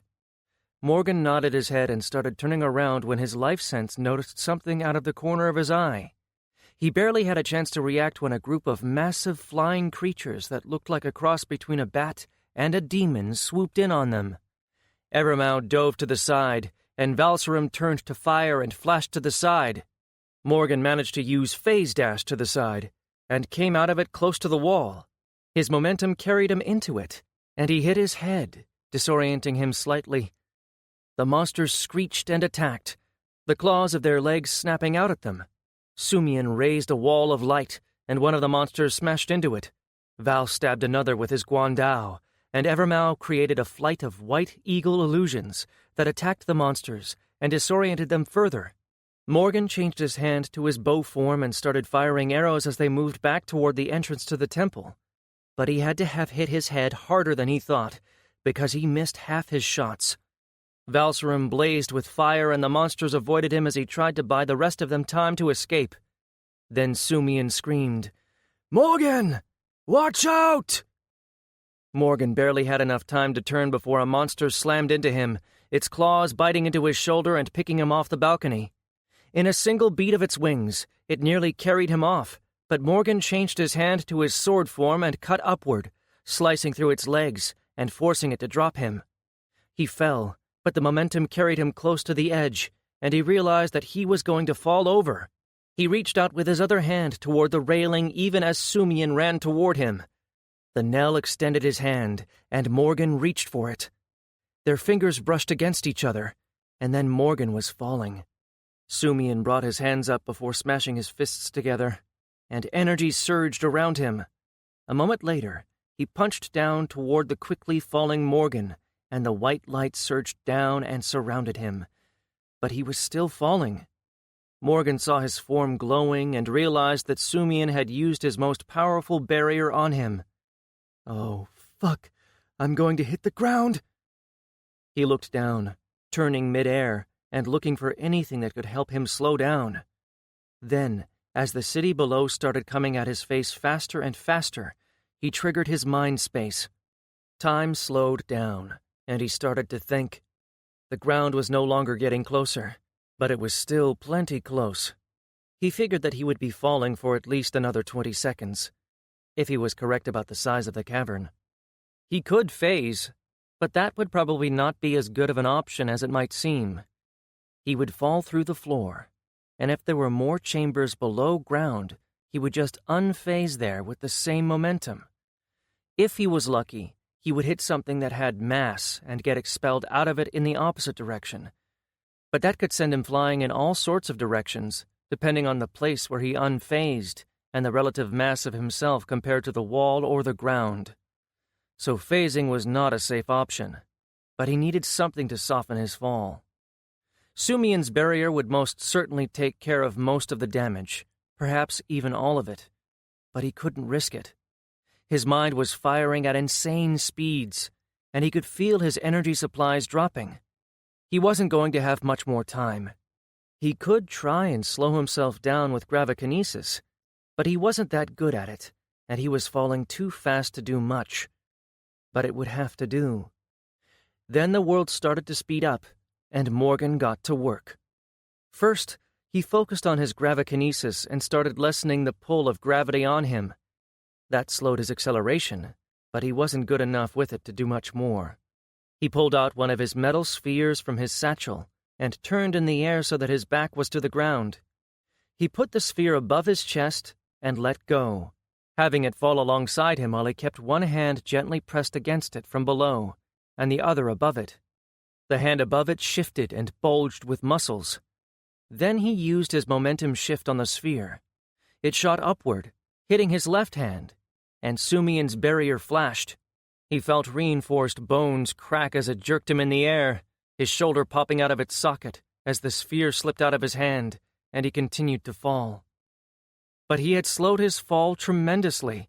Sumian's barrier mitigated a percentage of the damage, and he hoped that he hadn't exhausted it too much. He grabbed the launcher on his thigh with his good hand and put in a plant canister. He turned, and the ground was almost there.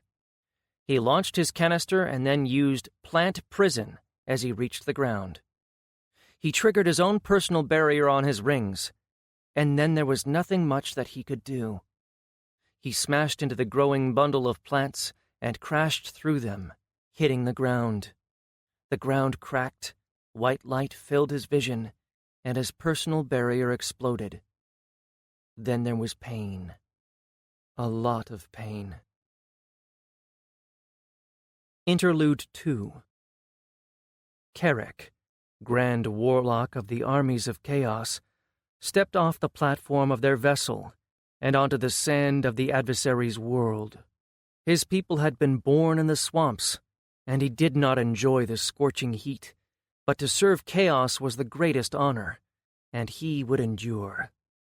He was in a place of honor, serving one of Chaos's personal servants, a herald, a being infused with a direct connection to the realm of chaos and order. And their mission was of utmost importance, to find the base world that the adversary used in this universe, and to find the location of its great beast, Moirai the Cursed. They had searched far and wide, across multiple universes where the adversary's presence had been felt. They had done so as separated from chaos as possible. For they knew that the adversary and its allies could detect them, but their herald always had the ability to reach out and call chaos, to let it know where they were. Not so now. The spell that separated this world from the adversary's sight, while not triggering any of the adversary's defenses, was vast and complicated. And a side effect was that they were as cut off from chaos as this world was from its own master. They had to be certain that they had found the right place, that they had found the cursed beast before they called chaos and revealed their location. They knew that a response would be quick and brutal, and so their mission was one of stealth and patience. Carrick heard footsteps behind him and turned to see the rest of the small ship's crew. The 20 of his most trusted warlocks walk out onto the sand. They were all Rajan, as was only proper, and their scales shimmered in the scorching sun. Behind them came another being, one of a shape similar to that of a Rajan, the same arched back and long head with a snout, except that his skin was covered in fur instead of scales. Carrick didn't know anything about the Herald's race, only that they served chaos and order, and that was enough. "My Lord Herald," Carrick bowed. "The signal came from underground. There is a tether there that leads to the base world. I am certain of it." "We shall see, Grand Warlock." And Terra's truth speaker, Herald of Chaos, spoke. "If you allow, our scans detected several groups of life forms nearby. I would like to send my warlocks to harvest them for their spells." "Of course," Herald said. "And what of the way underground?" "The scans also indicated that there is a large cave system nearby. I will move there personally to secure it and establish if it leads deeper underground." The Herald looked to the sky and nodded. "I shall remain here until you secure a route. I must recover my strength after using the phasing spell." "I will not fail you, Lord Herald." Carrick bowed as the man turned and returned to the vessel. As soon as he was out of sight, he turned to his people and started giving orders. Chapter 9.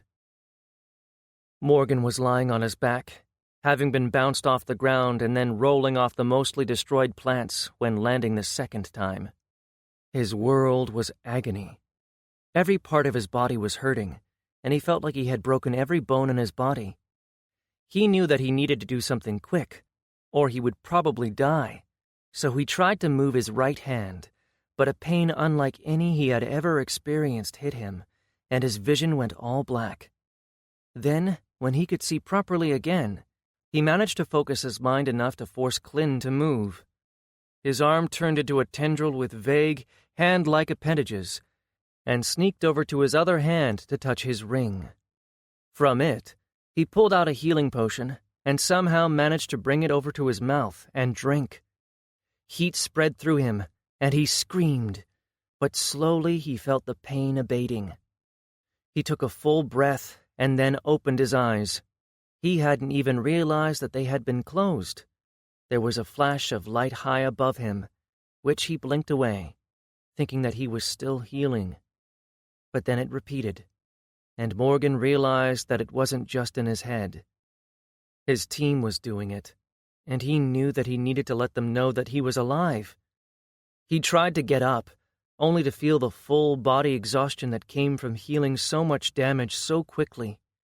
He managed to force Klin into its bow form, with its dwindling energy, and then he made an energy arrow charged with exploding arrow. A moment later, he let it fly into the air, as high as he could. It soared and then exploded as he cut energy to it. It was a small blast, but one probably visible from above. The light high up shone again, twice in quick succession. Morgan tried to remember if they had ever set up a kind of code for something like this, but he couldn't remember. Still, he took the two lights as a sign that they had seen him. Suddenly, he saw something moving along the ceiling, another pack of bats flying toward their balcony. The light had to have alerted them.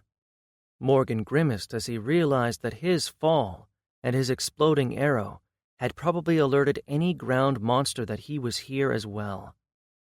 He pulled himself up and looked down, seeing that he was lying in a pool of blood. His clothes were soaked and ripped in places where his bones had probably stuck out of his skin. He shivered at that and continued looking over his gear.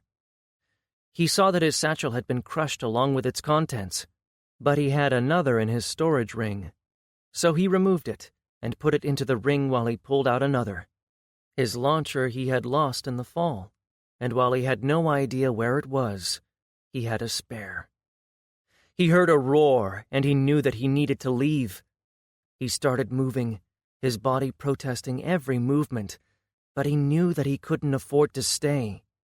His people knew that he was alive, and he would find his way back to them. Even if they came down to the balcony, most of them would need to follow the bridge to the closest tower, so he decided to head over there and wait for them to make their way down. He just needed to survive until then, alone in a city that was probably filled with monsters. Just fucking great. Morgan managed to find a secluded room blocked by debris from a caved-in temple. He phased through the debris and made a small camp inside, secure that nothing could come at him without at least trying to get through the rubble, and he could just phase through the wall and exit the building if that happened. He set up a bedding because he knew that he needed sleep, and that he needed to get his body and energy back to its fully rested state. Before he went to sleep, he changed his clothes. His shimmering cloak was ruined, having been ripped to pieces by his own plants as they tried to envelop him as he fell. His raiment of the Grand Alchemist was mostly okay, barring a few holes, and the fact that it was soaked in blood. Most importantly, the 2 pocket spatial storages it held still worked. Morgan decided that he needed to at least let the blood dry out, so he placed the raiment to the side before he went to bed. Only when his head hit the bedding did he realize that he had survived a drop of at least a couple kilometers. He had known just how much he had changed, known that he had incredible power now, and yet he always seemed surprised when something like this happened. But the thing that struck him the most was just how completely inhuman he had become.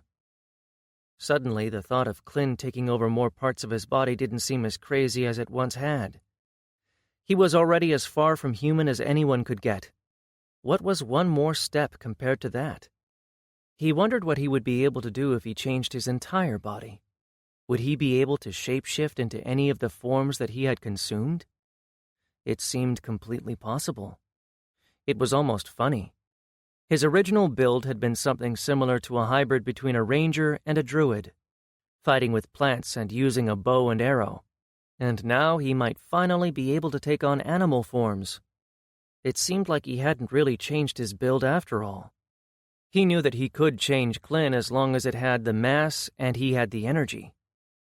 With his several core upgrades, he did have quite a lot. Slowly his eyes closed and his mind wandered, his sleep taken over by dreams of transforming into a great dragon who could burn down his enemies with ease, and most importantly, could fly. Morgan woke up to find himself surprisingly safe and uneaten. That surprised him, if he was being honest with himself, and that then made him chuckle, because just waking up alive was an achievement considering what had happened over the last few days. He shook his head as he laughed silently to himself, and then gathered his things.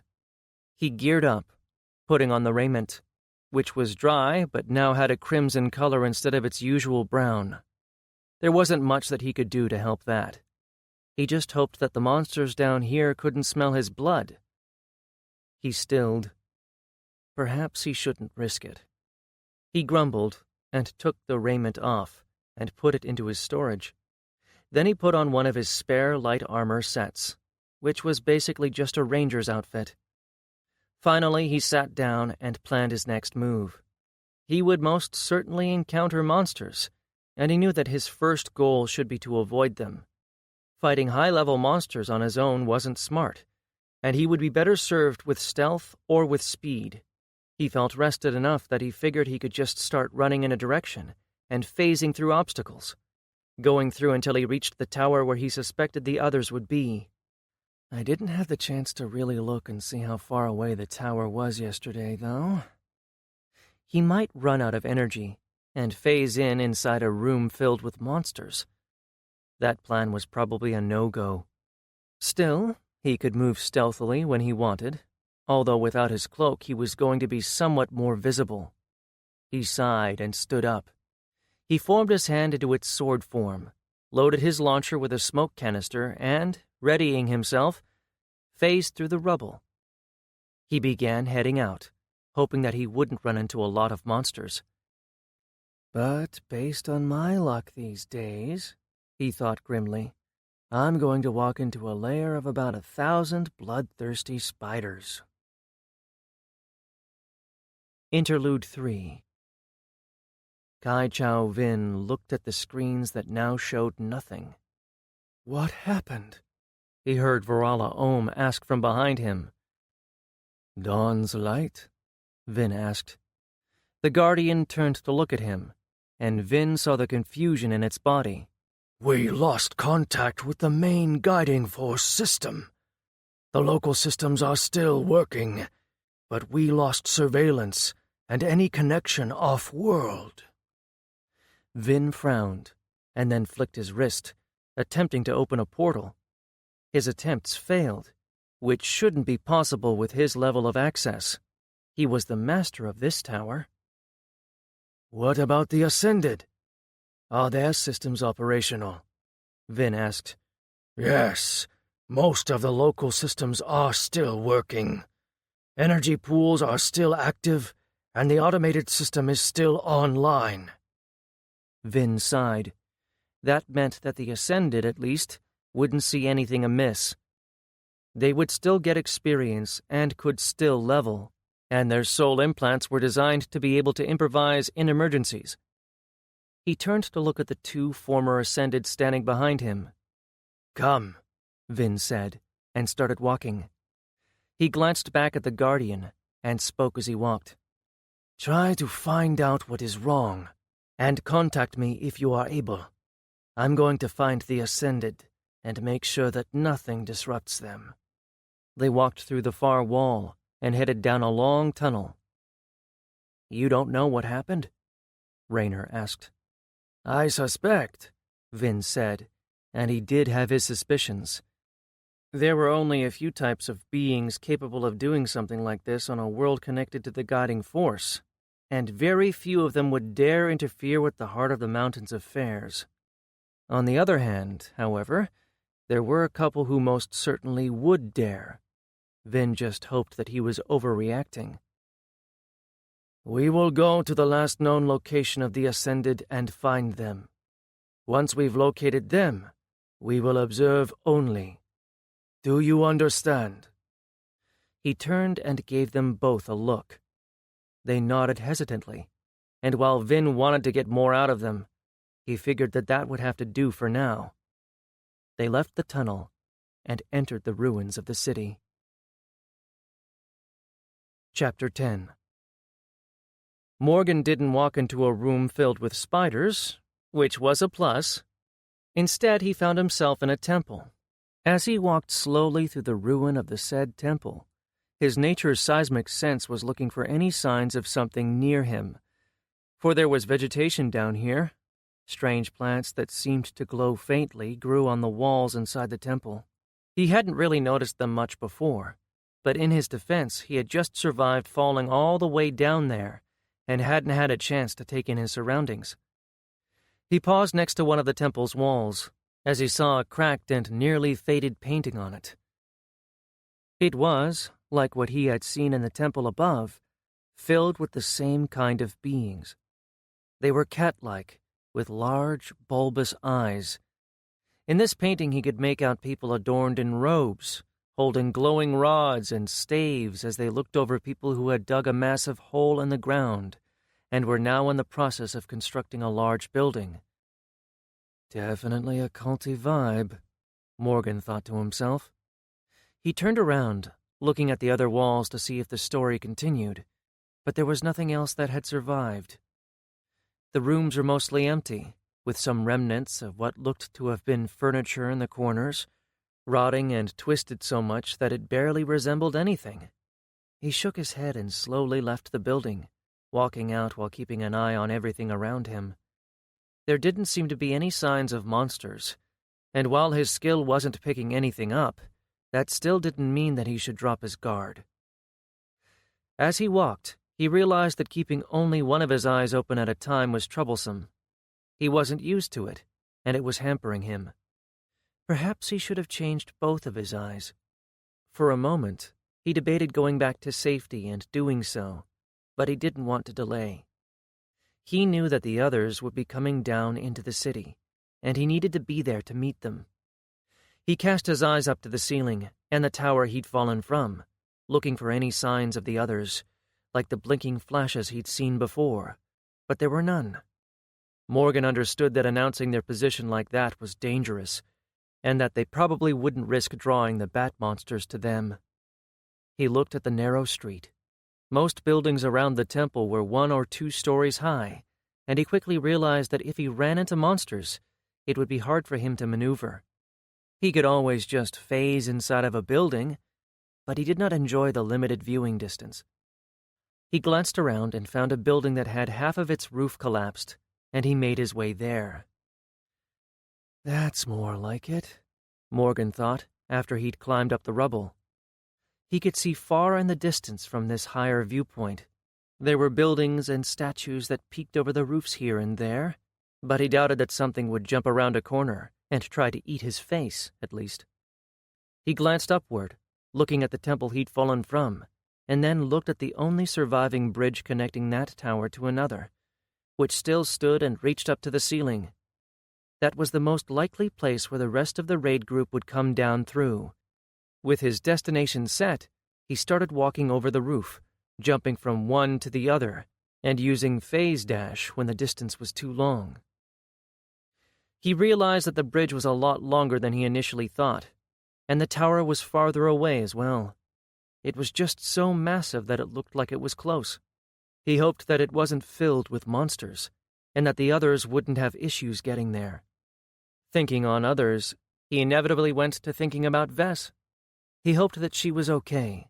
The others should be aware that he was still alive, but he knew that she had some abandonment issues. But there was nothing he could do for her other than make sure that he survived and found her again. The roofs of most buildings were bare, some broken and collapsed, but for the most part solid. Some were even covered in plants that looked like vines. It appeared that the crystals up above provided them some kind of energy so that they could grow down there. Morgan even paused and took a couple of samples, as well as had Clint consume some. The plant was extremely tough, and it could glow, so it might be useful in the future. His night vision eye saw a lot better than his regular one, even with the light coming from the crystals. There were large swaths of the surface of the cavern that were covered in shadows. And the new eye was just better in every way. He could see farther and better with it. Then, his nature seismic sense detected something, vibrations in the ground around the roots of the plants down on the street. Morgan got down on the roof and crawled to the edge, as his senses told him that something was passing through on the street below him. He raised his head and looked over, seeing a pack of monsters. "Sand Lemmergeier Lizard, level 55. Morgan blinked at the strange creatures. Their heads looked like those of a bearded vulture, and their bodies were long and sinuous but covered in feathers. They didn't appear to have wings, although he could see some larger feathers on their front legs, so perhaps their front legs could double as wings, but he doubted they could fly. Maybe only glide at most. He closed his left eye and looked at them with his right, seeing that the color of their feathers appeared to be mostly yellowish and red. They were running around, letting out screeches that were high-pitched and echoed loudly around him. There were 7 of them, and yet the part of him that loved ascending urged him to attack while they were occupied. The rational part told him that he should avoid fighting until he met up with the others, but already his mind was putting together a plan about how he could take them down. Before he had a chance to make a final decision, however, a loud crash startled him and the monsters on the street. A wall burst apart, and something massive came through. Another monster ran into the street and smashed into the closest Lemmergeier, a massive clawed hand grabbing hold of the body and squeezing hard enough that Morgan heard bones pop. Demi-Behemoth, level 60. The new monster was massive, resembling a cross between a gorilla and a bear, only without any hair and standing on 2 legs. It had short legs and long arms, its hands having massive black claws that looked sharp enough to cut through iron. Its head was similar to that of a bear, though twice as wide and the snout twice as long. Its skin was tough and leathery, like that of an elephant, complete with a similar color. The other Lemmergeier screeched in panic, but then one of them started making some kind of low rumbling noise, and they rallied. A moment later, they charged the new monster, and it became a battle. The behemoth dropped the dead Lemmergeyer and roared in challenge, and then the pack fell on it. They were faster and ran around the behemoth while snapping forward with their beaks, picking at the skin, or swiping with their front claws. The behemoth backhanded one, and it was thrown into the side of the building, cracking the wall. Another Lemmergeyer leapt on top of some rubble and then jumped, extending its front legs and its short wings, gliding as it brought its rear legs forward. It stabbed its claws into the behemoth's back, causing it to roar in pain. Another Lemmergeyer tried to take advantage and go for the throat, but the behemoth opened its maw wide and bit into the bird lizard's head, taking a chunk of it off. Then, as the one on its back tried to claw its face, it grabbed it and pulled it around far enough that it could turn its head and look at the bird lizard. The behemoth opened its mouth, and a yellowish plume left its throat. The Lemmergeyer's head caught fire and burned in seconds, and the behemoth pulled the corpse from its back. The remaining Lemmergeyers attacked again, drawing the behemoth's blood, but it was strong. It killed another two, and then the rest realized that they had lost and turned to flee, disappearing into the side alleys.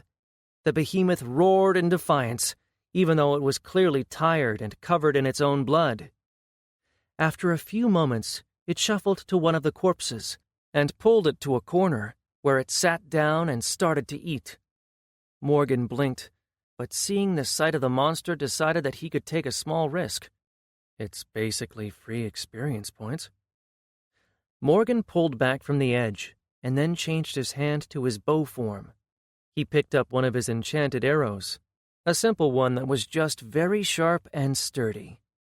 And then he nocked it, put a bit of mass from his bracelet in it, but he had no need to put even half of what he had available. He took a deep breath, then got back to the edge, careful as to not disturb the feeding monster. He took aim. Piercing shot. The arrow flew, a soft glow around its tip as it whizzed through the air toward its target.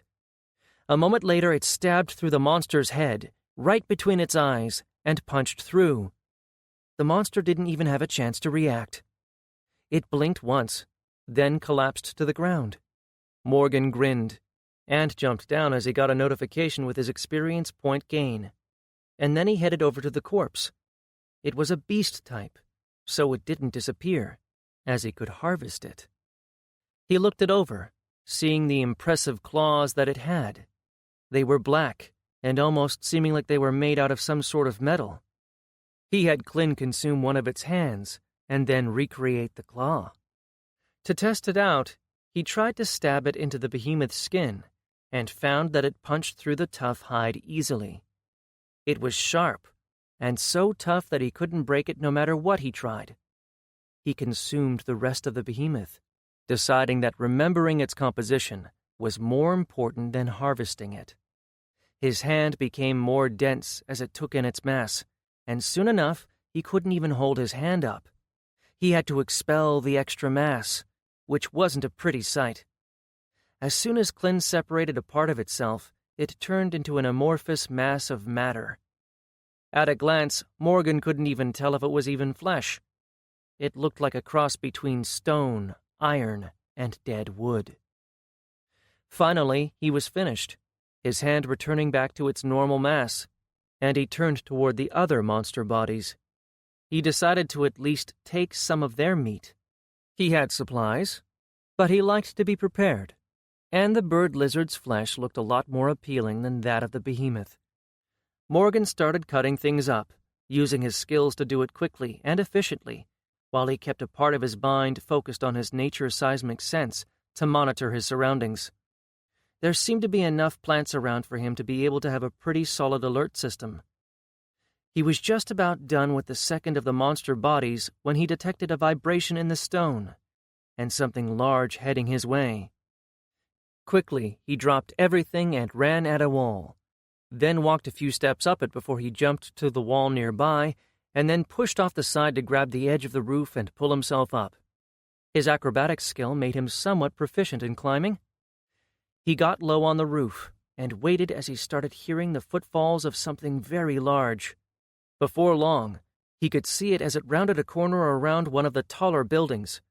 Morgan looked at the text above it, and then felt his heart start to beat faster.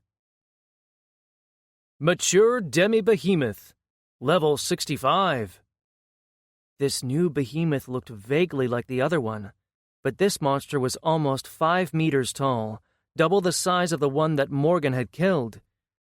Too, its skin wasn't bare, but instead covered in plates of black chitin-like substance that looked suspiciously like the thing that the smaller one's claws were made out of.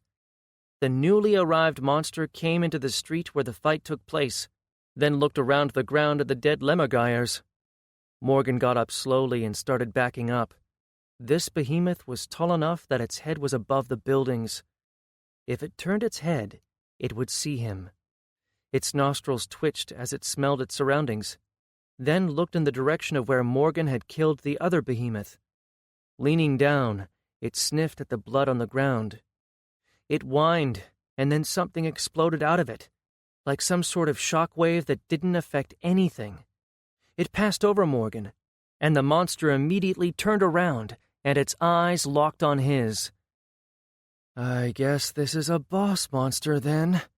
The mature behemoth roared and leapt forward, crushing the building between it as its clawed hand fell down toward Morgan, whose eyes went wide. And this is the point where I run. Chapter 11. Morgan threw himself to the side at the wall of a 2-story building and used phase dash. Darkness enveloped him, and when the ability ran out, he landed in the middle of a room. He didn't pause, but instead ran for the window on the far wall. He jumped through and activated Iron Skin, just as the wall behind him exploded, an arm punching through followed by a roar. Debris hit him mid-flight, and he grimaced as he tumbled out of the building and fell on the roof behind it, debris showering him.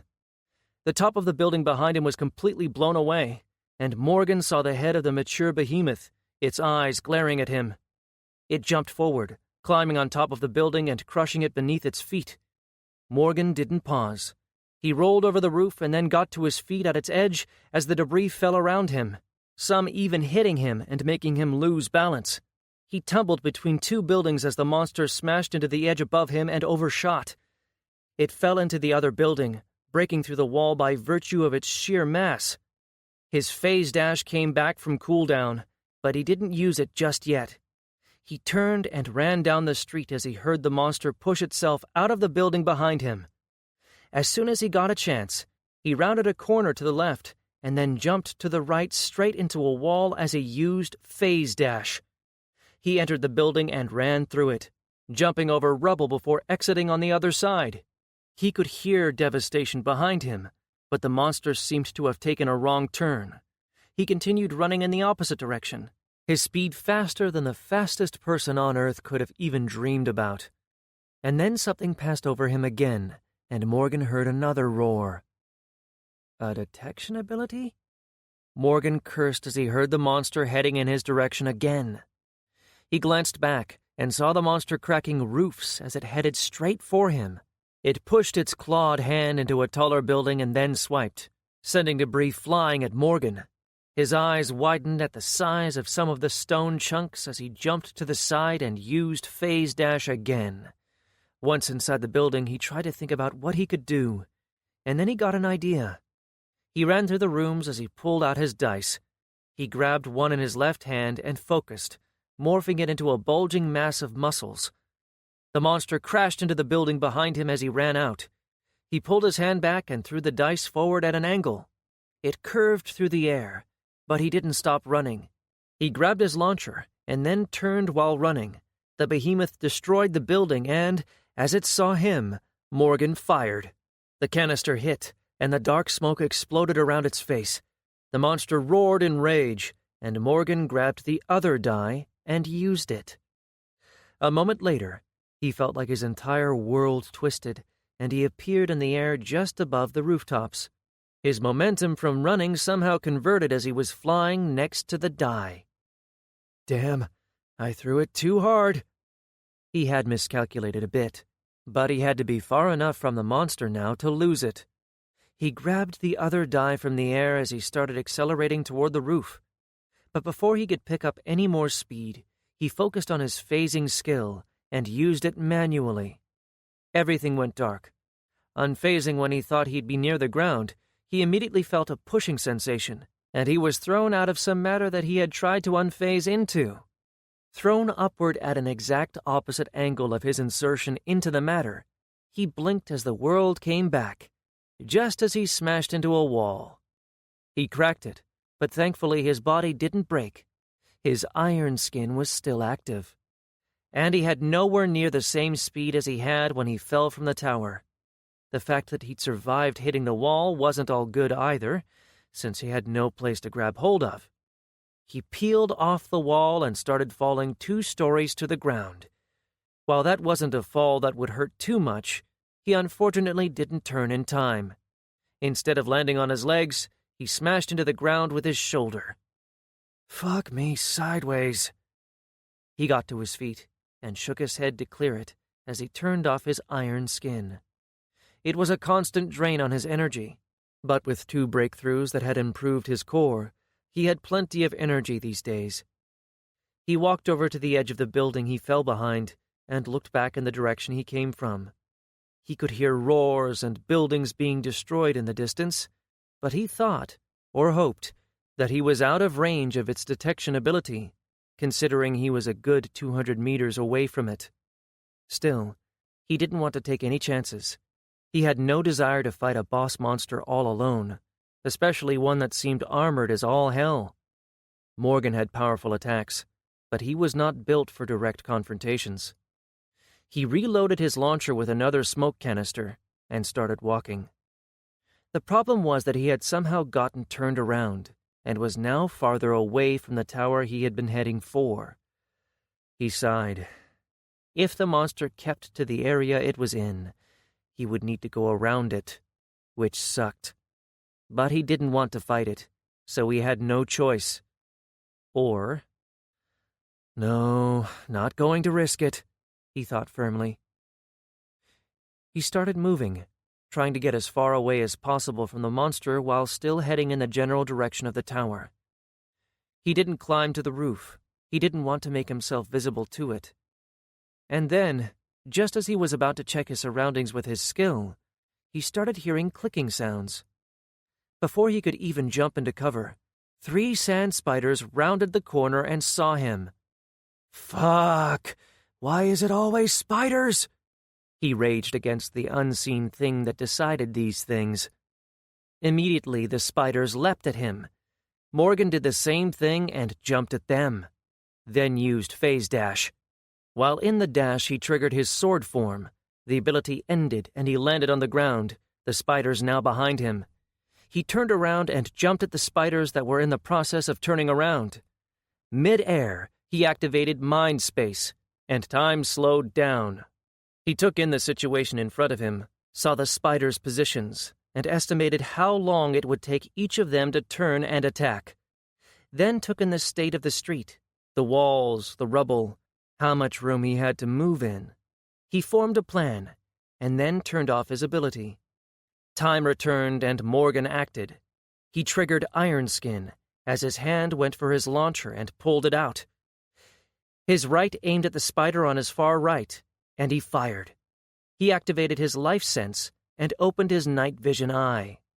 The spiders blazed with life as well as heat that his eye could see.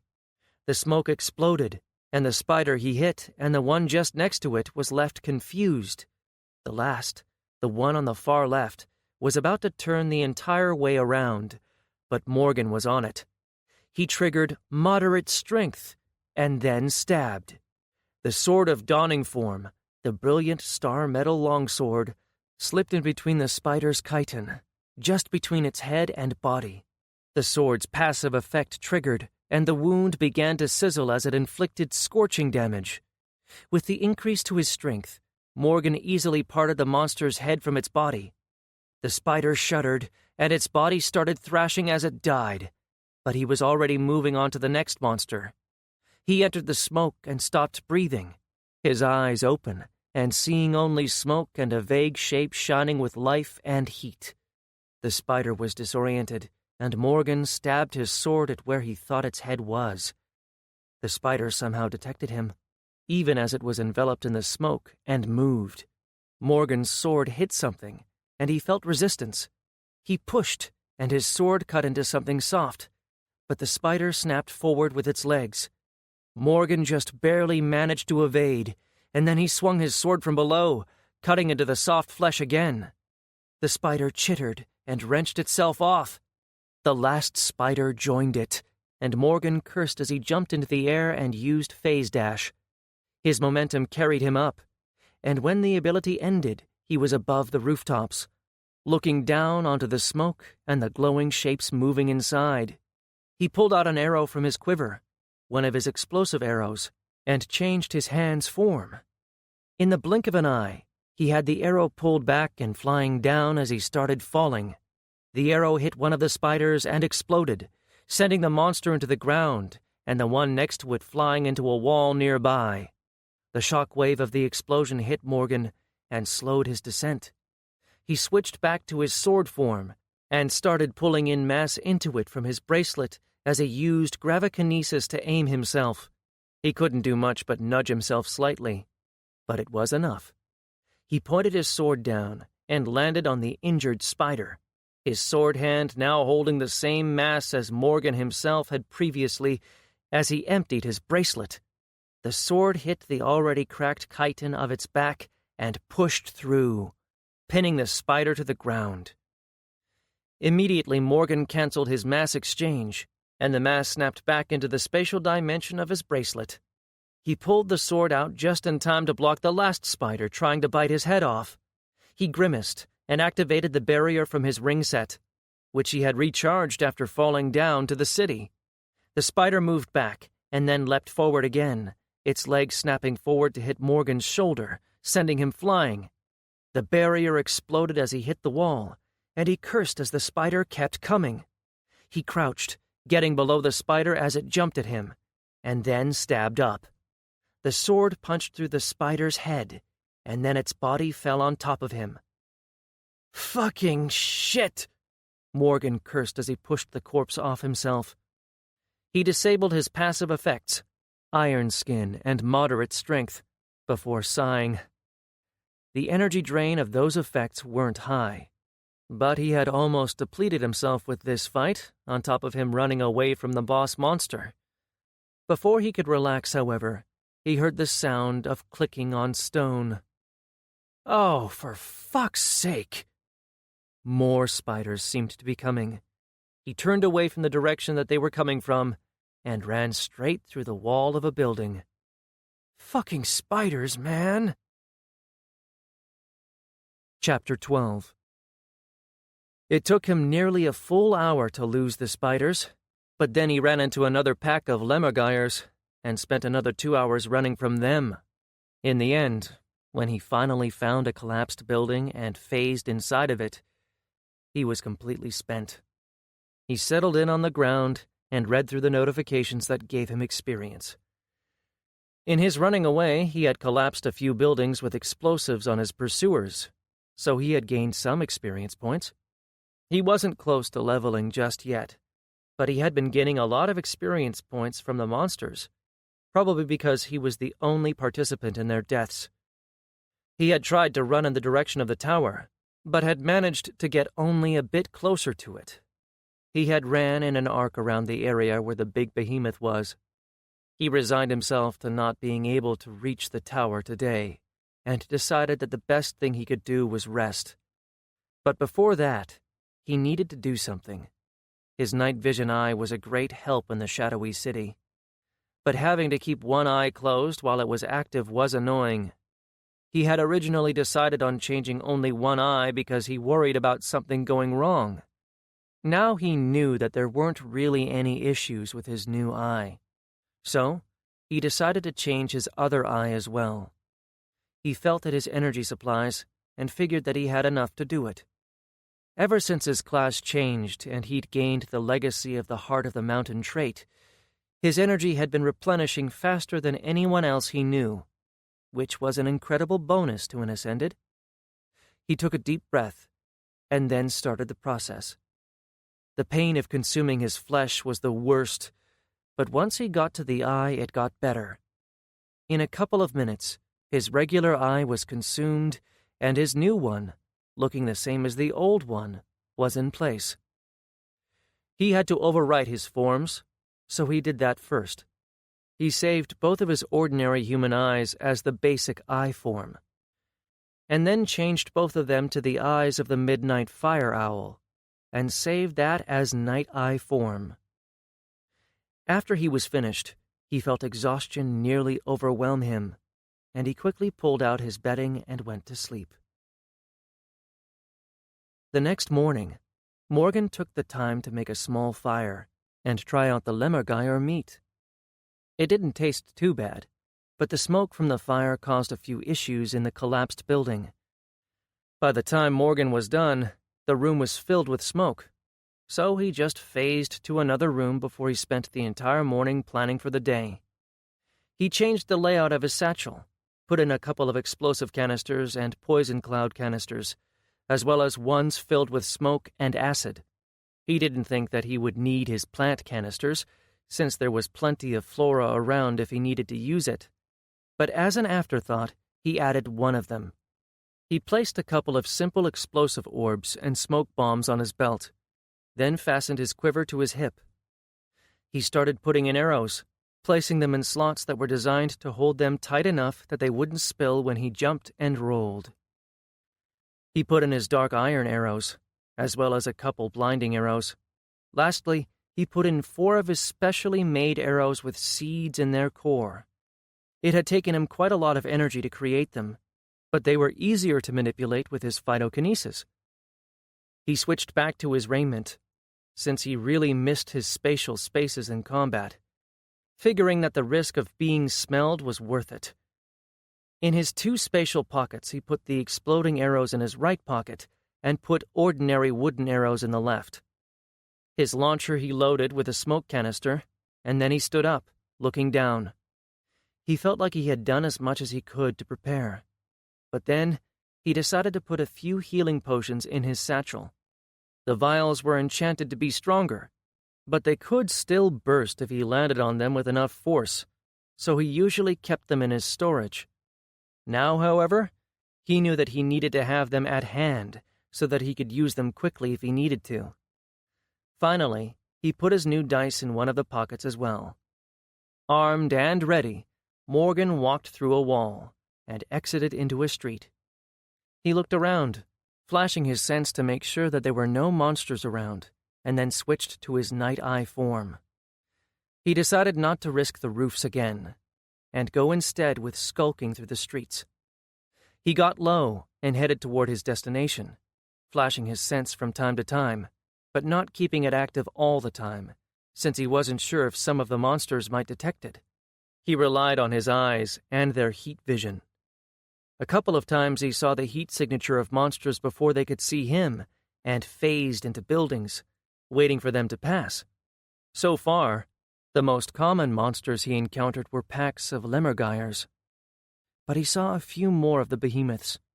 More often than not, the 2 monster types would be engaged in conflict, which allowed Morgan to avoid them with less difficulty. It appeared that the lemmergeiers could take down the behemoths when they had enough numbers, as he saw just as many packs feasting on behemoth corpses as he saw behemoths eating the lemmergeiers. After about half a day of heading toward the tower, he noticed that it was getting bigger, meaning that he had gained some ground. It wasn't that far, relatively speaking, but his pace was atrocious, with him having to avoid monsters constantly. Then, as he flashed his nature seismic sense, Morgan felt something strange. Soft vibrations somewhere up ahead, but contained to a single place. Something that wasn't moving much. His curiosity got the better of him, and he changed his direction. Quickly he reached a medium-sized square, then hid behind a collapsed building before peeking out. He blinked at what he saw. In the center of the square were corpses of monsters, a few lemmergeiers, and 1 behemoth, of the smaller variant.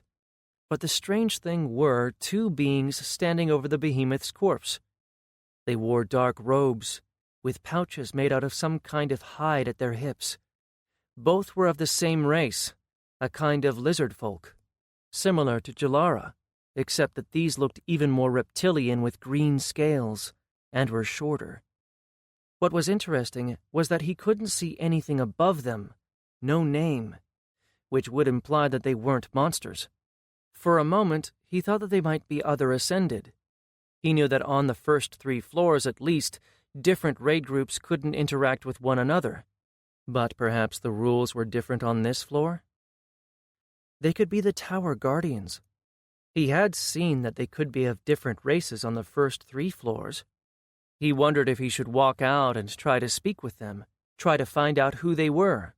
But then he decided that he could try and use Inspect on them. He doubted that he would see anything if they were Guardians, but if they were Ascended, he would get at least their names. He knew that it was considered rude, but he figured that apologizing after the fact would be enough. He focused his eyes on them and used his skill. Immediately, large red letters appeared in front of his eyes. Race, Rajan. Allegiance, chaos and order. Disposition, hostile. Probable occupation, warlock. Recommendation, immediate elimination. Sending report. Error. Failed to send report. Assuming direct control. Morgan, run. Morgan blinked at the text, and then reached the last line and his blood froze. The 2 beings turned around, looked straight at him. Then they started speaking in a strange language that he didn't understand. Morgan raised his hands as he backed away. Hey, guys! I have no idea what... One of them put his hand inside his pouch, then started speaking in a chant-like manner, as he pulled it out covered in red liquid that looked suspiciously like blood. A moment later that blood flashed, and he swung with his hand. Morgan didn't even have a chance to react as a whip of crackling red energy reached for him and wrapped around his torso and arms. The whip burned through his clothes, and he screamed, his mind filling with pain. He tried to focus on phasing, but he couldn't concentrate. The being, the Rajan, pulled the whip back, and Morgan flew toward it. His head was filled with agony, but he managed to focus enough to trigger his ability. Phase Dash activated, and the pain disappeared, along with everything else. The ability ended, and Morgan found himself landing on the ground in front of the 2 beings. The first one raised his hand, pulling the whip back for another swing, while the other chanted as he put his hand in his own pouch. Morgan realized that whoever these 2 were, they did not intend on letting him leave here peacefully. The whip snapped forward, and Morgan dodged to the side, rolling on the ground as his hand reached for his belt. He grabbed an explosive bomb and threw it at the whip-wielding Rajan. It raised its other hand as the whip disappeared, and that hand sunk back into the pouch that seemed to be filled with blood. Then a shimmering shield formed in front of it, and Morgan's bomb exploded against it. The explosion gave him a moment when the 2 couldn't see him, and he used mind space. Time stopped, and he looked at his situation. The last message he read had to have been from Sibylla. He knew that she could act in special circumstances, and the fact that she had acted now told him that this was an incredibly serious situation. He didn't know who these 2 were, but they apparently wanted to harm him. If what he had seen with his Inspect was true, they would probably try to kill him, and he should try to do the same. He had never seen the red letters before, nor that kind of information when he inspected someone. He didn't know what it meant, nor did he have the time to dwell on it. He needed to take Sibylla's advice and run. He made a decision, and then a plan. Time sped up, and Morgan turned, heading toward the closest street. His phase dash would be on cooldown for a few seconds more, but after he could lose them by running into a wall. As he got close, red lightning smashed in front of him from above, a barrage that collapsed the building and cut his way off as well as nearly struck him. His lightning reflexes was the only thing that saved him, as he managed to throw himself to the side and evade again. As soon as he came out of his roll, he got up and turned toward the enemy, in time to see the whip snap back into existence and wrap around him. Again, the red crackling energy sent a surge of pain through him, and the Rajan pulled him toward himself as his other hand went to the pouch on his other hip, and then the blood elongated and formed into a spear made out of blood. Morgan grimaced in pain, but just as the Rajan threw the spear at his flying form, he felt his cooldown end. Phase Dash activated, and he knew that he was flying closer to the enemy. When the ability ended, he was almost right on top of him. The Rajan was forming another spear, and Morgan triggered his sword form and activated Iron Skin. The Rajan stabbed, and Morgan did the same even as he tried to grab the spear with his free hand. He managed to touch it and move it a bit, of course, so instead of stabbing him through the heart, it punched through his shoulder. His momentum carried him forward, impaling him, but his sword reached the enemy too. Morgan roared as he stabbed it forward, the enemy looking surprised as the sword finished forming on his arm and stabbed through the being's eye, straight through its head. He fell on top of the dead Rajan and quickly raised his head, looking at the other one who was standing next to the corpse of the behemoth. Morgan noticed it chanting, its hands creating strange hand gestures. But there was a red cloud above the behemoth, and what looked like blood was raining down on it, soaking it. And then Morgan blinked as he saw the blood hardening and becoming crystalline. The corpse twitched, started moving, its flesh tearing and red crystal shining beneath. Its eyes opened and shone with red crackling energy, and Morgan looked up at it. It was mutilated. The red crystallized blood was growing out of its skin, as if it had been impaled. One of its arms ripped open, and red crystal showed beneath torn skin as the arm elongated. Its claws were covered with red crystals and crackled with energy. "Raising the dead with blood. Cool, right, of course this is a thing." Morgan moved, trying to get away, but the monster roared and jumped over his head and landed in front of him, cutting off his way out. His phase dash was on cooldown, and the residual pain from the whip made it hard to concentrate on his skills. But instead of trying, Morgan turned and ran straight for the remaining Rajan. "Perhaps if I kill the master, I won't need to deal with the monster."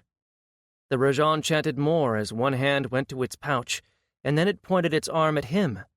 Red fire manifested out of the blood hand, and Morgan dove as he heard the monster stomping after him from behind. He doubted that it even worried about the fire. Morgan came out of his roll close to the Rajan, and he went for a sword swing, only to hit a magical shield. He grimaced as he saw it preparing to cast something else, but then the monster behind him caught up. Morgan twisted around just in time to see it on top of him. He tried to evade, but it was too fast. Its mutilated arm snapped forward and caught him by the shoulder, its claws biting into his right side deeply, and the familiar pain, like the one from the whip, hit him. Morgan screamed and stabbed forward with his sword, pushing it into the monster's eye. But then its other hand rose, caught his arm, and started to pull. He could feel his arms being ripped from his body, and he screamed. In the back of his mind, he realized that both the monster and the Rajan behind him were in close range around him, and he furiously reached for one of his mental triggers. Then his most powerful ability activated. Phased gravitic stomp roared all around him as he was plunged into darkness. A couple of moments later, the ability ended, and he dropped to the floor. His feet hit the stone, and he immediately crumbled to his knees. He felt lightheaded, and looked down only to see both of his arms ripped off. Fuck! Quickly, he tried to focus on Klin, even through the pain. It was slow, but his left wound closed on its own. But blood was still leaking from his right. He looked around himself, seeing the last Rajan on the stone floor with his body shattered and blood spilling everywhere. I killed him. And then he heard a shuffle and turned back forward only to see the resurrected monster trying to get up from the floor. Its body was cracked, the crystals shattered, but it was still moving. Morgan thought about what he could do, but he was getting lightheaded from the blood loss, and he had no arms. He had no mass to change Klin into any of its forms, and he couldn't change the rest because most of what was left was his heart and eyes. The monster rose, its crumpled head turning in his direction shakily, and Morgan resigned himself to death. And then it toppled over to the ground. Morgan followed after it, falling on his back and looking up at the crystals above. He was dying, and he didn't know what to do. He had no hands to grab a healing potion, and he didn't even know if the ones in his satchel had survived the fight. His hands were ripped off, so he couldn't use his spatial storage ring, nor could he use his bracelet to give Klin mass. He couldn't change what he had into a tendril because that would compromise his heart. His vision was darkening, and he knew that he needed to act if he didn't want to die. He focused all of his willpower on Klin, and had the part that was his chest move and consume. He consumed through his chest, around his lungs, and toward the wound on his right hand. Once he consumed the wound, he stopped, and it closed. He was no longer losing blood, but he had lost enough. He had sacrificed a part of his newly consumed shoulder to manufacture blood, and as his blood supply rose, he started breathing better, and his vision started coming back. "Fuck it all," Morgan said to himself. Again, he'd nearly died. He wasn't even mad about it. It was the life he chose. But now, seeing how having Klin had saved his life again, he realized how stupid he had been.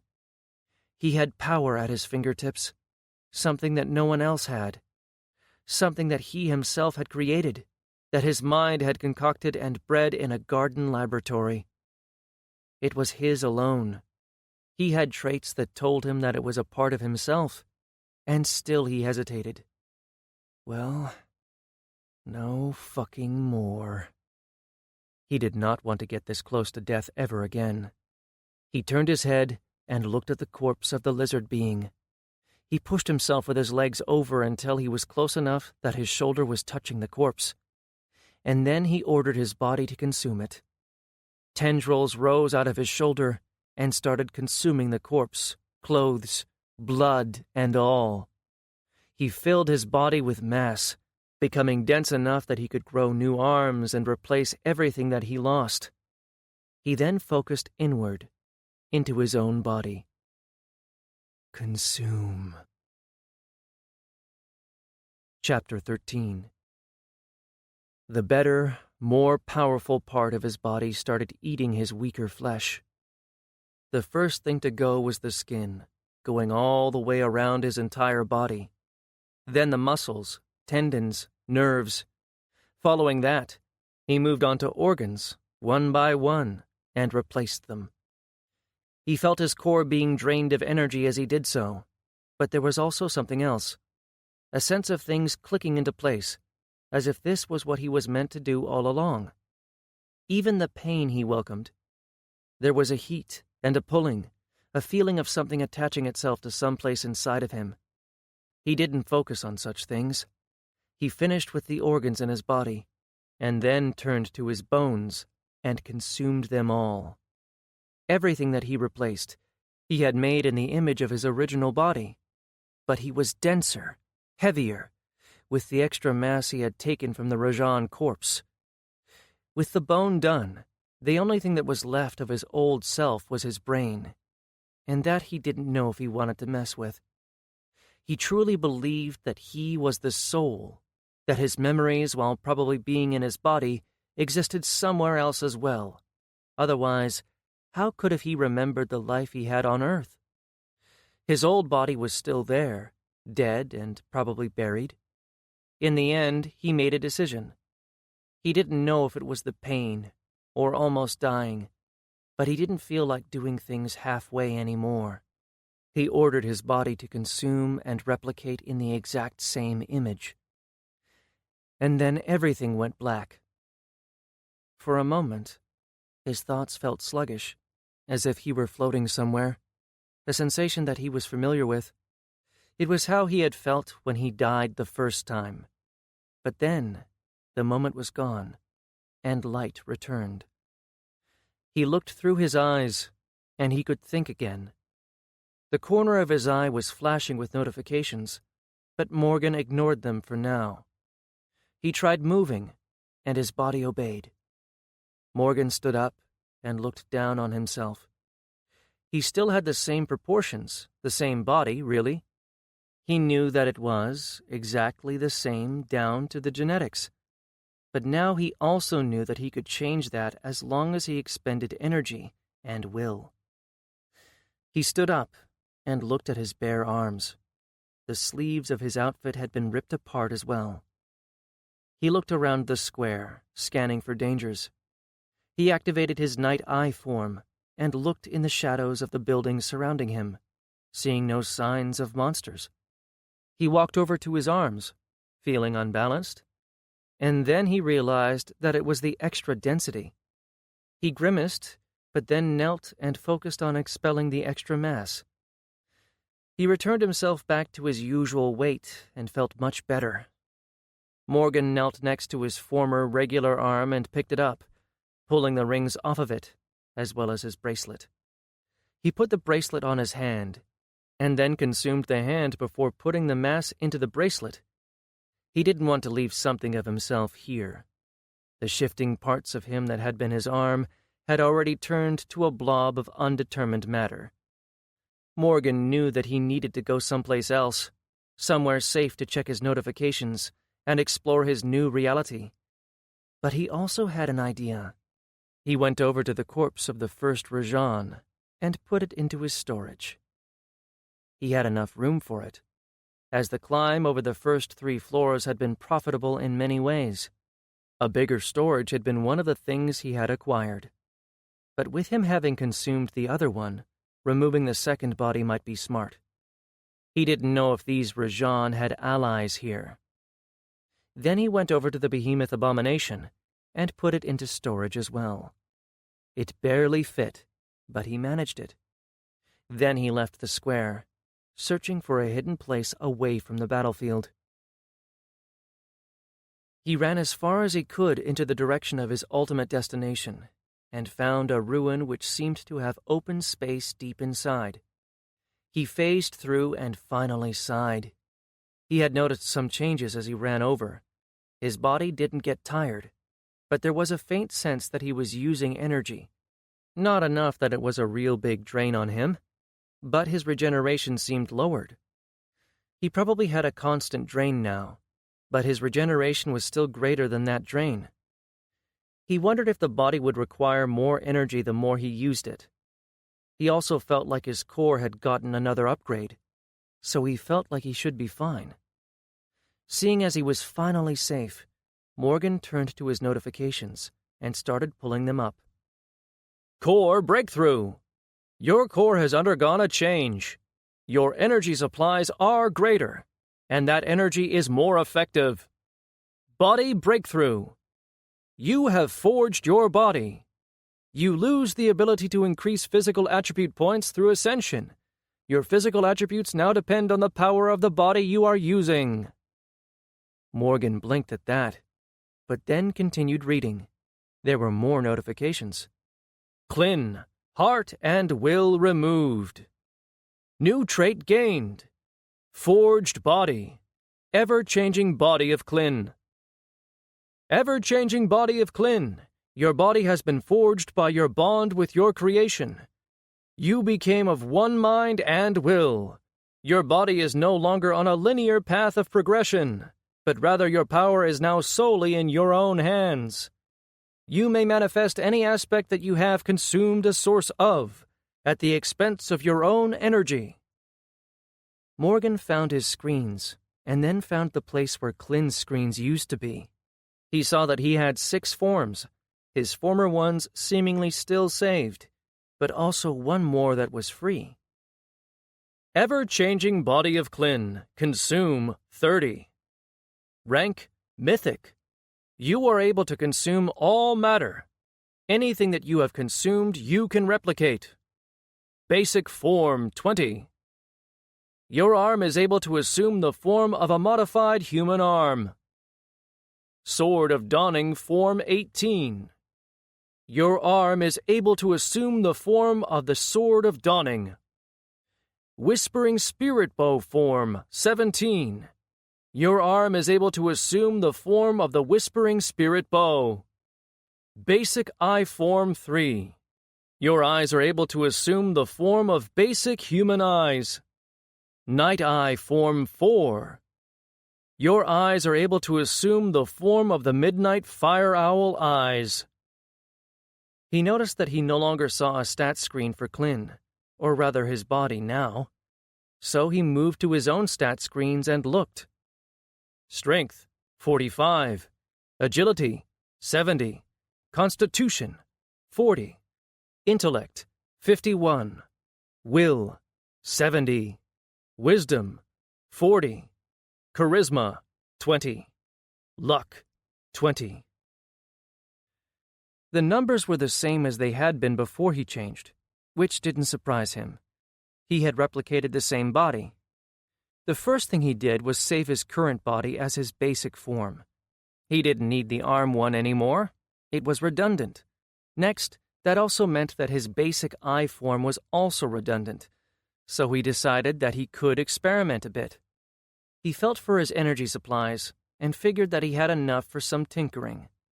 He focused and started to change his muscles. He had consumed a lot of monsters that were stronger than him. He started with the body structure of the behemoth that he had consumed. He needed extra mass for that.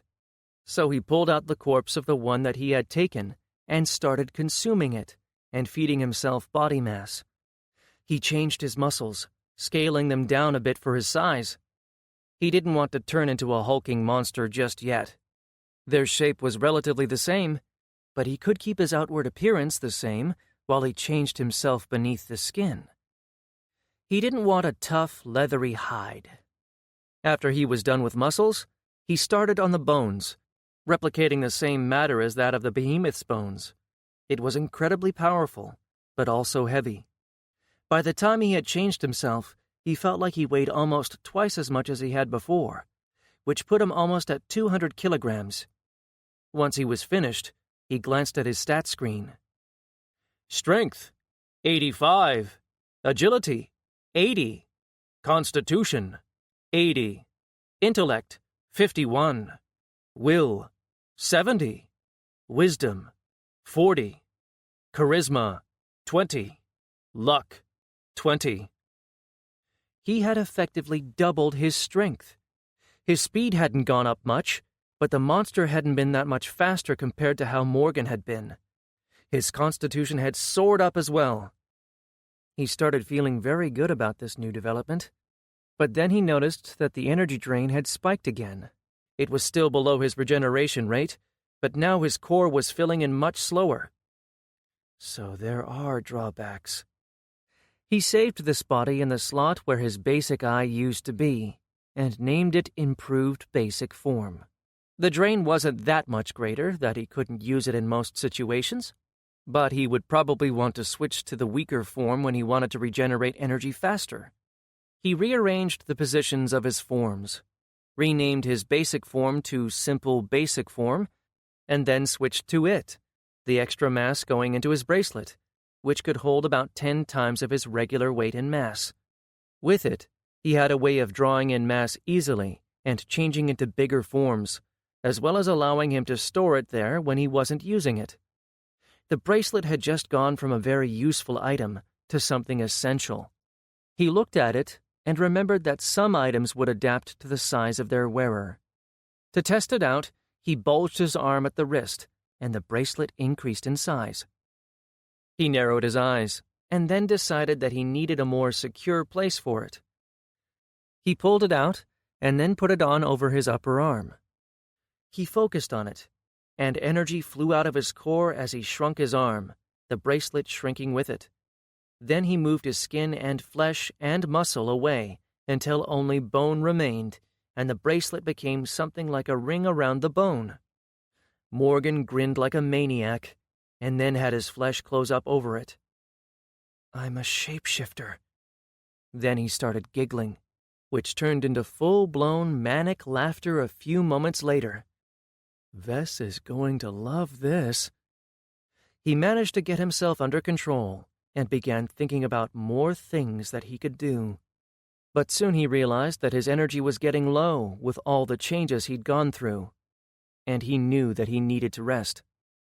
He took out his bedding and then set it up. Tomorrow he was going to test out everything.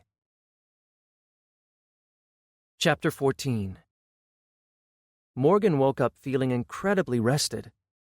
He got up into a sitting position, his legs crossed, and then looked down at his hands, opening them and closing them. They felt like his arms, as if nothing had changed, but he knew that it had. He took a deep breath and let the implications of what he had done set in.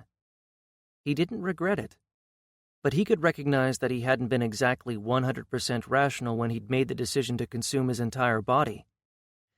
It might have been the right decision, but it had also been impulsive, which wasn't that much of a stretch for Morgan. He realized that he hadn't looked through all of his notifications in his haste to test things out yesterday, so he brought them up. A lot of his skills had gained a level or two, but he had also gained a few new skills. He had gained an elemental alignment for the remaining 4 elements, although all of them were at level 0. He hadn't even known that skill could be at that level, and he didn't know what it meant. He had also gained body manipulation skill, which made sense, and it had already gone up to level 5. He took a glance at his abilities and saw that a few of them had leveled up as well. He had never really been sure what those numbers meant. He knew that they were just a numerical value placed on how powerful his ability or skill was, but there were no hard numbers. Things were just sort of nebulous. The higher the level of his abilities, the stronger they were, and the shorter their cooldowns. But abilities were like macros that his soul implant executed when he pressed a mental trigger, so he didn't know why they even had levels. His skills were his own understanding, his own knowledge, although even that was augmented by Sibylla. She fed knowledge directly to his head when he leveled up a skill. Its number represented his mastery of the skill, how fast he could execute it, and how much focus and energy he had to expend in order to accomplish something. Skills didn't have cooldowns, but having to focus on using them was obstacle enough. He saw that he had no new notifications, and frowned as he realized something. He hadn't gotten any experience points for killing the 2 Rajan and their undead abomination. That made him even more confused about who exactly they had been. He couldn't speak with Sibylla until he leveled, though, and he was still a bit away from doing so. He would need to wait until then for answers. With his notifications dealt with, he turned back to his body, and then something occurred to him. Klin had been able to survive as long as it had energy. It needed it to grow and change, but ordinarily, as a hand and his heart, it hadn't been a drain on Morgan's core. Now he knew that there was a slight energy drain, which confused him a bit. He was in his simple, basic form, which had the lowest energy drain on his core. But he knew that his body ran on energy now. It looked and felt like a real body, but its nature had been changed. It didn't need food or water, or even air. He decided to test things out. First, he focused and stopped his lungs from breathing and sending oxygen through his body. Nothing visibly changed, and Morgan frowned. The sensation was weird. He wasn't used to not breathing, but his brain wasn't freaking out. After about a minute, he figured that he could start shutting down more organs to see what happened. But then he noticed something.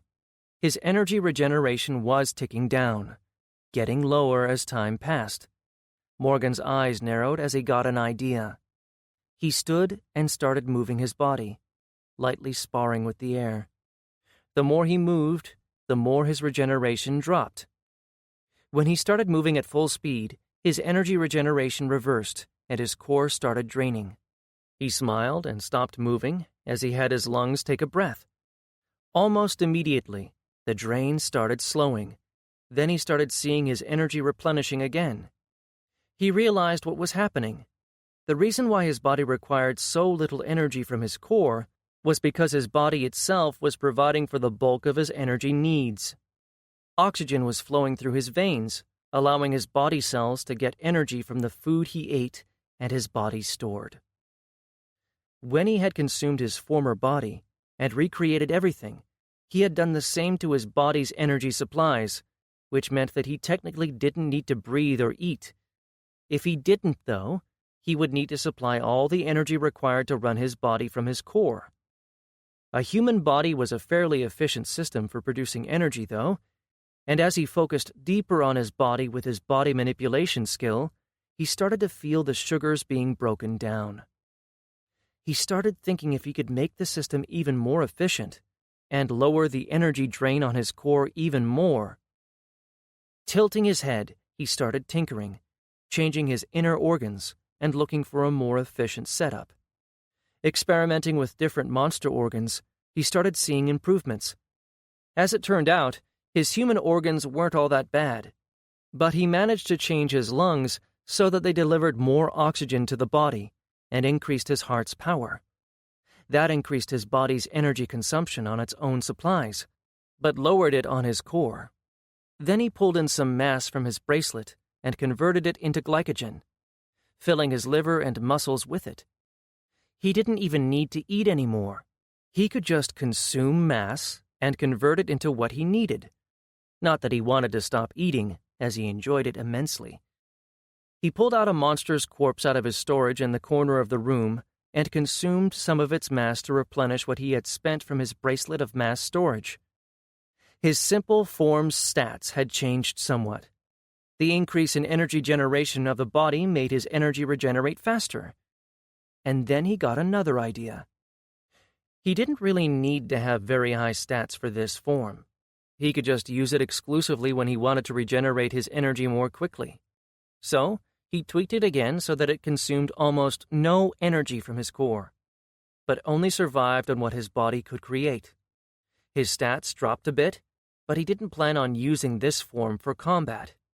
When he was done, he renamed the form to Regeneration Form and saved it. Then he switched to his improved basic form. He had limited form space, and 2 of his slots were taken up by his weapons, plus 1 for his new eyes. He knew that he would probably unlock more slots in the future, but for now, it was a limitation that required efficiency. His improved form was consuming much more energy from his core. Still not enough to go into draining his power, but close, likely because his body couldn't provide all of the energy itself. He started changing its inside, but then realized that he could do with a bit more space.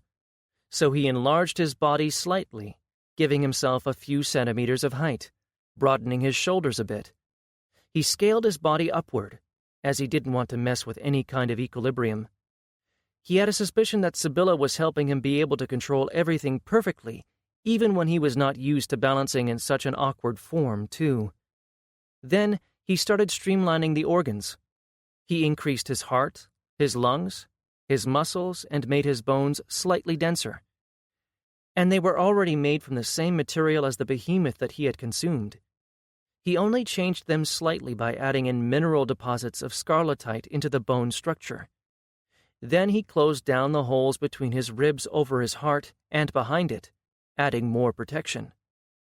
Getting a better idea, he switched the location of his heart to the other side and placed a plate of solid bone over it, and behind it before putting in a thin layer of scarletite over the bone.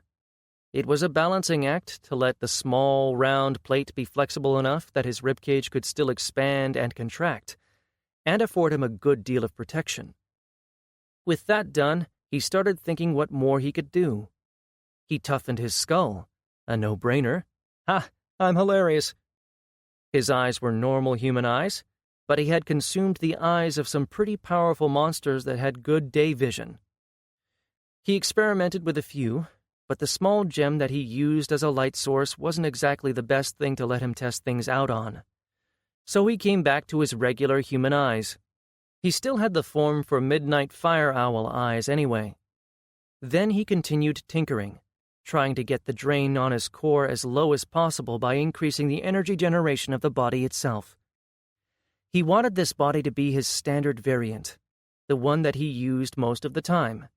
But since he could now change its insides, he picked and matched from parts and materials that he had consumed in the past. Once he started seeing diminishing returns, he started filling in his body with energy supply by converting the corpse's mass. The body consumed a lot of energy and quickly, which meant that he would need to eat often and in large quantities. Alternatively, he could just convert nearby mass into energy. He glanced at his stats again and grinned as he saw a few of the changes. His strength had jumped to 90 and his agility to 85. That wasn't a big increase, but it was enough. His constitution, though, had jumped to 100. He felt that that was his current limit, or rather the limit of the bodies he had consumed.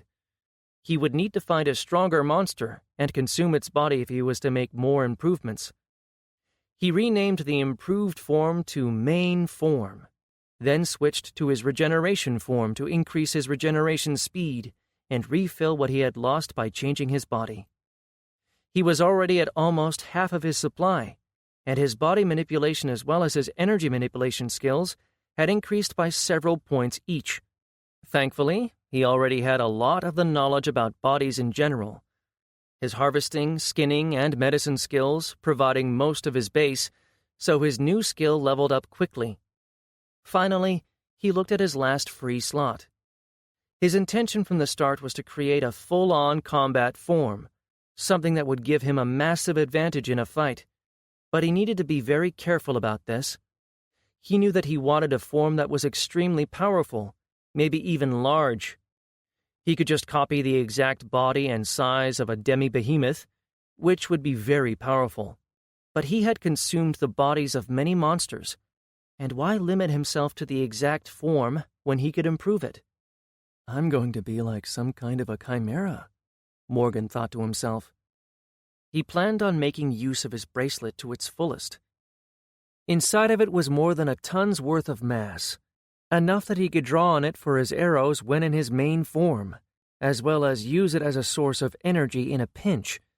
It could also be used to heal, as if he got damaged, he could just draw in mass and heal up the wounds.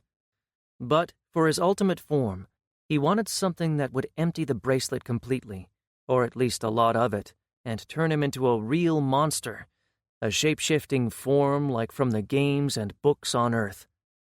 He didn't start with full-body transformations, but instead he went body part by body part to keep the energy consumption low. He started with his head, trying the entire head of the behemoth, aside from the brain, of course. The elongated snout and big teeth didn't really do it for him. He tried a few more, but then decided that perhaps it would be best if he didn't change his head that much, at least outwardly. Instead, he started making other alterations.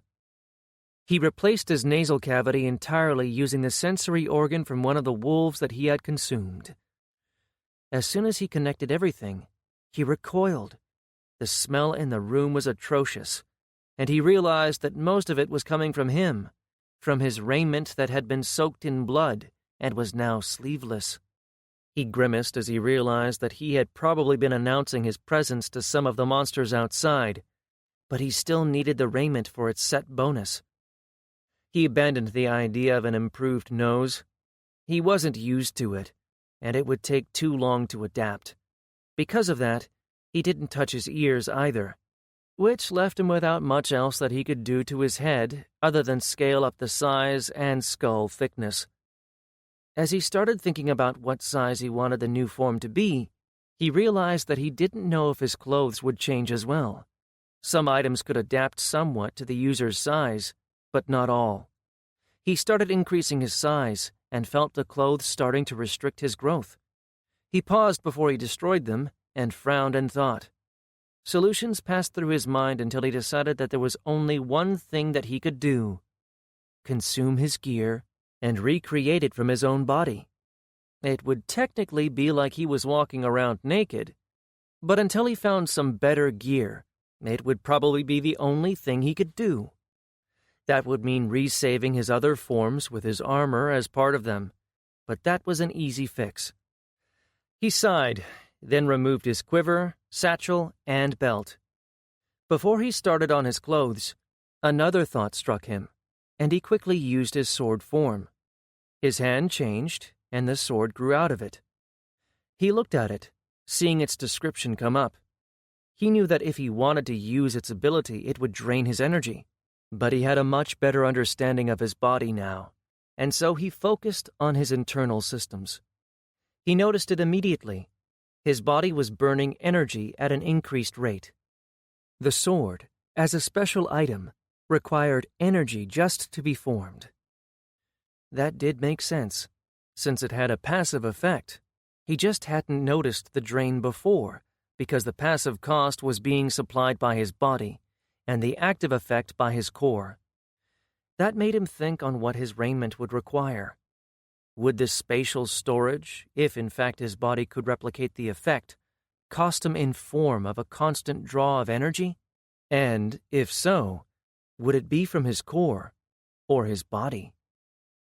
The most important thing about his raiment was the set bonus, the 2 spatial storages that he could easily access. He had gained all the elemental aspects, but he didn't know what them being at level 0 meant yet.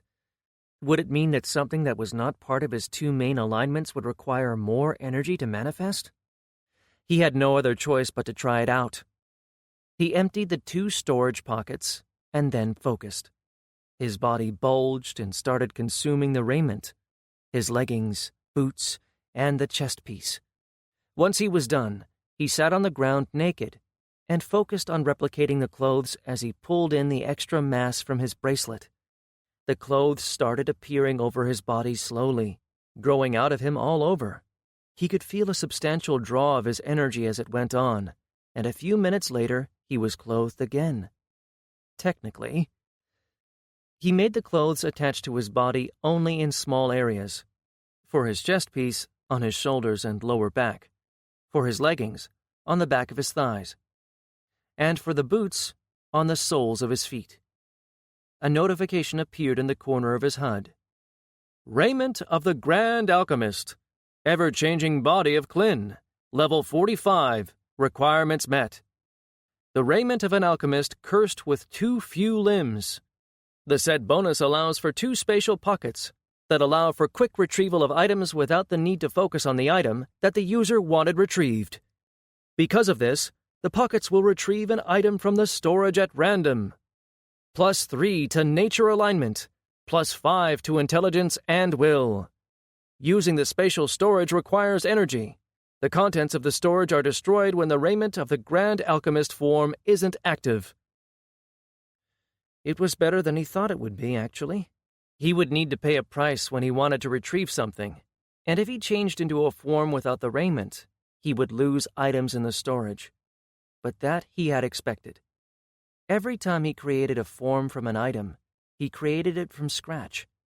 At least the raiment could be active just on the energy that his body produced. He took one of the arrows on the floor and put it in the pocket. His energy dipped, and by more than he expected. He figured that he could put maybe a couple dozen items inside and then retrieve them before running out of energy. It wouldn't be as good as it was before, but at least he could let it grow in size with his body. He looked down and saw that blood had soaked into it, and the holes and rips had been replicated as well. He focused and destroyed the blood in the fabric, then started repairing the holes. Finally, he looked at his shoulders and the lack of sleeves and grew them out as well. He had consumed one of them with his old hand, and then he just copied it for the other. He had no sensation on it, of course, since it was mostly made out of wool, and there were no nerves extending into it. He saved that form over his regeneration form, updating it. To have the clothes be his default, he then did the same for his main form. With that done, he figured that he was ready to start on building his ultimate form. His energy supply wasn't great, and he knew that he wouldn't be able to leave his hiding spot today. Another day lost, but at least he was being productive. He shook his head and started thinking on what he wanted to do. First, he knew that he wanted more stats, and while their power came from the type of muscles and materials that he was using, it also came from size. So he increased his size, starting slow and going with just another 50% of his main form. His weight increased by another half, which put it probably somewhere around 300 kilograms. He didn't have a measuring scale to know exactly, but he knew how much he weighed in his original form, and he knew how much he scaled upward. He also knew how much mass there was in his bracelet, so that he could estimate. Once he was done with the size, he started thinking about what else he could add. His stats had increased a bit, so he was stronger and tougher. He formed his bow and scaled it up as well. Its stats remained the same, but the extra size posed some problems. The arrows were too short for it, and Morgan realized that he hadn't really thought about that. He pulled out some of his arrows and looked at them. He could grow out his wooden ones, but that would mean a separate supply for his larger form. Then again, his bow might not even be useful. He wanted a combat form, and his sword should work well enough. He stood, looking down at the arrows in his hand, and suddenly an idea formed in his mind. Thinking furiously, he remembered every monster that he had ever consumed, trying to remember which ones could work. He really wasn't a frontline fighter. Mobility and range was where he excelled. He would need something pretty powerful if he wanted to do what he imagined. He started shifting, pulling more and more mass from the bracelet, trying out a few different types of body parts. It was hard to do it in the somewhat small room, but he still managed. He couldn't test things out. He would need to go outside for that, and he wasn't confident in doing so with as low energy as he had right now, so he would need to leave it for tomorrow. But he did work on it as much as he could. By the time he was done, almost the entire day had passed, and his energy was depleted. In the end, he had no choice but to go back to his regeneration form and go to sleep. As he set up his bedding, he wondered what the others were doing, what Vess was doing. I hope she's okay. His heart hurt every time he thought about her. He had no way of letting her know that he was still alive, and he was yet to see any signs of the rest of the raid group. Even with everything that he had been doing, the time he was taking to experiment, his ultimate goal was to find his way to them. He knew that there were enemies in the city, however. These Rajan, perhaps, or monsters like the mature demi-behemoth. He needed to be stronger if he was to make sure to find his way back to Vess and the others. Finally, he sighed and lay down, going to sleep. Tomorrow would be both exciting and terrifying. Interlude 4. Carrick approached the throne of the Herald of Chaos. He bowed his head and spoke. Lord Herald, we have found the energy source. I believe the link to the base world will be found there, Carrick said. Are you certain of it, Carrick? We only have one shot at this, the Herald asked. Our scans indicate that the bulk of the energy is being siphoned off-world. The most likely destination is the base world, Carrick answered. The Herald hummed, and then tilted his head. There is more. Carrick shivered under the Herald's gaze. The pools of ever-shifting darkness were the mark of his connection to chaos itself, a being far beyond any god. There is, Lord Herald.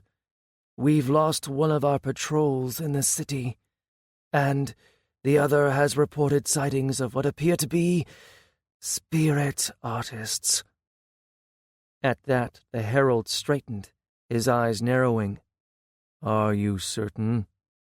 Not fully, Lord Herald, but this is what has been reported to me, and I trust my men to know how to tell, Carrick said. The Rajan had been the part of that particular battlefront. They had faced the spirit artists before. Is the rift between the adversary and the Life-Bringer mended? The Herald asked. There has been no indication of such a thing, Lord Herald, but we should proceed carefully, the Herald said as he scratched his chin. Have your people managed to tell what step the spirit artists were on?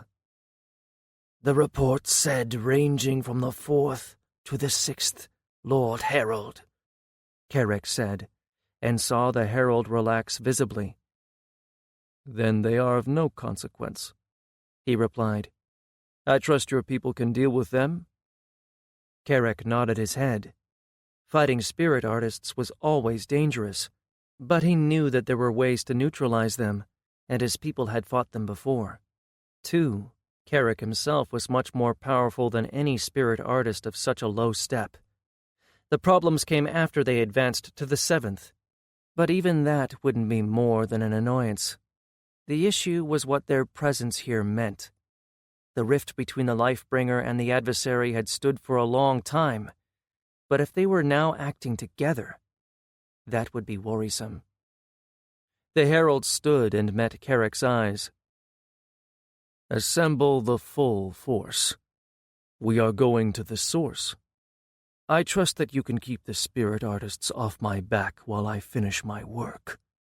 Of course, Lord Herald. Carrick inclined his head. The city and the source itself is being guarded by strong monsters. We will have enough material to work with. The advanced team has already begun gathering corpses. Good, the herald said, and then he walked out of the throne room, Carrick following close behind. Chapter 15. Morgan spent the next morning stealthily moving around the streets, heading for a large building nearby. It was a domed temple of some kind, with extremely high ceilings of at least 150 meters, and unfortunately infested with a pack of lemmergeier. Starting the morning by nearly getting ripped to pieces wasn't enjoyable, but he pulled through. His new main form proved to be incredibly effective.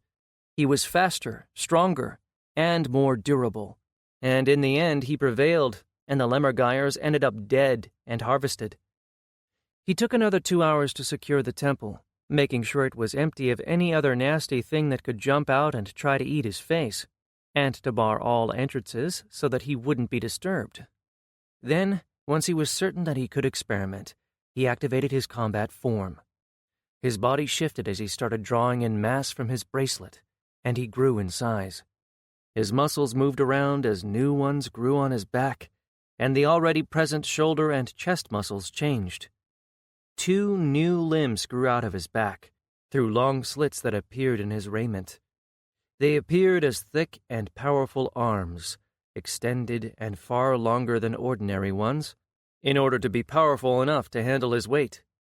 The wrist twisted, and a wicked clawed hook grew out of the side of where a thumb should be. Another 4 finger-like parts extended downward at a strange angle, like very durable twigs. Leathery skin grew in between them, connecting the elbow and further up the length of the limb until it reached close to his back. The first time, it had taken him almost an hour to replicate the body part from a young drake that he had killed on the 3rd floor. It took him another 2 hours to adjust the muscles on his back, shoulder, and chest so that he could move them. The wings were massive and powerful looking, as they had to be in order to be able to handle his larger size and weight. They looked in some way like the wings of a bat, and in others they were almost completely different. The skin of the drake had been the color of sand, but Morgan could change the pigment easily enough, so his were greenish in tint. The limb itself had tiny scales covering it, from shoulder to wrist, protecting the wing further. He started with short movements, making sure that all the muscles were working properly. It was a bit weird, and he had to test things out in order to be able to make precise movements, but he quickly got a hang of it. Making sure that he could move them had been the most important part. His body manipulation skill had seen a lot of use. He had to change most of his back muscles drastically. Humans and drakes were very different, but he had taken the basic muscle layout from the monster. He had been forced to extend the back of his neck slightly, and extend his trapezius muscle up the neck and further down his back, while narrowing it down a bit. His deltoid had to be extended in the gap and widened both on his back and on his chest. And he had to slope it down, in order to provide more wing arm rotation. The deltoid was attached directly to the new limb's shoulder, so he needed it to be powerful. His pectoral muscle, as a result, was slightly smaller, which impacted his regular arm movements slightly, but not enough to matter. But he also had a new wing pectoral over the other, growing over his shoulders and to the front, stretching downward almost to his abs in order to have enough strength to move the wings. And in order to fit all of it, he had been forced to extend his sternum. In the end, he hadn't really changed much of his outward appearance. He was bulkier in the upper body and wider, but most of it was beneath his raiment, which was also a part of him, and he could use it to hide what was beneath. His latissimus dorsi had to be stretched as well, and lowered further down his lower back, so that he had better purchase. Around his collarbone he grew a new muscle that he knew about from his skinning and harvesting skills, the supracoracoideus, which he had copied from the drake, since he had never consumed that muscle from a more powerful monster. The purpose of this new muscle was to pull the wings up. As he got used to the wing movements, he started moving around, walking as he gently swung them around. Finally, he felt confident enough in his movements to try using them for flight. He started simply by walking over to one side of the room and then beginning to run. He jumped high into the air and then spread his wings, using them to glide back to the ground. He couldn't help but grin as he started moving them and banking in circles around the temple before landing. The feeling of power was amazing. After a few dozen glides, he started beating the wings once he jumped. He would move up and down in the air before gliding back down. It took him another half an hour before he tried not to touch the ground for as long as he could. The wings beat at the air, and powerful motions and loud beating of the wings could be heard echoing everywhere in the temple. He started gaining altitude, and he laughed. His legs dangled below him, almost too hard to control and keep straight, which felt weird, but he could fix that later. For now, he was flying. "This is so awesome," Morgan said to himself, just as he missed a beat with his right wing and spun out of control, then smashed into a wall and tumbled down to the ground. "Ouch!"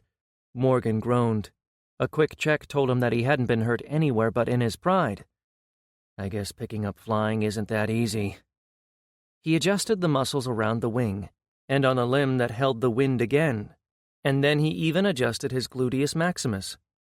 He had to extend it upward and to the side, higher on his back as well as stretched them down a bit over the back of his thigh, so that he could lock his legs and not have them dangle all over the place while he was flying. His clothes adjusted neatly to hide the fact that he now had a longer butt. He experimented a bit more, running up and down, making sure that he hadn't messed up anything else when he adjusted the other muscles. His body was burning a lot of energy by flying, so he knew that this form wasn't something that he could keep on for a long time without feeding his body. He estimated 2 hours at most from his body reserves being full to empty with moderate use, and then his body would start to feed on the energy in his core.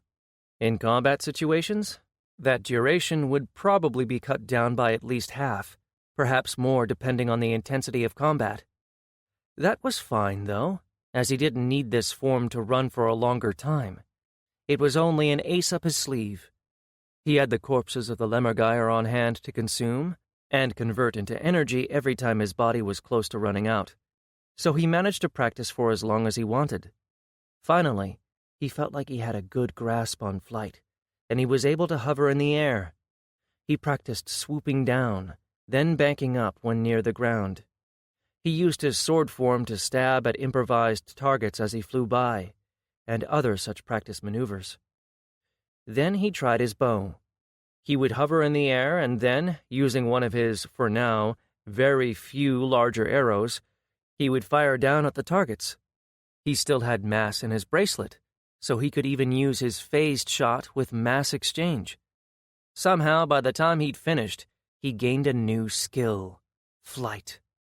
That was great, as suddenly all the things that he had learned up until that point were firmly solidified in his mind.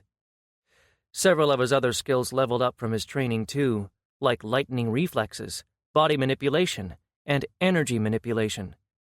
It was a very productive day by its end. Lastly, he needed to train for the ground combat. His sword form grew out of his left hand, and he stood in front of an improvised target made out of the corpse of a lemurgeyer. His wings folded up, the elbows bending behind his back. The wrists loomed over his shoulders, and wicked claws copied from the claws of the behemoth, one on each wing wrist, were ready. He dashed forward and snapped out with one of his wings. The hooked claws stabbed into the corpse and ripped into the side, opening up a massive gash in the target as he stabbed with his sword. He experimented a bit more, and in the end he felt like he could use the wings in ordinary combat as well. The last thing that he had left was to test out his abilities with this form. His phased dash had no issues, but his iron skin was a bit more difficult. It covered the top layer of his skin, made it tougher, but also him heavier. He could still fly, but he lost on maneuverability. He didn't really worry much about needing that ability, though. His skin in this combat form wasn't his ordinary human skin, but rather something akin to the hide of the behemoth. Tough and thick, only with altered texture and pigmentation. It made him, sadly, much less expressive, as his facial muscles had trouble moving the thicker skin. Finally satisfied with the new form, he saved it as the combat form, then checked his stats for that form. Strength, 140. Agility, 160. Constitution, 200. Intellect, 51. Will, 70. Wisdom, 40. Charisma, 20. Luck, 20. Morgan whistled. The stats were incredible. He doubted that anyone in the raid group had raw physical stats this high, though maybe the giants used to have something close to it. Morgan's combat form was a lot larger than his usual body. He was taller than the Sharadayim Ragnar Rom, who was almost 2.5 meters tall. Morgan stood somewhere at 3, slightly shorter than the size of a giant. His muscles were modeled on those of the demi-behemoth, and his bones, skin, organs, and everything else had been greatly improved. He was truly a different beast now. He shook his head as he realized that his energy had been almost half depleted, so he decided to spend more time practicing before going to sleep. The rest of the day he spent flying around the temple. I don't think I will ever get tired of this. Morgan sat on the floor as he changed back into his regeneration form for sleep, looking at the imagery on the walls. The people drawn there seemed to be building a massive pyramid, and then there appeared to be some kind of ritual at the center of the city. Morgan had seen the pyramid drawn there. It was truly massive, since it dwarfed anything in the city, and was in its exact center. He figured that it had to be the one. It looked like the cat people were preparing to do something big, but the story ended there. For a bit he thought that the rest of the imagery had been damaged by time, but then he realized that it had just not been painted. He wondered what that meant.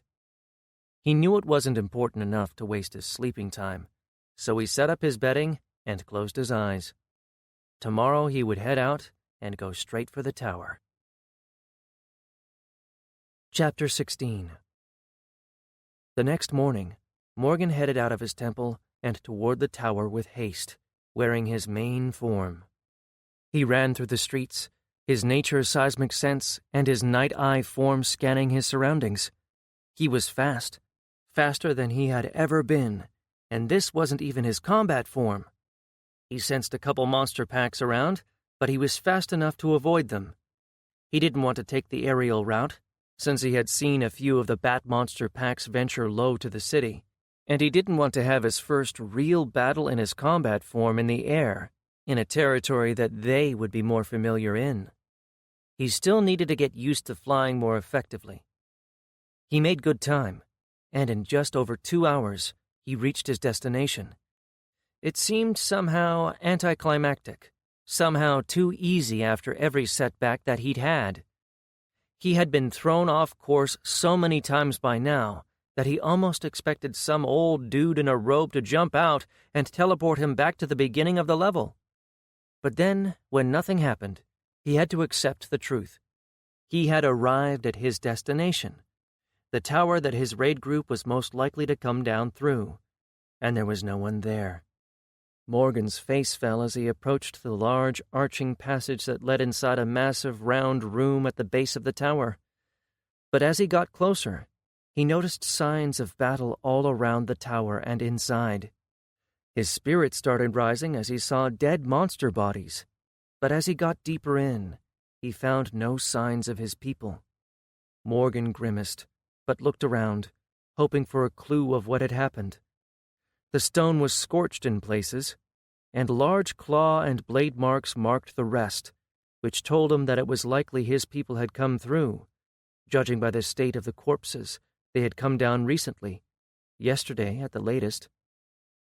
He turned around and consumed some of the corpses to convert to energy and replenish his bracelet, then headed out of the tower chamber. As he was coming out, he noticed something on the ground. He blinked and then smiled. Someone had carved out an arrow mark into the stone, as well as written his name. They had passed through, and they had given him a direction. Morgan turned and headed after them immediately. His feet carried him forward, faster than even during the first leg of his trip, as his excitement grew. He couldn't wait to see Vess again. His sense and eyes didn't pick up any monsters around, but that was probably because the raid group passed through. All of them together would be a tough group to crack. The monsters had either run away or were dead. Finally, after about an hour of running, he heard a familiar roar in the distance as his blood froze. He was down on the street level, so he couldn't see much ahead, but he turned immediately and climbed onto a nearby roof. He looked in the direction of the roar and saw two shapes in the air, tiny shapes buzzing around the head of a monster. It was the mature demi-behemoth, and its head looked small because of how far away it was, which told him that the two shapes in the air had to be Ta Ilara and Lucius, the raid group's only remaining flyers. He started running toward them, jumping over rooftops before then activating his combat form. Wings sprouted out of his back, and his body grew as he ran. He nearly stumbled from the slight change in balance, but managed to stay on his feet. His transformation took almost 10 seconds, as his form level wasn't high enough yet for the time to be shorter. As he felt the form settle in, he jumped into the air and his wings beat at the air. He started picking up speed and crossing the distance quickly, his hand shifting as he activated his bow form and pulled out one of his larger wooden arrows. He started transferring mass from his bracelet immediately as he knocked it and phased it. As he got closer, he saw that they were in an open square and that the monster wasn't alone. There were 4 Rajan behind it and a dozen of smaller monsters covered in red crystals that mutated them into abominations. The mature behemoth looked the same. Spikes of red crystals had been pushed between the black chitin plates, and its limbs were grotesquely extended. Undead abominations, under the control of the Rajan. The raid group was fighting the crystal zombie monsters and the 4 Rajan. Morgan saw Vess and Nisea holding the attention of the mature behemoth, which was the size of the surrounding buildings, while Ta Ilara and Lucius tried to take it down from the air.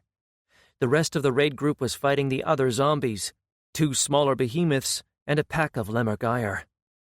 Evermau fired his beams from a nearby roof, and Hexna was throwing black fire at the 4 Rajan, while they shielded themselves and sent red lightning to strike at the others.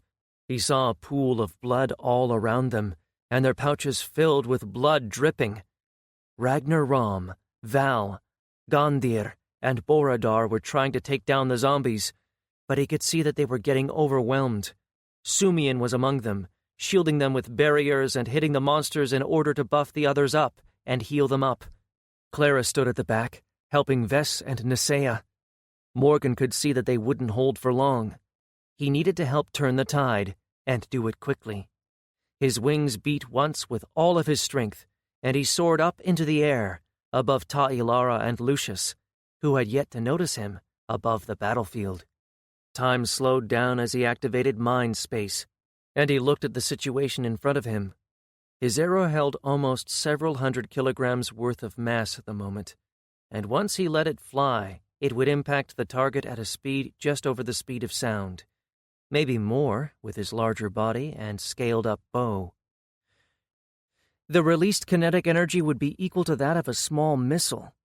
He needed to pick his target carefully. Firing at the behemoth would at the very least cripple, if not outright kill it, freeing up Ta'ilara to help against the other zombies, and then the Rajan. He could see that the others were being pushed hard by the undead, and the Rajan were slinging powerful spells at them at the same time. Sumian looked like he couldn't handle defense for much longer. Morgan was still not sure if killing the Rajan would stop their minions, but they seemed like the most pressing danger.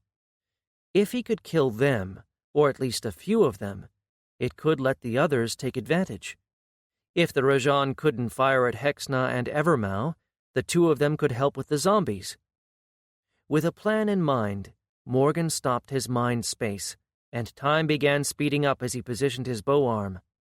He took aim at the Rajan, who was getting ready to fire another spell, and as the red energy crackled around him, Morgan let his arrow fly. The arrow unfazed, and the air around it expanded in a ring, sending out a shock wave that thundered across the cavern. Morgan saw everyone notice and glance up. Every Rajan, that was. The adventurers were far too well trained to do something as stupid as taking their eyes off their opponents in the middle of a fight. Shields tinted in red sprang up all around them as the arrow smashed into its target, and the resulting kinetic energy, coupled with the incredible density of the arrow, cracked the shield and passed through, passing through one Rajan and obliterating the upper half of his body before impacting the floor and shattering. The ground rippled, and the shock wave spread, sending the three remaining Rajan flying. The raid group took advantage the moment the Rajan focused on the incoming attack. Hexna unleashed her decaying death fire, and a massive pillar came down from the sky, smashing on top of one of the distracted Rajan and burning it to ash in seconds. Ragnar Rom cut down a zombie, and then flashed across the battlefield to stab another of the lizard people through the chest, before decapitating it with his other sword. The last Rajan chanted something, and a ring filled with symbols appeared beneath its feet, but Morgan had another arrow nocked and ready. This one didn't have nearly as much mass in it, but it still packed a punch as it smashed into the Rajan's shield, cracking it. Evermau then unleashed a red beam that shattered it completely and blew through the last Rajan's chest. The monster zombies didn't stop, and Morgan grimaced but beat his wings and started his dive. The others turned their attention to the smaller zombies, and without the threat of the Rajan, they started taking them down, destroying their bodies or cutting them into smaller pieces in order to make them stop moving. Ta'ilara and Lucius were still fighting against the mature behemoth, and Morgan fired another arrow as he dove. He didn't have much mass left in his bracelet, so the third arrow didn't have nearly as much power as the first or even the second one did. Nor did he have many arrows. His attack hit the monster in the head, and the arrow cracked the chitin plate protecting it, as it also made the monster stagger. Lucius took advantage and swooped down, wind swirling around him and lightning crackling on his blades. He stabbed between the plates of the monster's knee, and then let his lightning fill the monster as he cut it open, nearly cleaving its leg clean off. The monster stumbled as Ta'ilara gestured, and the ground rose, a spike smashing into the injured knee and snapping it off, causing it to fall onto its cut-off knee. It didn't seem to be having any issue moving, though, because it snapped at Lucius as he tried to fly away and swatted him with the back of its arm. Lucius flew into the wall of a building and cracked it, but his body shone with the white light of a barrier. Clara had her staff raised high. Morgan arrived, his bow changing into his sword form. His wings beat one more time, and he smashed into the back of the monster's neck. His blade punched through between the chitin, and his weight and stats pushing the monster forward, its head smashing into a rooftop. Then he activated Phased Gravitic Shift. Everything went black for a moment, and when reality returned, he was floating in the air, his wings beating to keep him there as the monster and the building next to him collapsed. The monster was on the ground on top of the rubble. The red crystals stretching through and over its body were cracked, but still glowing with energy. He saw it twitch and try to get up, and he grimaced. Ta'ilara summoned lightning from her staff, and it smashed into the monster with enough force that most of the red crystals burst apart. The monster still moved, trying to roll over and get its arms under it. Morgan let himself drop on its back, and then stabbed his sword into its neck again as he brought the claws from his wings down next to it. They punched deep inside, and then he twisted with his sword as he pulled with his hooked claws and separated the head from its body.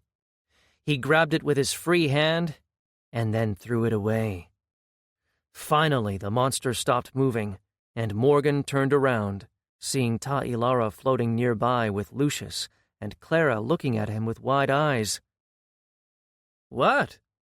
Morgan asked as he tried to grin, but his combat form had thick skin, and it came out more like a pained twitch. "Morgan?" Clara asked, her eyes open wide. "In the flesh," Morgan answered, and glanced around, seeing that the others had defeated the rest of the monsters and were heading his way. Vess at their head. She didn't even pause as she ran at and threw herself at him. He hugged her close, which was a bit awkward since he was much taller than her at the moment. After a beat, she pulled back and looked up at him, her eyes watering. "Morgan, what did you do?" she asked. He tried to smile, but he felt his cheeks twitching. "Well, a lot of things happened, and I ended up eating my whole body. Then I kind of made myself into an unstoppable killing machine." "You like?" he asked as he saw her studying his wings. "Oh, yes," Vess whispered. Morgan looked over her head at the others, seeing them all studying him closely. Morgan sighed and gently pushed Vess away as he started the change into his main form.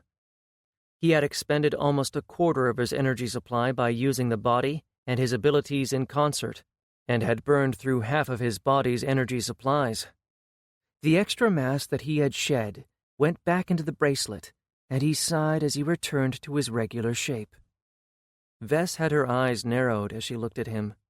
"You are still too tall," she said with an accusatory tone. "Well, I did make some improvements," Morgan said. "All I need now is a blindfold, horns, and a skull in my hands. Then I can go around yelling, 'You are not prepared!'" Vess blinked without comprehension of his words, and then she smiled. "I missed you, Morgan." She hugged him again, and then the others approached, and he finally felt a sense of safety settle around him. Chapter 17. The raid group had set up camp in one of the open spaces between the buildings and some rubble, as most of the buildings around were too small for all of them, and they didn't want to go through another fight to clear out something larger. Nursing their injuries was a priority, especially since they were conserving their potions and relying more on their two supporters. As they settled around a fire, Morgan couldn't help but smile. He had almost started thinking that he would never catch up with the others. Most of the survivors were sitting together, except for Gondir and Nisea, who were on watch. "If it hadn't been for you and your barrier, I would have died on impact," Morgan said as he met Sumian's eyes. The Nell gave him a small smile. "I'm just glad it worked. I wasn't sure it would be powerful enough." "It almost wasn't. I think I broke most of the bones in my body despite it," Morgan said, and Vess leaned in her shoulder into his from his right. "Is that why you did that to your body?" Ta'ilara asked from his left. "Oh, no, I did that later, after the fight with two of those Rajan," Morgan said. "Is that what they are called?" Ragnar Ram asked. "None of us could see their names. We thought that they were ascended at first, But they don't disappear when they die. No, I can't see anything either. I used Inspect on them, which gave me information about them that I don't really know how to explain. Morgan wondered just how much he could say, as he was fairly certain that these Rajan were not a part of the system. But if they weren't supposed to be there, then the guiding force would probably act, or Oxalis himself. They had to be a part of the floor. I don't think that they're ascended. Maybe just the natives of this floor? Ones who are opposed to us? Morgan speculated. The others nodded their heads at that. It didn't matter much to them, as they had fought other intelligent races before, like the goblins. None of us gained any experience for them, Borodar added. I didn't either. That might be a test? Morgan offered. It might be, Ragnar said dubiously. So, how did you survive down here? Valsarim asked. Well, I had to fight a few packs of monsters, run away from one of those massive behemoths that we killed earlier, and make my way through a monster-infested city. How about you guys? Morgan asked. Valsarim looked around and saw that no one else had a problem with him telling the story. Well, he started, after you fell, we had a meeting and voted about if we would try to rescue you. Wait, what? You guys voted? Morgan asked as he looked around the fire. I mean, of course we wanted to rescue you, Ragnar interjected. What we voted on was if we would risk sending Ta Ilara and Lucius down to the ground by themselves. Oh, Morgan said. Being their only remaining flyers, they were as important of a resource for the raid group as their supporters. I guess you voted for the right decision, then? Sorry, Valsarim said. Ves said that if anyone could survive down here alone, it would be you. Morgan turned to look at her. Aw, he said, and she bumped him with her shoulder. He put a hand over her and kissed her head. Having some trust in you so much felt good. So you guys decided to come down as a group, Morgan added. Valsarim nodded. Yeah, we figured that you would find a way to meet us at the base of the tower, or somewhere around the center of the city. Morgan nodded his head. The floor quest said that they needed to reach the heart of the city, which was the massive pyramid in the center of it. We started down immediately, crossing over the bridge to the tower. Those bat monsters that threw you down attacked us constantly, but we managed to reach the tower. And then we had to fight our way down, too, through a horde of short creatures called the Ratmen. Valsarim shuddered. Nasty monsters, Borodar said. Morgan hadn't encountered them in the city, so perhaps they lived in the towers. It took us days to get down, Val added. The tower was a maze. Sometimes we had to go up in order to go further down. And then yesterday we got to the base. We decided to wait and see if you will show up. We set up camp, and were attacked by the monsters in the morning. We decided to head to the center, and left you a message. I took some time experimenting with my body, as otherwise I might have even reached the tower before you. We've scouted a bit ahead, and saw those Rajan? They were killing monsters and collecting their corpses. We saw a larger group raising the dead monsters and heading for the temple in the middle. We wanted to avoid them, but ended up running into another one of their forces. After that, they settled into a silence. Morgan could tell that the effects of the fourth floor were still heavy in the air around everyone. Even Morgan found himself looking for his dwarf friend every once in a while, before catching himself and remembering. Finally, Ta Ilara poked him in the arm, and he turned to frown at her. What? How do we know that you are the real Morgan? For all we know, you could be his hand, who devoured its host and is now trying to get us to lower our guard so that it can devour more of us. Morgan blinked as everyone around the fire shifted. Morgan tried to think of something to say that could prove that he was himself. I can tell you something that an imposter wouldn't know? Ah, but what if you have Morgan's memories? Ta'ilara argued. Fuck, I didn't think of that. Well, I don't know. Inspect me and see? I mean, you can probably see the truth that way. Everyone around the fire leaned forward, and then Ta'ilara grinned. I did the moment you joined the battle. Morgan blinked. He hadn't even noticed that she had done that. And? Borodar asked once she didn't continue. Ta'ilara's eyes glinted in firelight. It's Morgan.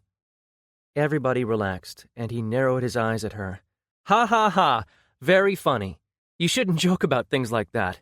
It's how people end up burned on the stake. Wow, you must have come from some pretty dark world, Morgan. They burn people alive there? Ta'ilara asked. Everyone chuckled, even Vess. Okay, that was a couple of very ignorant and evil people, and it was a long time ago. Wait, Ta'ilara blinked. You were serious? People in your world got burnt on the stake? Morgan grimaced. We should change the subject. Wow, Vess said. I guess that it was a good thing that you died and was transported here. This world is a much better place. Everyone nodded at that, and Morgan grumbled obscenities too low for anyone to hear, but the gloomy atmosphere around them all pulled back just a bit. So, Ta'ilara asked, aside from being able to turn into a winged giant, what else can you do? Morgan put his arm out and turned it around. The same things I could do before with my arm, only now I can do it everywhere. I can change any part of myself into anything that I've consumed in the past. Hexna frowned and spoke up. So what? You can change your entire body to some metal you consumed before? Morgan turned to look at her. Sure, but I wouldn't do that, as metal doesn't have muscles or tendons. I would be basically turning myself into a statue that couldn't move.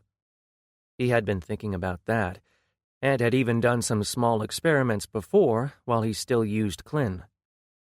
Using smaller amounts of minerals and metals could work, as could small plates and braces inside his body, but not just changing his muscles themselves into a solid metal.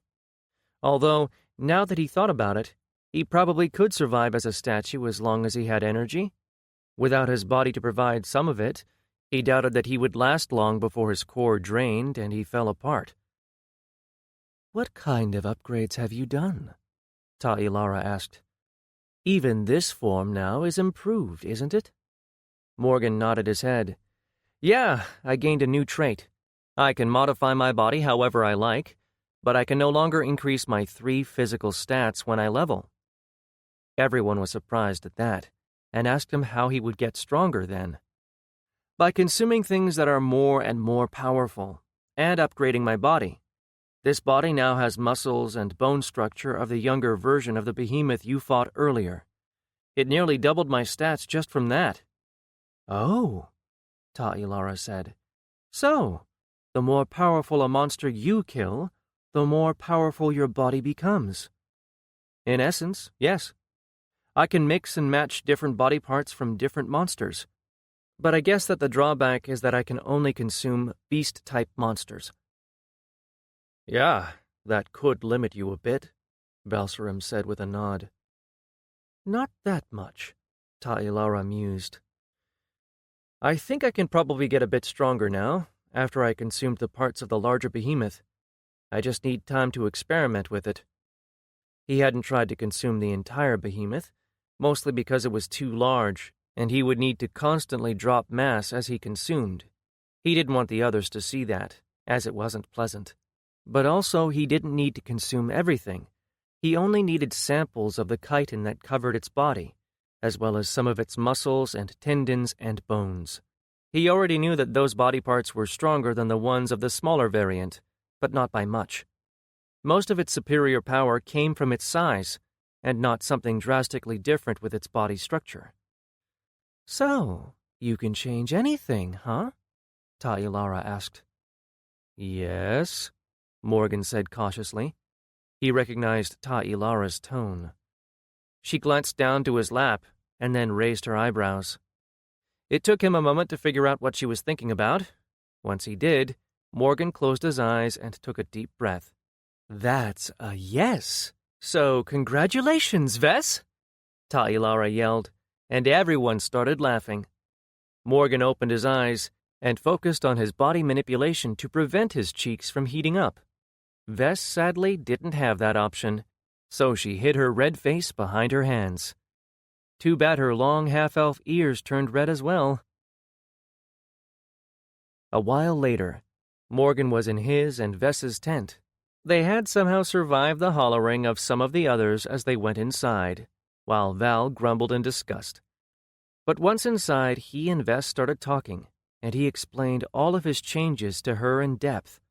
He wasn't surprised that she didn't feel disgusted or weirded out, as she did have a class called the Eldritch Warden. Weird stuff was her forte.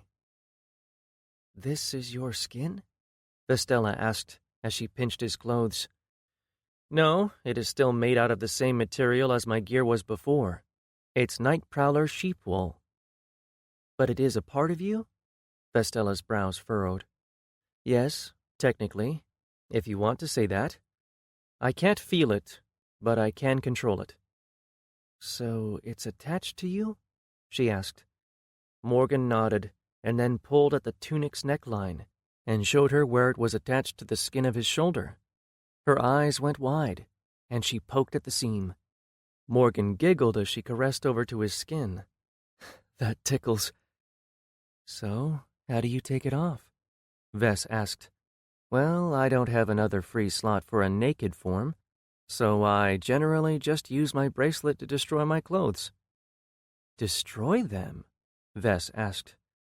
"When I transfer mass to my bracelet, I destroy the object that I pull mass from. Even when I'm removing mass from my body, the original object is destroyed. It just becomes indiscernible matter inside the bracelet. I have no idea what it is, really." "Oh, right. You told me about that before." Morgan didn't mind. He knew that his changes were a lot for anyone to accept quickly. He was glad that Vess wasn't just anyone, so he could forgive her forgetfulness. "So, under your skin, you're a monster?" she asked. "I guess that depends on what you mean by that," Morgan said slowly. "All Ascended have bodies that are different than the bodies they were born with. For me, most of my organs and muscles are improved versions of monster parts. My bones are, too, but it's all in a human shape. And I do have a few things that I haven't touched." Vess raised an eyebrow. "A few things?" "Like my brain, some nerves, and so on," Morgan answered. "So about what Ta'ilara said." Morgan blinked at her, and then glanced down.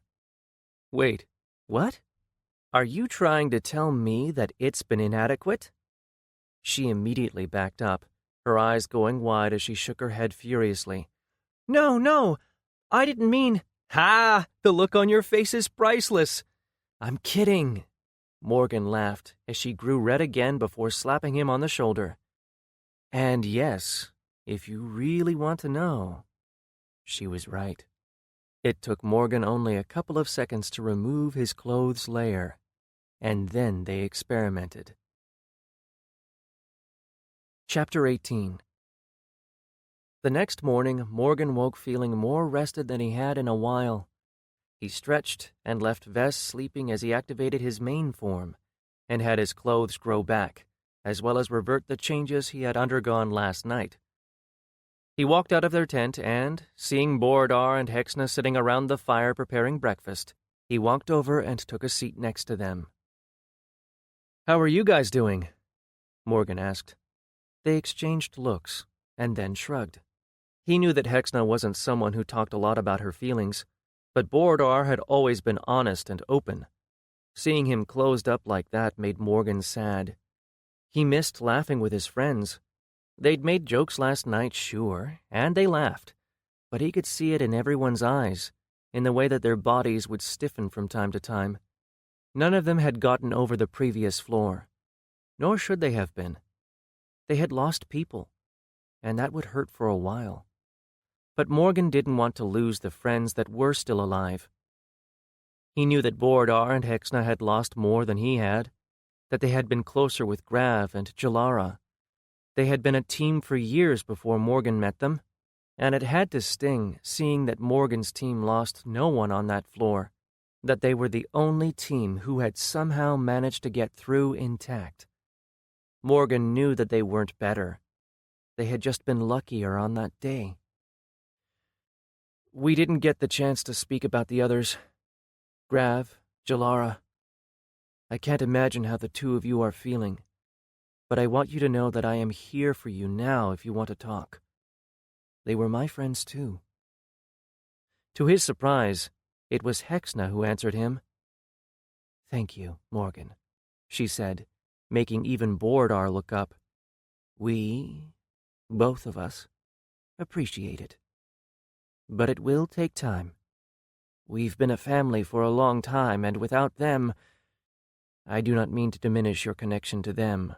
I am certain that you miss them too, but we lost Rashar on the first floor, and now Grav and Jalara. It makes me feel like it was our fault, for not being strong enough. It wasn't your fault, though. It was chance, Morgan said. I know. She gave him a half-smile, a rarity coming from the almost always gloomy Hexna. It doesn't change how we feel. I'm sorry, Morgan, but she's right. Bordar broke in. We must all grieve in our own manner. I apologize if I made you feel like you had no place in our grief. Morgan waved it off. In truth, he had felt a bit like that, but he knew that it was childish, and so he tried not to focus on it. He glanced away and saw Clara walking out of her tent. He stood and walked over, intercepting her. It had been a while since he bothered her. Heya, bestest buddy, Morgan grinned at her. Clara looked at him sleepily and narrowed her eyes. Morgan prepared for an insult and tried to think of several good comebacks, but then Clara took a step closer and hugged him. He blinked in surprise. Clara? Are you all right? She shook her head against his chest. Morgan relaxed and then put his hands around her too. I missed you too, buddy. Don't you ever do something so stupid like falling from a balcony again, she whispered. What if it wasn't that far from the ground? Morgan asked. She hit him in the stomach. Kidding. I'll try my best, Morgan said. Clara nodded and took a step back, her face clearing and her expression turning back into her regular scowl. Did you make your regular form taller, too? Yeah, Morgan answered. Really, Morgan? Do you need to tower over everyone else? I mean, I needed room on the inside to put in muscles and stuff. Clara gave him a droll look. Yeah, it had nothing to do with you wanting to look down on people. What? Morgan exclaimed. I assure you, the thought didn't even cross my mind. Sure thing, Morgan. Clara patted his hand. You are just jealous. You would have done the same thing if you had the chance. Would not, Clara defended. Ha, would too. You are like barely tall enough to be considered an adult. Clara narrowed her eyes. Do you want me to hit you with my staff? What? I'm just telling the truth. Clara made as if to hit him, but Morgan danced away. Fine, I'm sorry. I'm not going to make fun of you, Morgan said. Then he met her eyes and spoke in a lower tone of voice. For that, deserts, on the other hand, those are fair game. Clara's eyes widened. She didn't? Oh, yes, she most certainly did, Morgan laughed. I'm going to kill her, Clara said. Ha! Maybe you should try and fill in the gaps in your knowledge first. I mean, what kind of a simpleton thinks that deserts aren't a thing? Morgan ran as she tried to hit him with her staff. Vess had told him last night that Clara had been so convinced that deserts weren't a thing that she asked Ta Ilara if she knew who invented them. And she did it in front of everyone. Morgan laughed as she ran after him and threw insults his way. But with his new body, it was hard for her to catch him. Before he had a chance to speak again, one of the people on watch duty shouted an alarm. Morgan and Clara immediately sobered. In moments, their entire camp was up on its feet, their weapons ready. Vess jumped out of their tent, her shield and mace in her hand as others all converged on the source of the alarm. They reached Nisea and saw her looking down a street where a tall building threw the entire length of it in shadow. Morgan activated his night-eye form and looked in the direction she was looking. He saw 3 people walking toward them. A human was in the lead, and just looking at him made Morgan shiver. There was something in his eyes as they met his from hundreds of meters away, a sense of deep power that was both familiar and terrifying. Behind him followed 2 more, another human, a man that had a 2-headed sword fastened on his back, and an elf woman that wore elaborate robes and had rings adorning her fingers. They approached slowly, not looking at all worried at the dozen people waiting for them with weapons ready. Ragnar Rom stepped forward as the 3 drew closer. "Identify yourselves!" he shouted. The man in the lead paused as he stepped out of the shadow of the street and into the light of the square. Morgan blinked and switched back to his normal eyes. The man paused and looked around the raid group. He was a strange-looking man. Morgan couldn't quite put his nationality down, like with most humans that he had met in this new world, but he did have some East Asian features.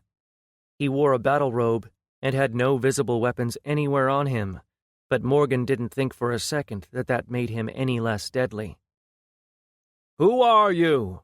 And what are you doing here? Answer my questions, or we will consider you hostile," Ragnar asked again. The man finally turned to Ragnar, looking up at the taller Shara Dayam, and then the man bowed over fists. "I greet you, Ascended. I am Kai Chao Vin, master of this tower." His words sent a ripple of shock across the raid group. Morgan's mind immediately went blank. "I apologize for interrupting your climb," the man said, "but there are matters that I must discuss with you." Ragnar Rom removed his hands from the pommels of his swords and tilted his head. "I don't wish to offend, but is there a way for you to prove your claim?" he asked as respectfully as he could. The man nodded his head.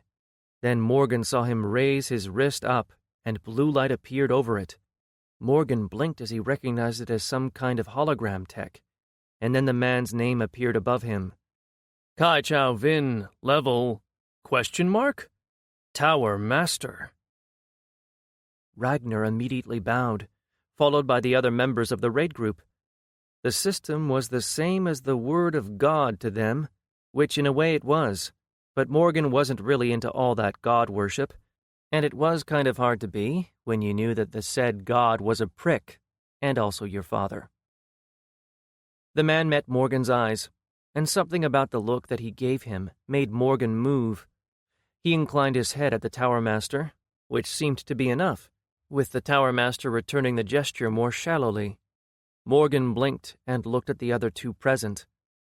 With his human eyes, he could see color again, so he noticed that the human man had deep, red-colored hair, which made Morgan blink. And there was something about his face that looked familiar. Both the human and elf were looking next to Morgan with intensity in their eyes. He turned his eyes up and read the names above their head as the others around him straightened. "Rainer Ohm, level 100, Tower Guardian.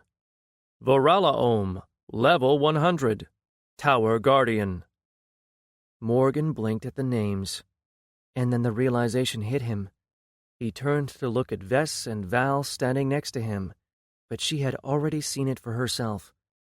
Vess's eyes were open wide, filled with confusion. "Mom? Dad?" she whispered. Morgan saw the 2 guardians almost recoil from her words, emotions passing over their faces. The elf opened her mouth to speak, but the Tower Master interrupted. "There will be time for a reunion later. For now, I must speak with you all," the man said. Ragnar looked from Vess and Val and the two tower guardians and back, confused himself, but he didn't want to go against the word of the tower master. He led everyone back to the camp, and they gathered across from the tower master. I would not ordinarily be making contact with you and interfering with your climb. The great Lord desires you to achieve strength on your own merits, and any interference can jeopardize that. But these are unusual circumstances. The tower master spoke. No one said anything in return.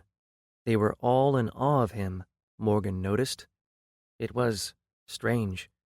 Even after what they had gone through on the 4th floor, no one was looking at him with accusation in their eyes. Morgan had spent years in this world, and he knew some of how Ascended thought.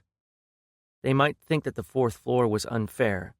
They might be angry, but they would always be more angry at their weaknesses. To be Ascended was to deal with death on a daily basis. The tower master took a deep breath and then spoke. This floor has been cut off from the guiding force and the Great Lord's sight. This means that no portals can be opened that lead off of it. I believe that someone who is not meant to be here has infiltrated this floor. Morgan's mouth opened before his mind could catch up. The Rajan. The tower master rounded on him, his eyes narrowing. What did you say? The Rajan? Morgan stuttered. We've encountered some people that we can't see names above, nor did we get any experience from killing them. They don't appear to be Ascended. They were raising monsters, turning the dead bodies into some strange zombies. I used my inspect skill on one of them. It told me that they might be warlocks and something about their affiliations being... The tower master raised his hand and stopped Morgan from continuing. That tells me a lot, and it narrows the culprits down to exactly one. There is a herald on this world, and all of you and your world is in danger. Everyone shifted at that. Even Morgan felt a sliver of fear seep in. It seemed that these Rajan were bad news. Do you know how many of them there are? The tower master asked. Ragnar Rom answered this time. At least a dozen. That is the most that we've seen in the same place. And we killed 6, Morgan added. The tower master nodded his head. These people are the enemies of the Great Lord, and all of us, and they will be led by a being more powerful than any of you could handle. There is only one reason as to why they could be here, and that is to find your world. He turned around, glancing back in the direction of the temple.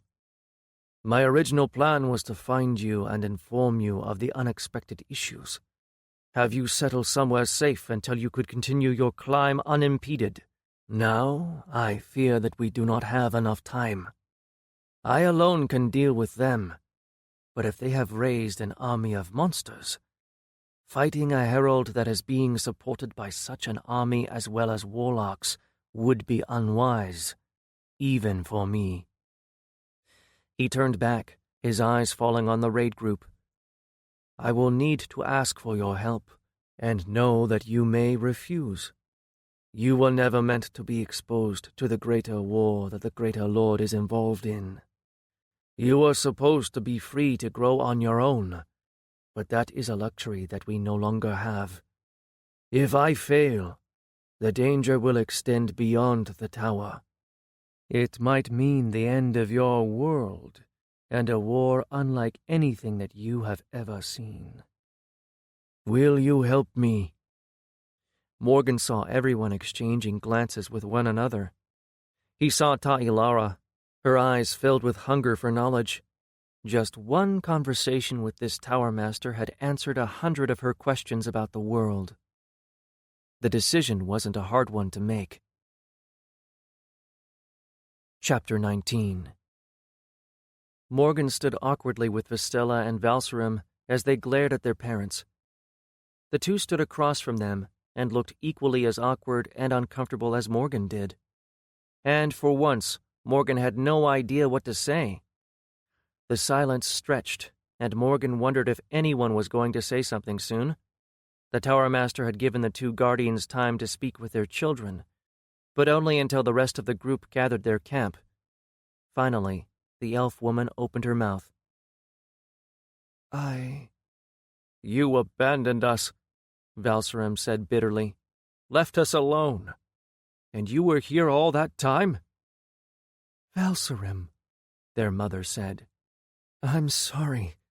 We didn't want to leave, but we had an obligation, and we made sure that you were taken care of.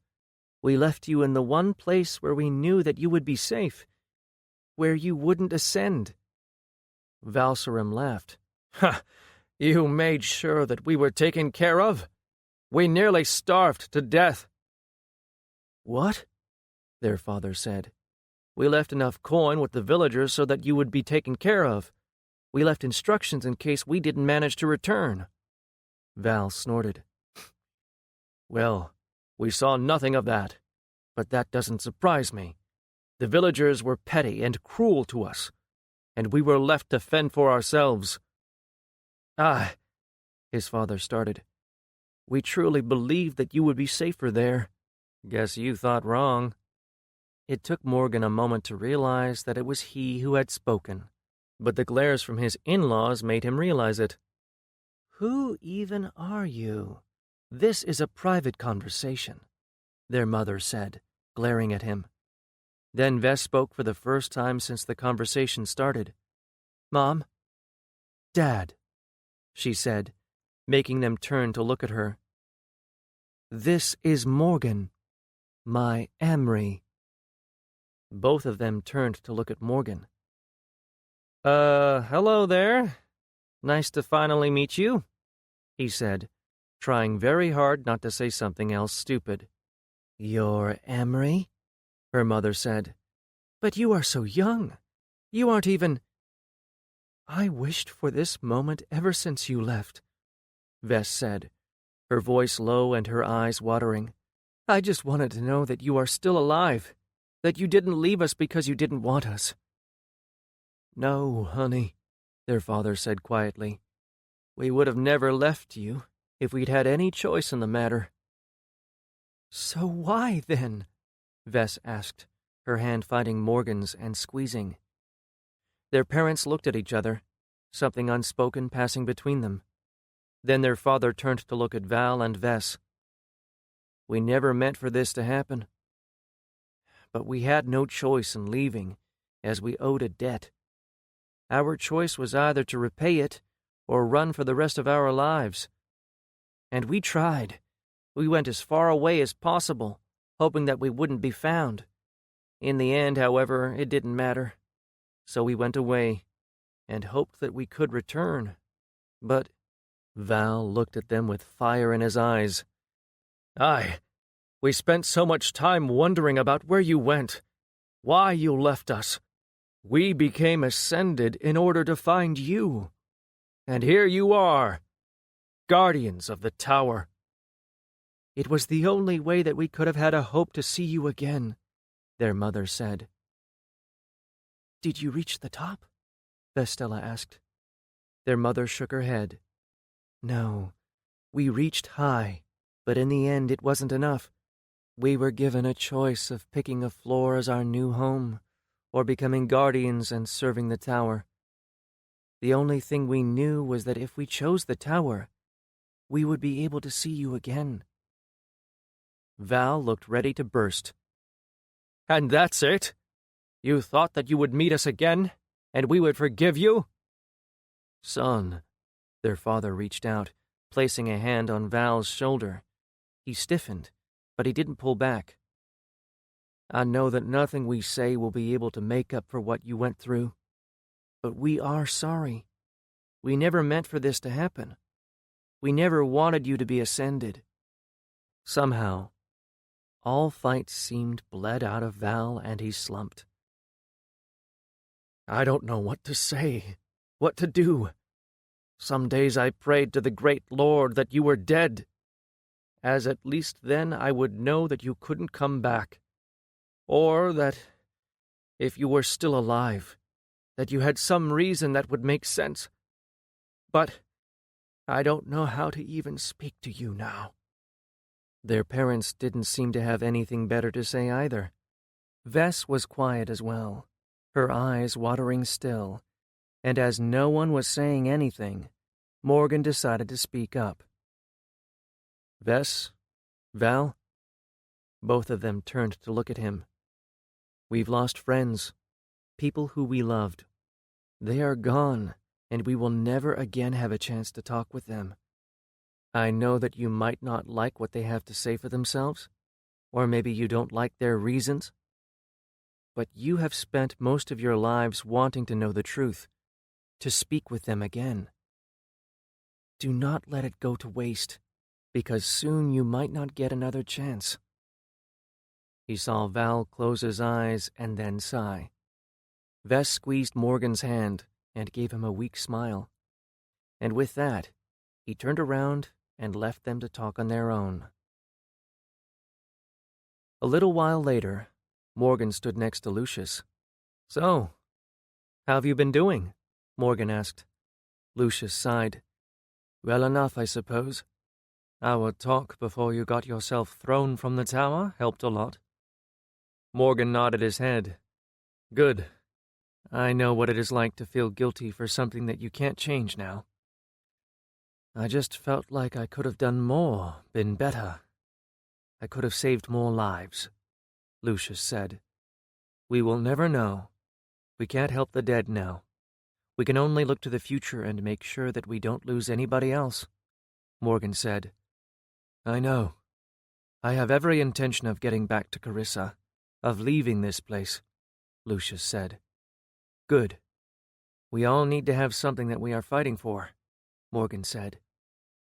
He opened his mouth to say something else, but saw that Vess and Val were walking back from their talk with their parents. She came over to stand next to him as the rest of the raid group gathered. "So, how did it go?"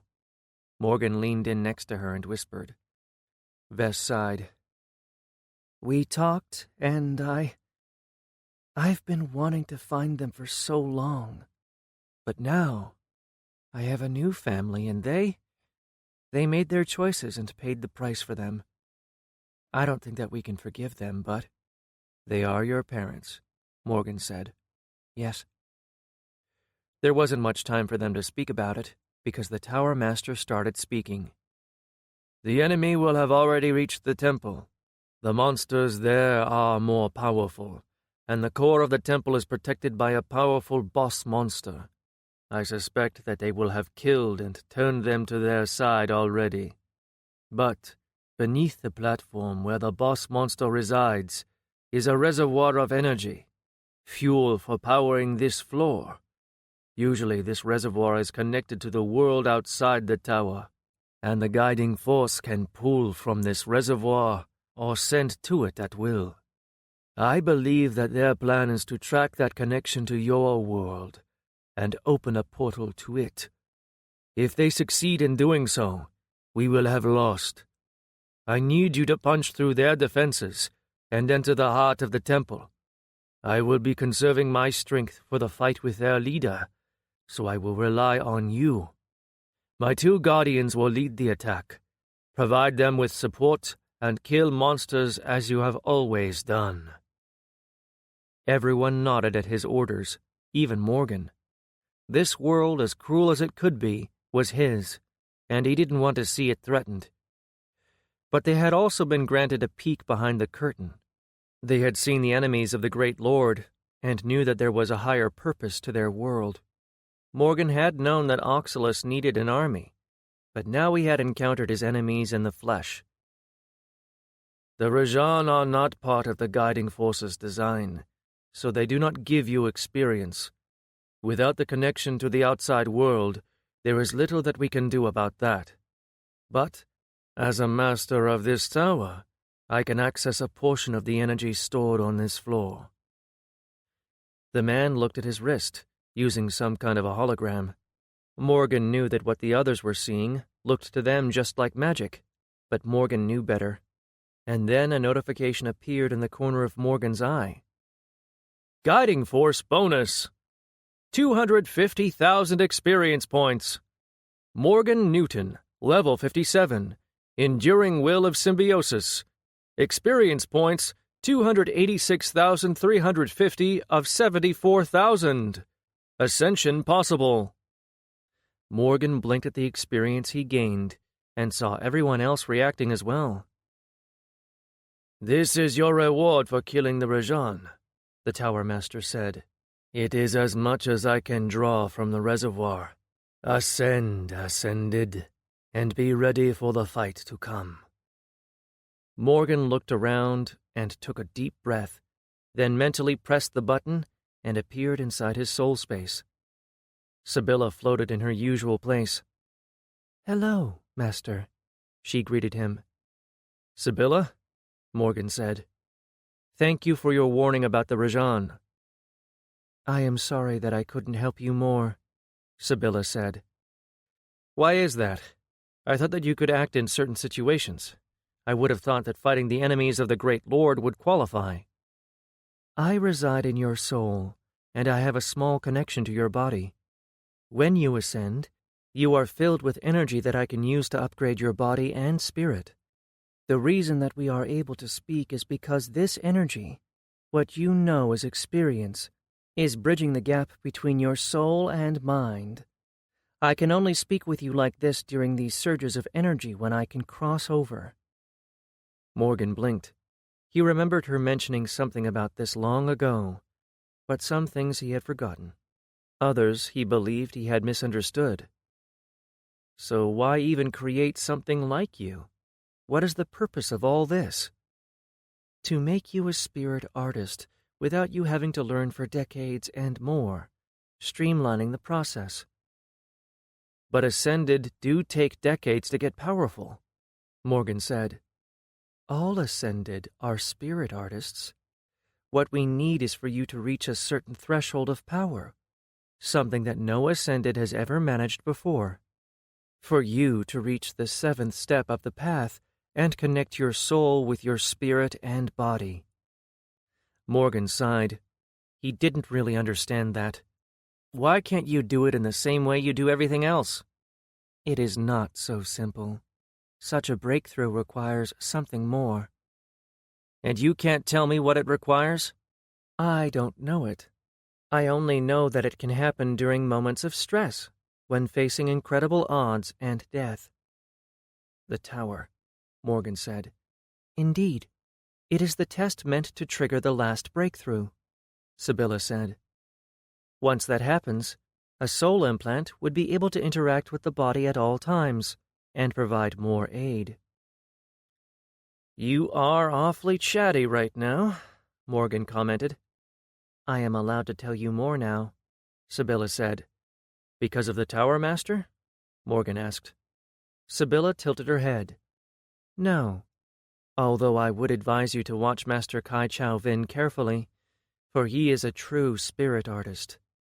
But the reason why I can speak more freely now is because you have reached the 6th step." Morgan was surprised. "So I'm special?" "No, Master. Most of the people in your raid group are ascended on the 6th step." "Oh," he said, bummed out.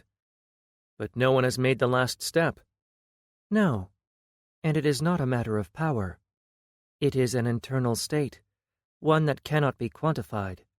Or, rather, one that hasn't been quantified yet. This is why I am here, to record in case of you making such a step, to get data that can help the guiding force and the Great Lord to steer other Ascended in the right path," Sibylla said. Morgan wondered what was special about this 7th step, and why it was so important to Oxalis, but he didn't have the time to focus on that now. He turned and looked at his screens. The first thing he did was level up. With the experience points that he was given, he was able to level up 3 times. Immediately, notifications started appearing in his vision. "Congratulations! Your Enduring Will of Symbiosis class has evolved into Heart of Metamorphosis. Congratulations! You've gained a new trait, Shape and Shift. You've made the metamorphosis of your own body your focus. Increases the speed of your transformations and shaping of your body parts by 50%. You gain 2 additional form slots. Morgan blinked. His class had evolved again, and he had gained a new perk. Just the speed increase was great, but 2 new slots might come even more in handy for more rapid change forms. He turned to look at his stats, which showed the stats of his main form. He had 7 attribute points to spend, but the first 3 attributes were grayed out, while the others were available. Hey, Sibylla. Yes, Master? Why can't I increase my other 4 stats through body modification? Because those stats are not tied to your body, but to your spirit and soul. Morgan frowned. He still didn't understand the difference, exactly, between the 3, but if he remembered what Sibylla had told him in the past, the spirit was where his core and energy resided. It was his power. But it was also connected more intimately with the body. He turned back to his stats and raised his intellect and will. Strength, 90. Agility, 85. Constitution, 100. Intellect, 55. Will, 73. Wisdom, 40. Charisma, 20. Luck, 20. Then he went through his skills and abilities, putting the points he had gotten to increase some of them. Once he was done, he took a look. Abilities, main. Power infusion, 19. Power siphon, 19. Phase dash, 27. Phase shot, 16. Phased gravitic stomp, 22. Mass exchange, 26. Momentum shift, 12. Arcane mark, 11. Accelerated growth, 18. Iron skin, 15. Plant prison, 10. Mind space, 10. Abilities, secondary. Piercing shot, 14. Scatter shot, 8. Energy arrow, 18. Exploding arrow, 15. Rain of arrows, 23. Skills, main. Elemental alignment, nature, 30. +1 rank guild buff. Elemental alignment, metal, 22. +1 rank guild buff. Elemental alignment, fire, 0. Elemental alignment, earth, 0. Elemental alignment, air, 0. Elemental alignment, water, 0. Hand-to-hand combat, 16. Throwing weapons, 16. Sharpshooter, 24. Grenadier, 20. Energy manipulation, 40. Flight, 5. Mind Fortress, 16. Phase shift, 26. Body manipulation, 15. Phytokinesis, 28. Gravikinesis, 21. Ferrokinesis, 11. Life Sense, 20. Nature Seismic Sense, 21. Skills, crafting. Monster Lore, 12. Skinning, 19. Hunting, 16. Harvesting, 24. Herbalism, 24. Arcane Tinker, 12. Alchemy, 25. Arcane Horticulturist, 18. Skills, miscellaneous. Language, basic, Elvish. Inspect, 20. Inventor, 14. Acrobatics, 15. Medicine, 8. Chemistry, 15. Lightning reflexes, 21. Morgan Newton, level 60, Heart of Metamorphosis. Experience points, 58,350 of 80,000. Legacy of the Heart of the Mountain. Soul and not a body. Forged body, ever-changing body of Klin. Shape and shift. He still didn't quite understand what having elemental alignment without a single level meant, and when he tried asking Sibylla, she just repeated what his trait had said. He would have to experiment with it if he ever got a chance. With everything finished, he said goodbye to Sibylla and exited the soul space. He found himself back in the real world, looking around at all the others. All of them had done the same. I hit level 60, Vess whispered, almost disbelieving. My class changed. I'm an Eldritch Sentinel now. And I gained a new perk. I think that it might be useful. Me too. I'm the Heart of Metamorphosis now, and I got a trait that lets me change forms more quickly. Oh, I like that more than the last class name, Vess said. Their conversation got cut short as the Tower Master called for the group to head out. Morgan met Vess's eyes and felt a sense of dread envelop him. They were heading to battle beings outside of the system, enemies of his father. He only hoped that they'd come out intact. He knew how much power Oxalis had, and so he had to wonder just how powerful his enemies were. Chapter 20. Their pace was as fast as moving stealthily allowed, as much as 12 people geared for war could be stealthy. They encountered no monsters on their way, which made Morgan nervous. Either the monsters didn't want to attack a bigger group, or the Rajan had already gotten to them, in which case they would face them at the temple. The plan was simple: punch their way to the temple, find their way inside, and kill anything there. The raid group and Vess's parents would deal with the Rajan warlocks and their monsters, while the Tower Master dealt with their leader.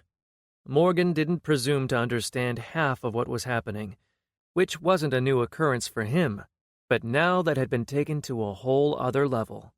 He was following one of his father's servants? He didn't even know what the Tower Master was in relation to his father.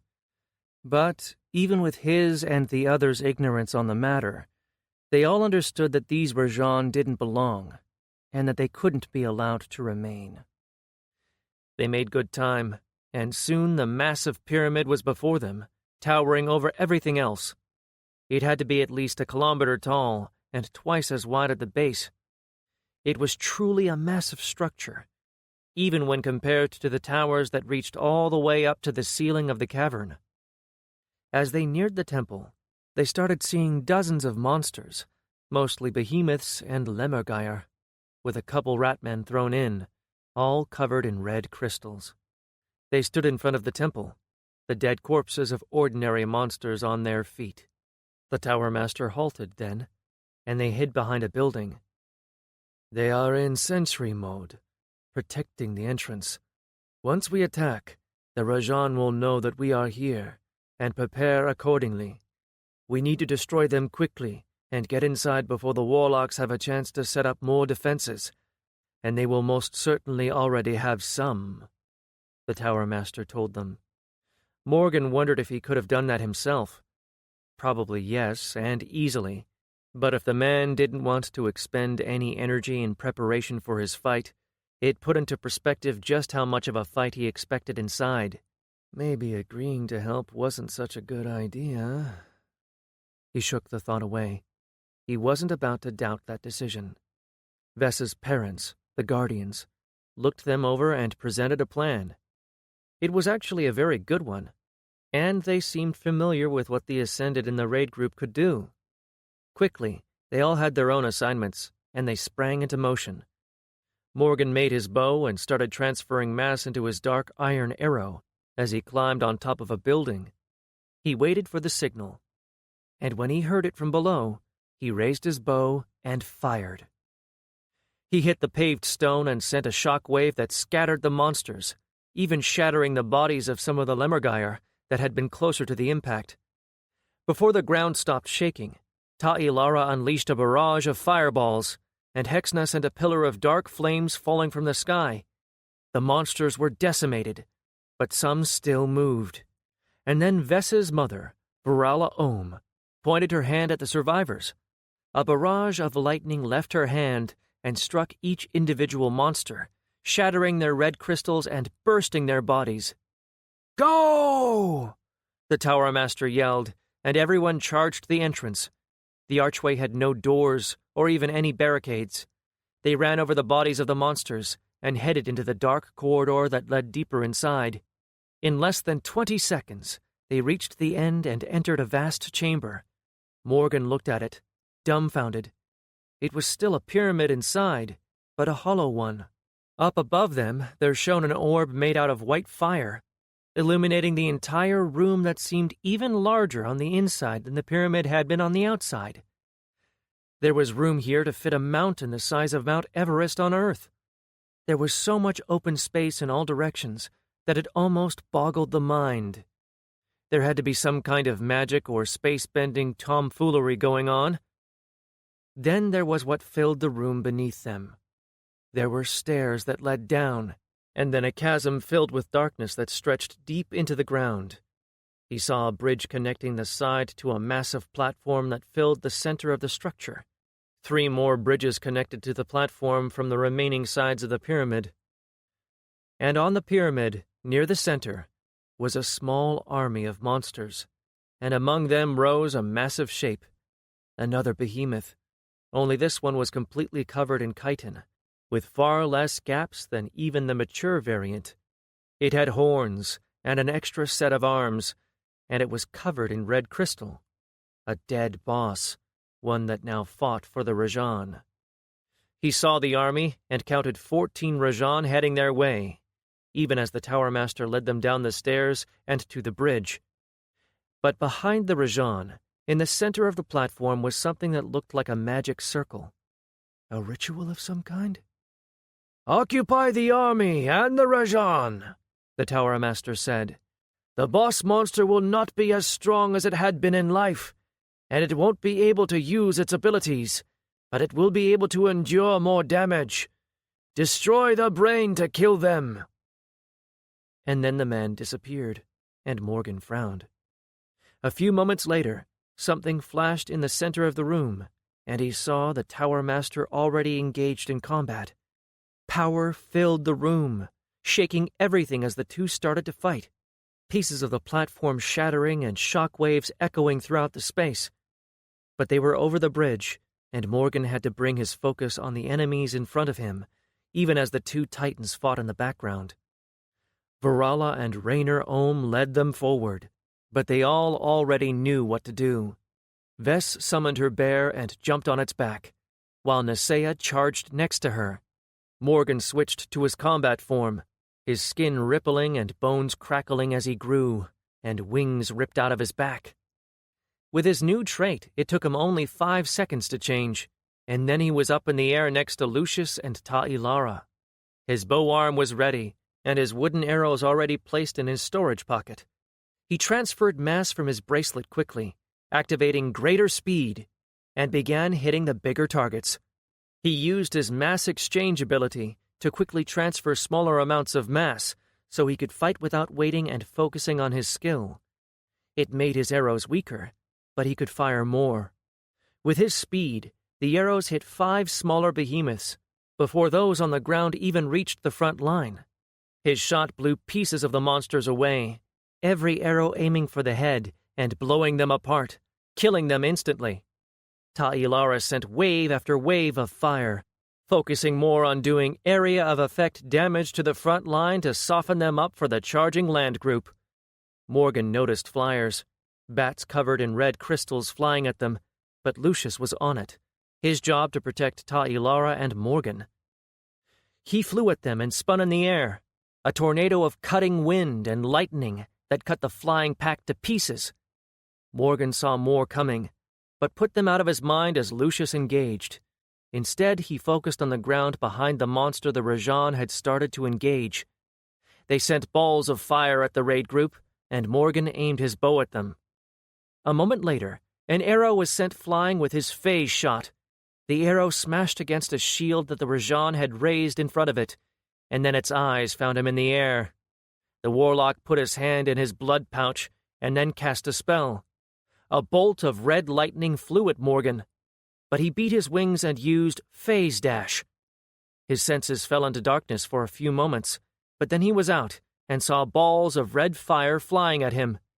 He grimaced and flew, evading the attacks as he aimed his bow and fired back in retaliation. Ta'ilara sent a bolt of lightning at the Rajan, but their shields protected them.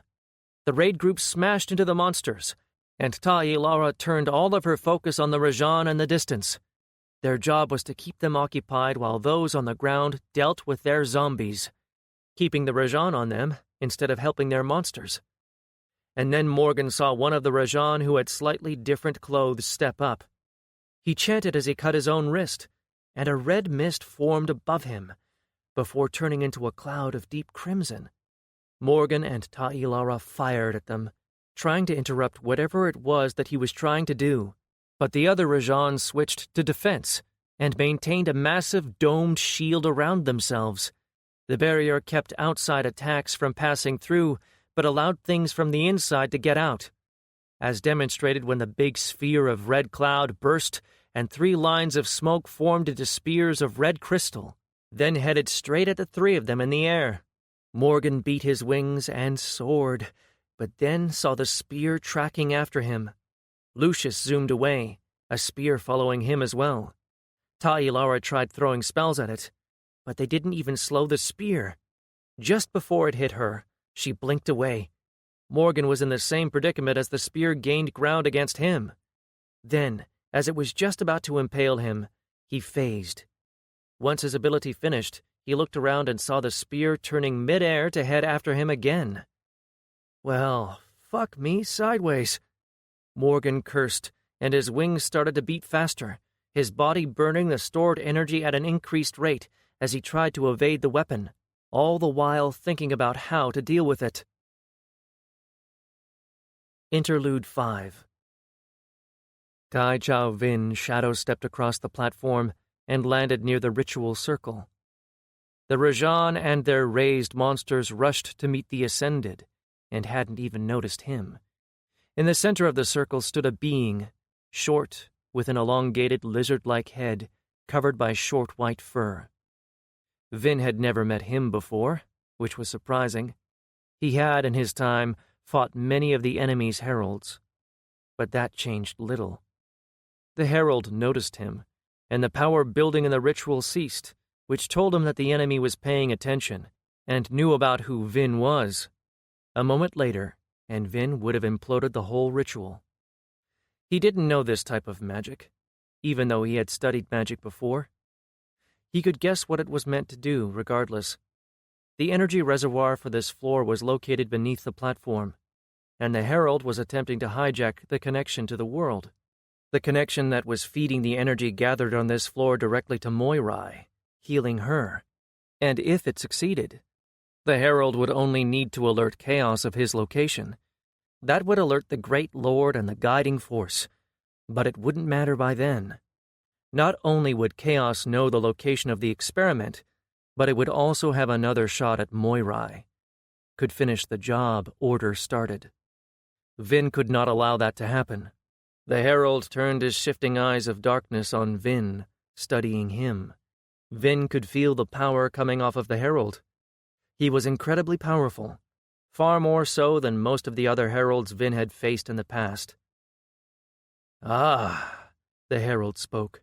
"The fates seem to be angry with me, for they've sent me you, great hunter." Vin tilted his head. The herald knew enough of him to recognize him on sight.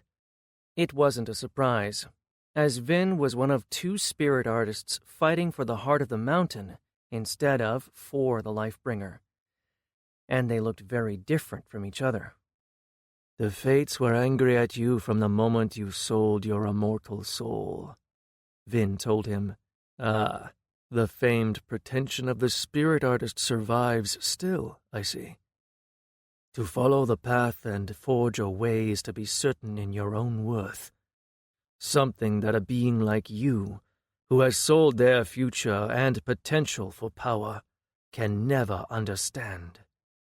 I see your soul, Herald. It writhes in agony of what you have allowed chaos to do to it. I pity you." "I don't need your pity, apostate," the herald hissed. "I believe in something greater than myself." "I have faith. You believe in nothing. Instead, you follow a mortal pretending to be a god. But fear not, for I will make sure to usher your soul to true life." Vin saw the look on the herald's face, the distaste and hate burning deep inside the being. "It irks you, does it not, that a mortal has risen and transcended the boundaries of this reality? That we can defy your masters, that what you believe in is not truly great? You are but specks in the ocean of their existence. Troublesome now, but you will end eventually, like all other things inevitably do. Chaos and order will endure." "And how is order these days? I hear troubling things." Vin gave the herald a look. "We shall have revenge for what your master dared to do," the herald bit out. Vin shrugged, boring of the conversation. There was no arguing with fanatics. He inclined his head to the herald. "I am Kai Chao Vin. Tell me your name, Herald of Chaos, so that I may remember who it was I've slain." Vin said as 6 massive tendrils of shadow energy grew out of his back, and on their tips 6 massive blades emerged, glowing with symbols. The herald flicked a wrist, and his entire body became encased in armor, and 2 mounted turrets appearing over his shoulders. A blade extended out of his forearm, glowing with red and black energy. A moment later, his voice echoed out of his shell. "I am Antares Truth Speaker, Herald of Chaos. Today marks the first step in Chaos's victory over your insignificant resistance." A moment later, they moved, and the ground beneath them cracked. Chapter 21. Avoiding the crystallized spear proved to be much harder than Morgan thought. He flew through the air, twisting one way, then another, and still he couldn't shake it. He tried attacking it with his energy arrows, but nothing seemed to be capable of damaging them.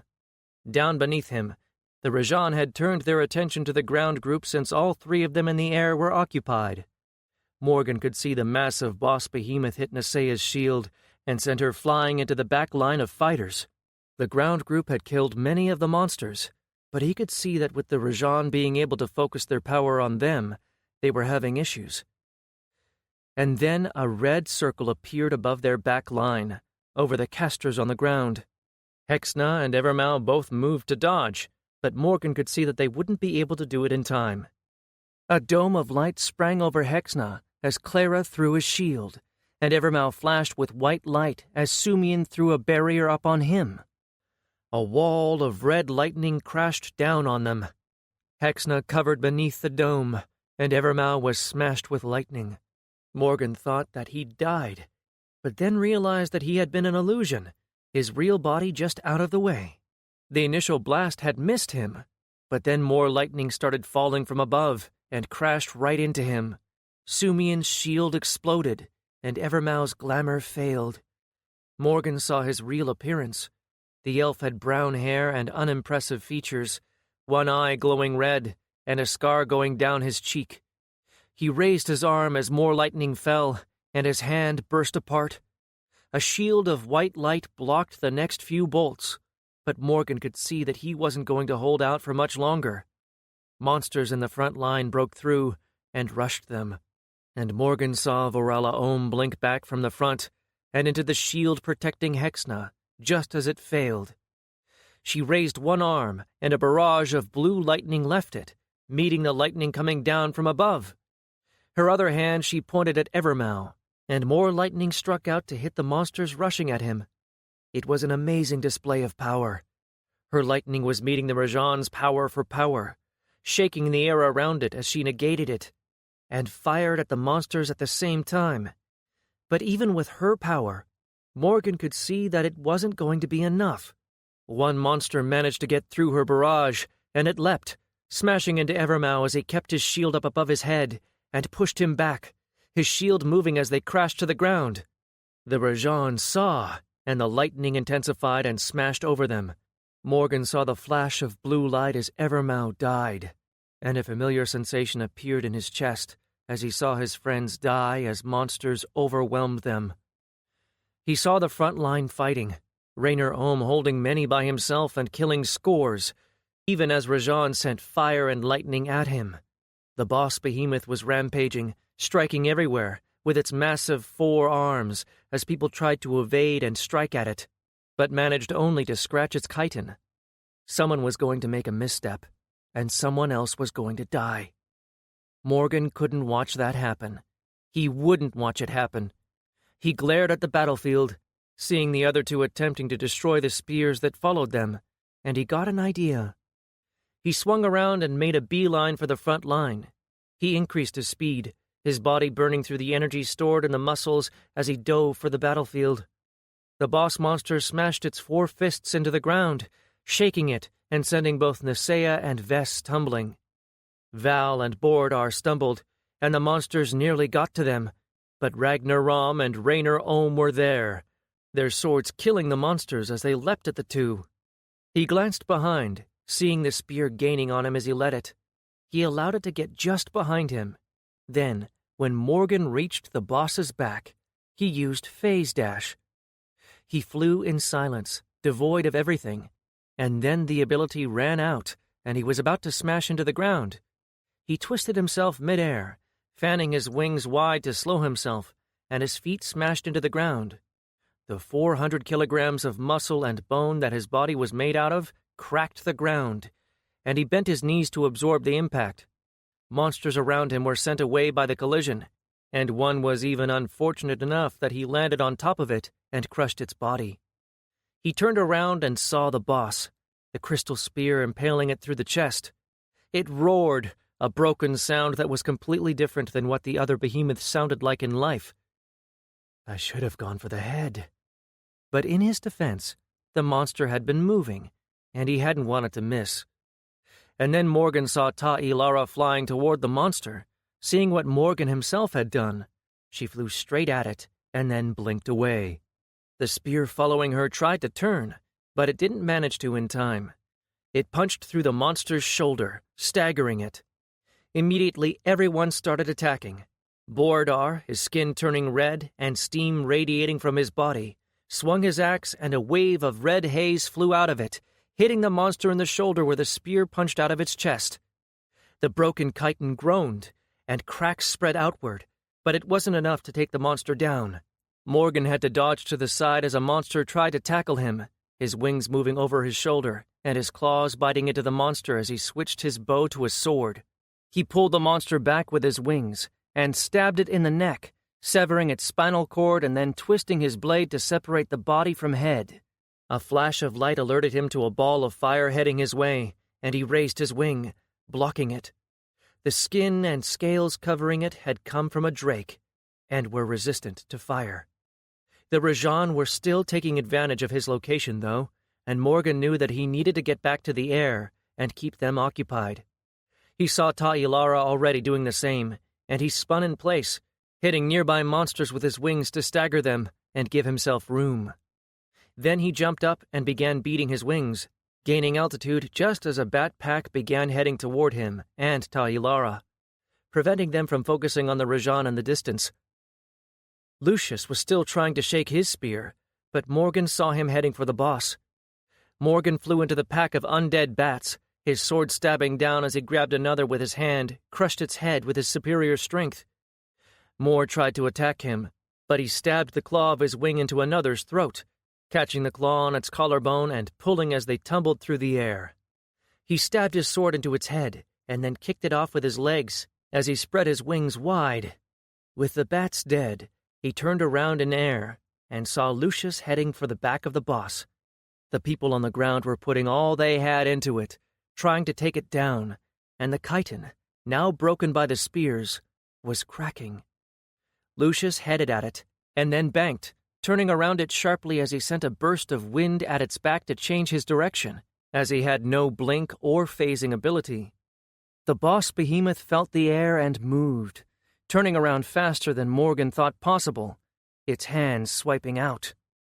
Morgan saw Lucius's eyes go wide as he crossed his hands over his chest, but then the monster smashed a fist into him, sending him flying across the platform with a sickening crunch.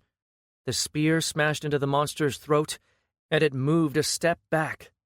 Morgan beat his wings, hoping to somehow reach Lucius before he smashed into the ground. But then he saw a shape on the ground.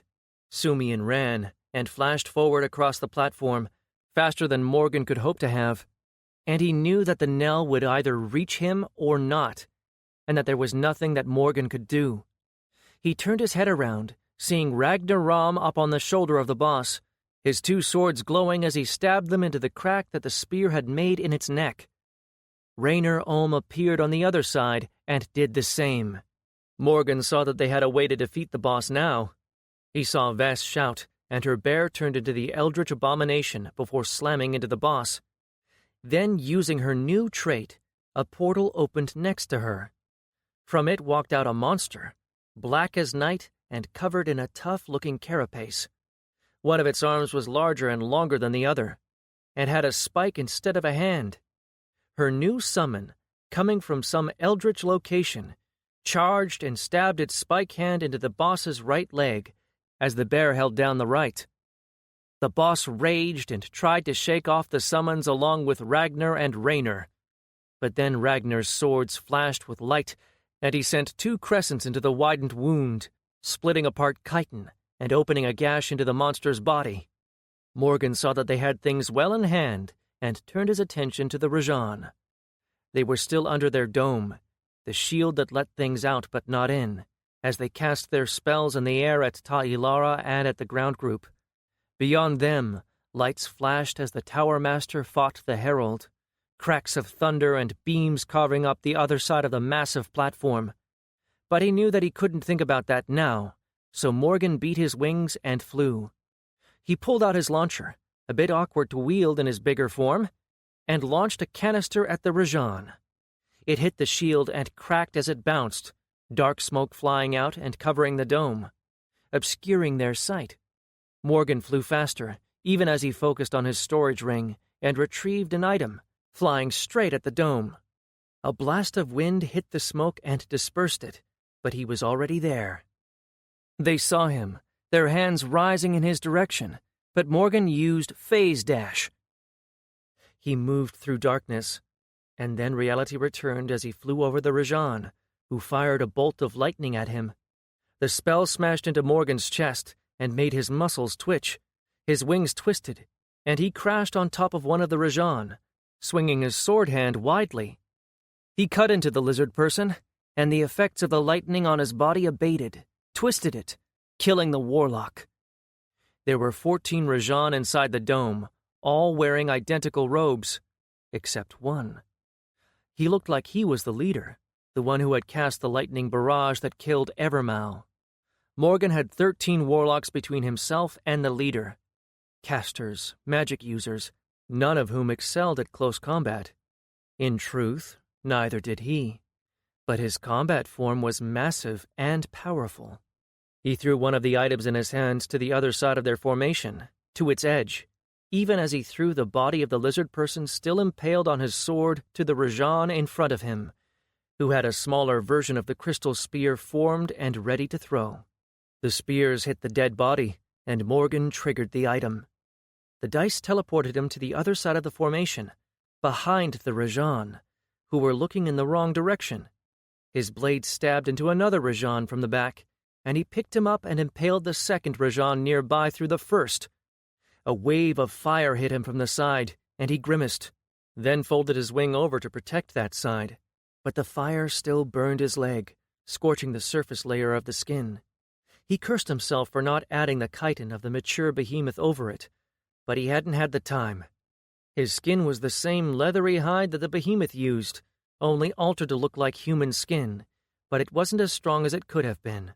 Morgan kicked the two corpses from his blade as another plume of fire came from the other side, forcing him to cover himself with his wings. His feet and back had been scorched, but just because he hadn't had the time to add chitin to this form, it didn't mean that he hadn't done anything else to prepare. His phase dash came back from cooldown, and he jumped to the side. Darkness brought relief from the fire, although he hadn't felt much pain, as he had made the nerves in the skin intentionally less sensitive. Reality returned, and he was in front of another Rajan. The warlock's hand was in his blood pouch, and his other gesturing. Morgan lashed out with his wings, pulling him forward and stabbing him in the chest. He rushed forward and jumped at the second as he threw the corpse to the side to distract the others. Suddenly, chains of red crystal grew out of the ground, tangling up his wings and his limbs, preventing him from moving. The shield above them flashed, and Morgan saw Ta'ilara raining down fire on it from above, attempting to break through.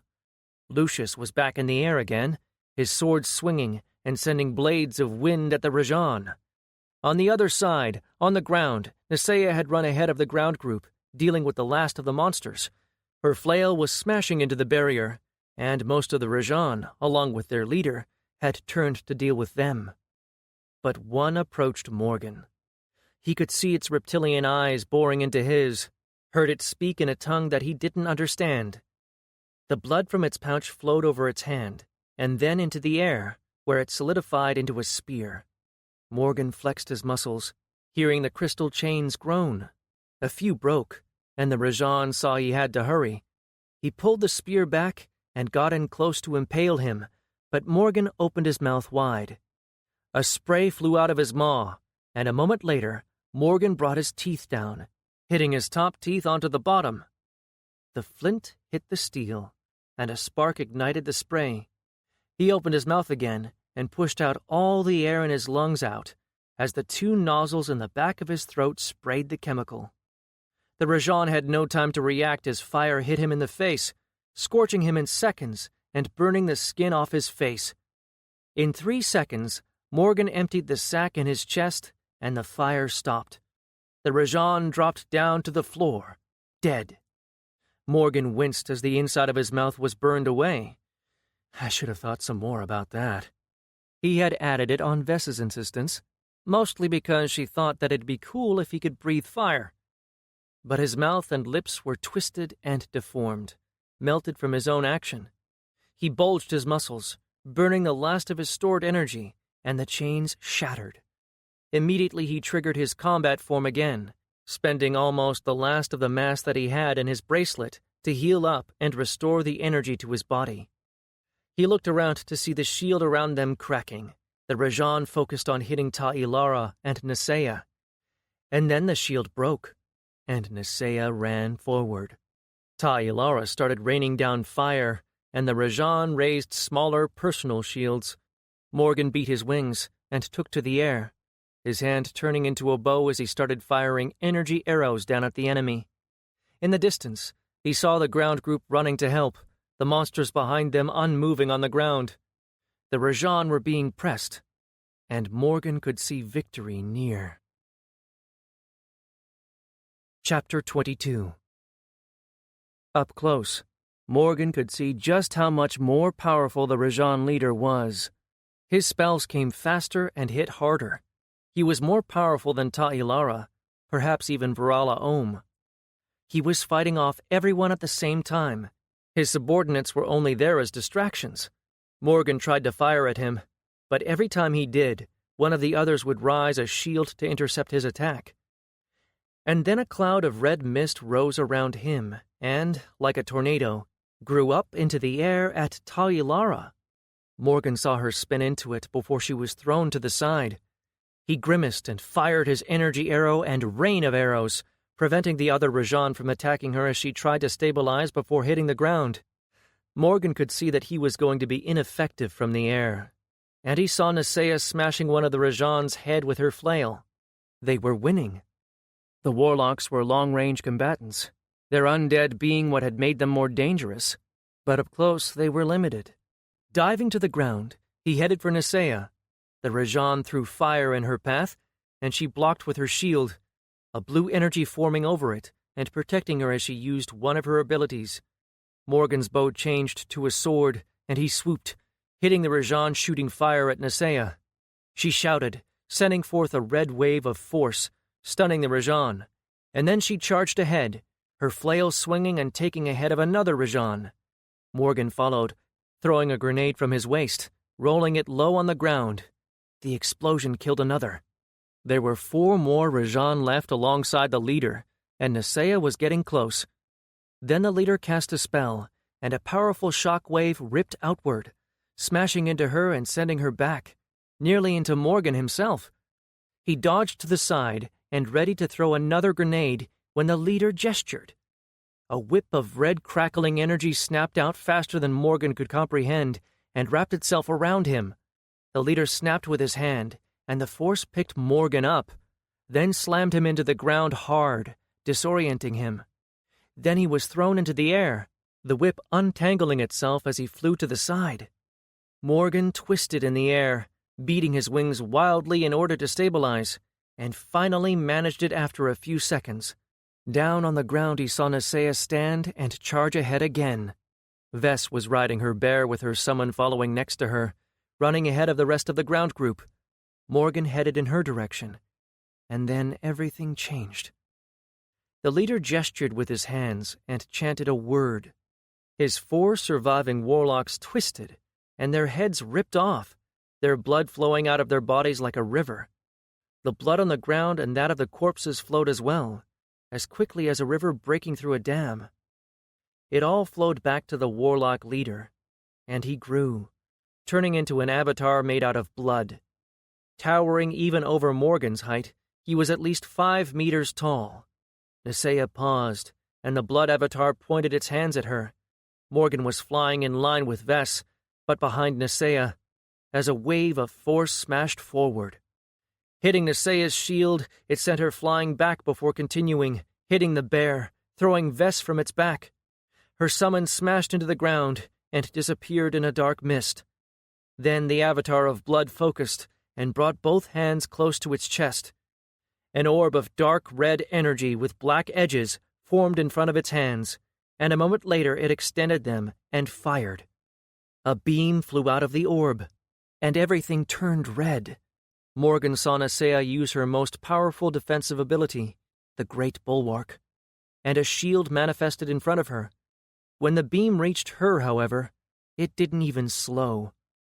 A heat wave spread from the beam and expanded, the beam itself burning her defense before hitting her.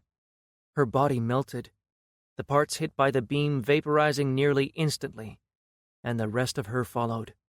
In less than a fraction of a second after the beam had been fired, the heat wave reached Morgan in the air, and his skin blistered immediately. He saw the beam heading for Vess, and time stopped. His body was burning so bad that his mind space triggered on its own.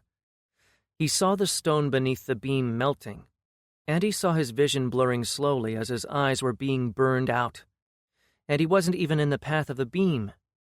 Vess had her shield raised, but it wasn't going to help.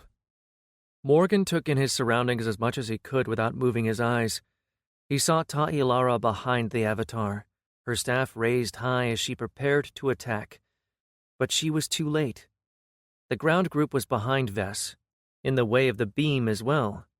He panicked as he saw the beam still moving, but quickly he realized that his mind space was still working. The beam was just so fast that it was crawling forward. He could feel his ability slipping, but he didn't know what he could do. There was nothing that he could do. Time would start again, and he couldn't react fast enough. Events accelerated, and Morgan's eyes burned from the heat. He raised his wing and triggered his form again to heal, spending the last mass he had available in his bracelet. He didn't have enough mass to create energy for his body to feed on, so he started feeling the drain on his core. He opened his eyes and expected to see Vess dead. Instead, he saw an impossibility. Vorala and Rainer Ohm were standing in front of Vess, a couple of meters ahead, and they were holding the beam away. The stone beneath their feet melted, the power of the beam spreading to the side, and Morgan beat his wings to get out of the way of the heat. He landed next to Vess and pulled her in an embrace, intending to fly away with her. He tried, but his wings were unresponsive, and he realized just how low on energy his core was, and his body didn't have any energy to spare to use powerful moves. He tried to think of a way to cannibalize his own muscles for energy, but he didn't have the time. The beam intensified, and Vorala and Rainer shuddered. Vorala held her hands forward, sending pure energy at it to halt it. Raynor held his sword in both hands, and a constant kinetic force was pushing forward. Morgan saw his hands melting into his sword, saw the weapon softening as their clothes caught fire, and Morgan knew that they wouldn't survive. "No!" Vess screamed as the red fire intensified. Her parents melted before her eyes, and Morgan knew that they were next. He covered the two of them with his wings so that they couldn't see, and waited for the end. The heat increased, and he felt it even through his wings. But then, to his surprise, it didn't get worse. Morgan stood up and saw. Val was standing in front of them, his armor melting, and his real hand charring, his prosthetic melting as he held the beam off. Morgan's eyes widened as he saw Val taking the red fire into his own body, saw it burning from the inside. Val turned his head, looking at them both. "Go!" he roared, and Morgan picked up Vess as she protested. His body felt sluggish, but he ran. The fire in front of Val twisted, arcs of it escaping behind him, hitting the ground, while Morgan struggled to evade. He saw one hit the rest of the ground group, Ragnar Rom raising his swords to block, and get sent flying back into Borodar and Hexna as more flashes of arcing fire battered at the rest. Clara raised a domed shield, and Sumian helped with his wall barriers. Behind, Val grew in size. His class used to be the ever-burning Juggernaut, but just before their fight, he reached level 60 and evolved into the Burning Avatar. He absorbed the deadly fire energy out of the beam, even though it hurt him, even though it was powerful enough to burn even him with all of his fire resistances. He grew into a monster made out of fire, an avatar of fire. The beam ceased, and Morgan stopped as he reached the rest of the raid group. He turned and watched. The avatar of blood was looking away as Ta'ilara threw lightning and blades of wind toward it, and it did not see Val. His form was that of a human, with long, curving horns, all made out of red fire. He moved, getting closer to the avatar of blood, while Ta'ilara kept it busy. Morgan collapsed onto the ground and focused on using his body manipulation. He switched to his main form, using the extra mass of his combat form to create energy supplies for his lesser form. The draw on his core stopped, and his energy started regenerating, but he was spent, and he knew it. Everyone around him watched, Val approaching Ta'ilara and the enemy. Morgan saw that all of them were injured, that all of them were exhausted. Val extended a hand, and a Guandao made out of fire formed out of his body. He dashed forward and stabbed the avatar of blood in its back. The massive lizard-like creature made out of red blood opened its maw soundlessly, and then turned, smashing a fist into Val, staggering him, and ripping the weapon out of its body. Ta'ilara took advantage, and a barrage of firebolts flew down, hitting the enemy in the back. Morgan could see the spots that were hit. The wound that Val had made were all dried up, cracked. It was working. The avatar of blood snapped its hand in Ta'ilara's direction, and a wave of force smashed into her from above, sending her into the ground, cracking the ground around her. Morgan saw her try to move, to get up, but she fell back down, exhausted. He looked around, trying to see if anyone else had any strength left, but everyone seemed drained. Some were drinking health potions, but that wouldn't restore their energy. Val recovered, and the avatar of fire moved and pounced on the avatar of blood. He stabbed his Guandao into its stomach again, and grabbed hold of its shoulder with his other hand. And then the red fire intensified. Val hugged the monster made of blood and burned. Morgan had to look away. The fire was so intense, just as it had been when it was just a beam. Everything turned red, and a wave of heat hit them all. Morgan grimaced, and he heard the others groaning in pain. And then it was gone. The monster of blood was cooked. Half of its blood evaporated, dried, and cracked. The diminished avatar of fire stepped back, and the avatar of blood cracked and fell to the ground before turning into dust. Morgan heard someone cheer, and he joined in. Vess looked up at the avatar of fire as its flames dimmed and it shrunk. Then there was only Val there. His armor melted off his body, his naked skin charred and black in most places. He turned around, looking at his twin sister, and smiled as his body steamed. Vess took a step forward, a smile on her face in response, and then Valserum's flesh cracked, and slowly his body turned to dust, blowing on the wind. A moment later, the dust turned to blue particles that scattered over the platform. Morgan felt Vess drop to her knees and heard her wail, but his heart was frozen in pain. His friend had died, another price paid for the tower. He closed his eyes, trying to come up with some words for Vess, who had lost not only her twin, but the parents she had barely had the chance to reunite with. And then everything shook. Morgan was thrown off his feet and landed on the floor, like everyone else around him. He looked up and saw two figures standing in two craters in front of them.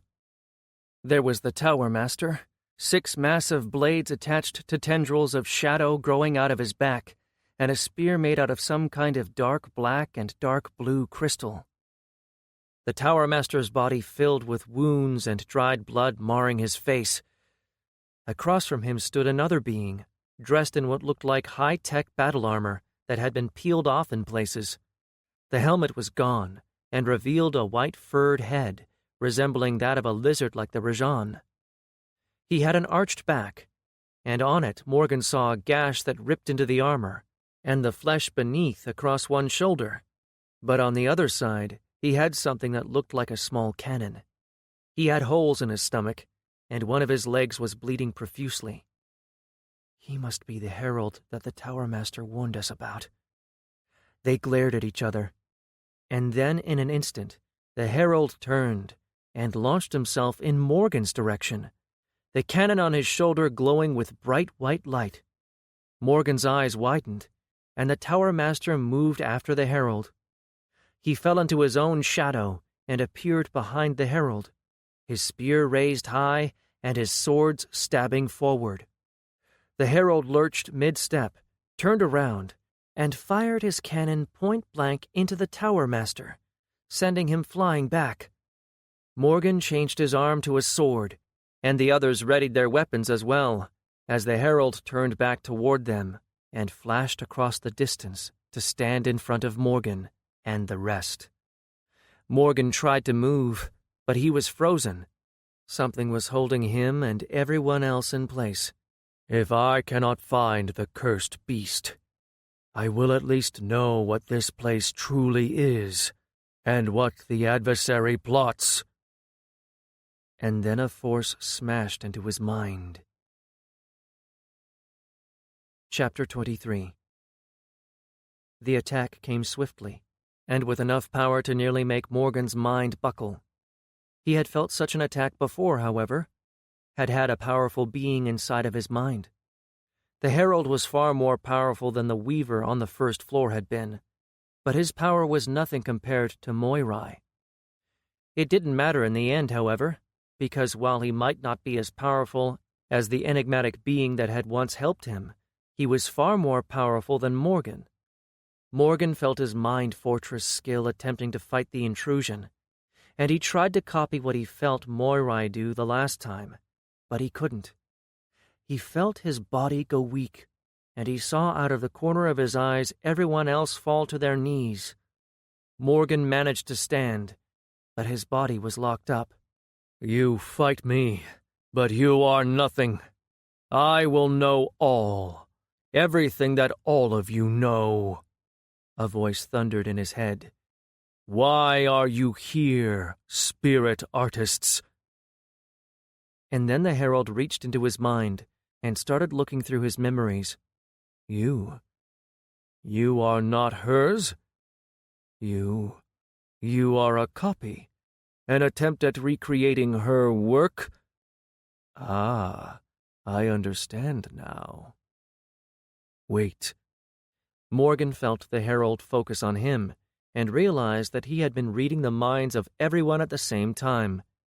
But now, his full power pushed at Morgan. "You are the adversary's offspring?" Laughter filled Morgan's mind. "The fates smile at me after all. To have you before me. You will be the spear that shatters our enemy. I will show you the truth of my master. You will know and believe, and you will help us defeat the adversary. What a grand thing fate has granted me, to strike a blow against him with his own legacy." And then the force on his mind abated, and Morgan tried to push the invader out. Only laughter answered his attempts.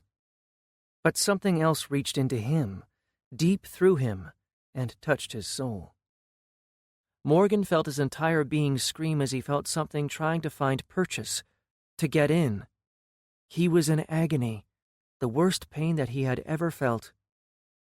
"Let chaos in, child, and the pain will stop. You will thank me after, when you know the truth." Morgan tried to fight it, but it was too much, too strong.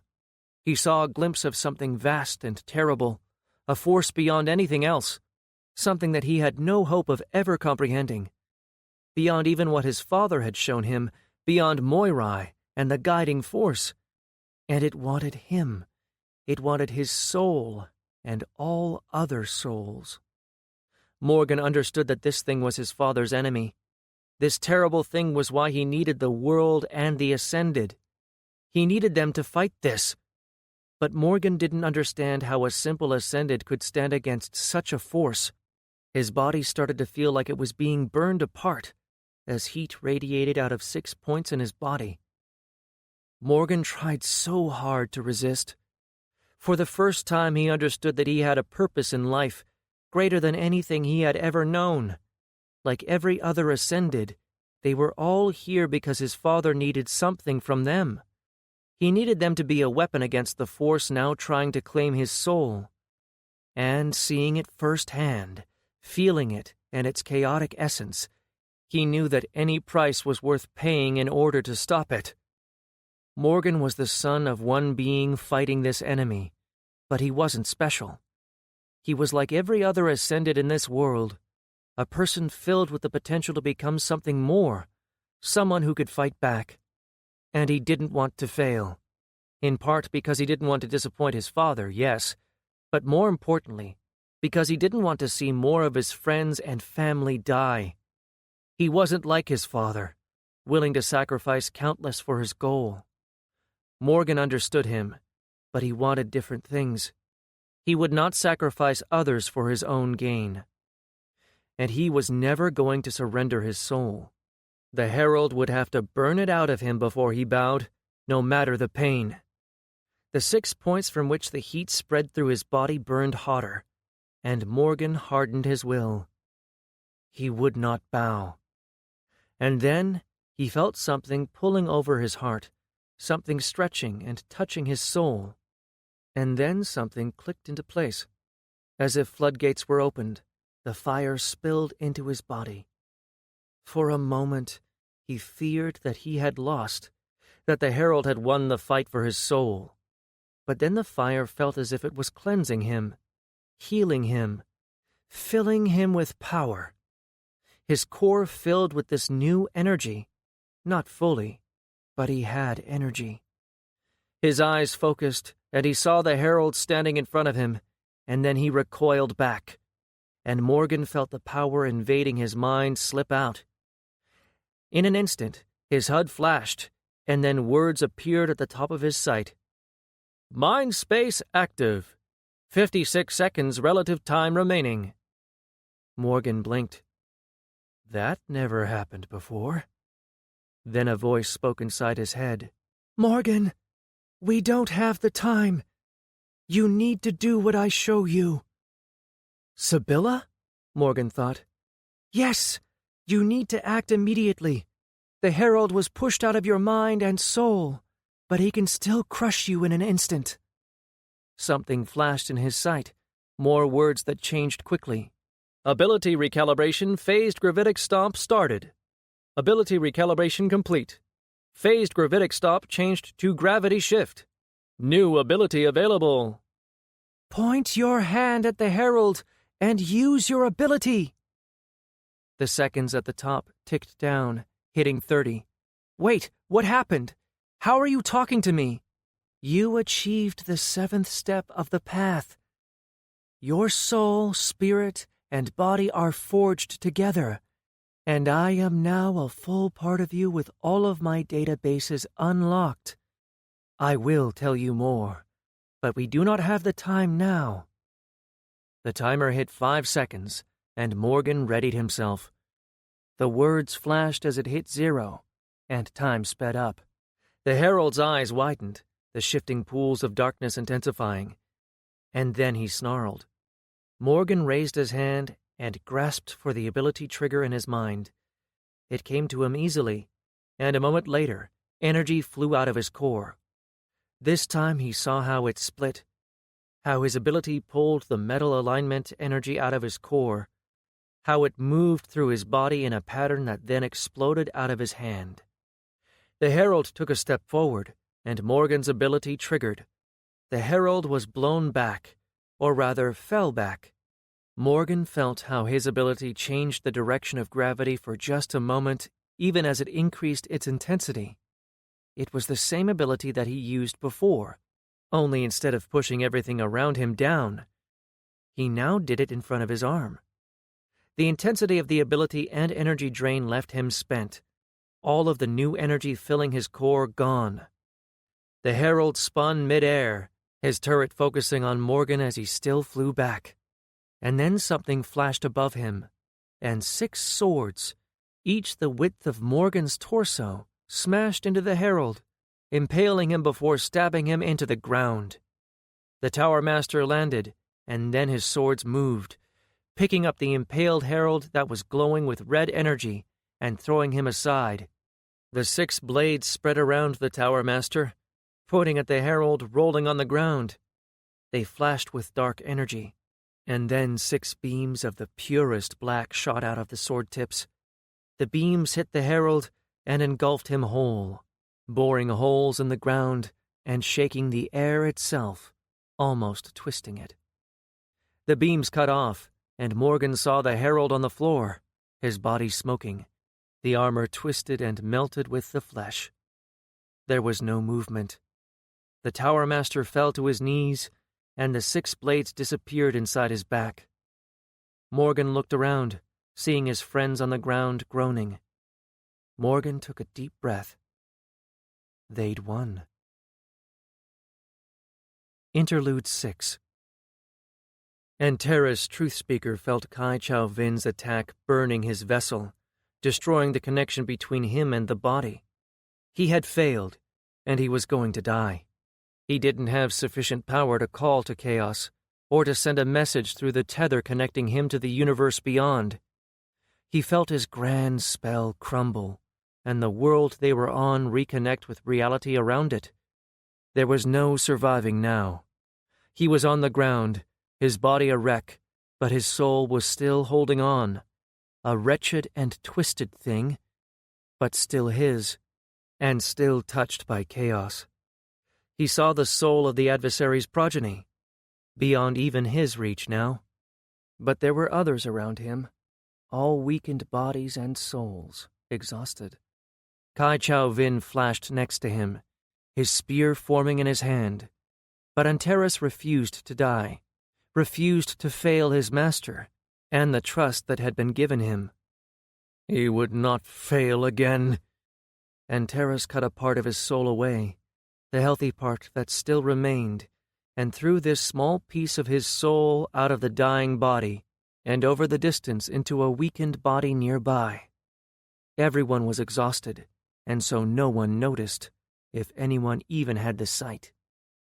As the spear hit his former body and destroyed the connection between body, spirit, and the twisted remains of his soul, a small piece of him settled into another soul.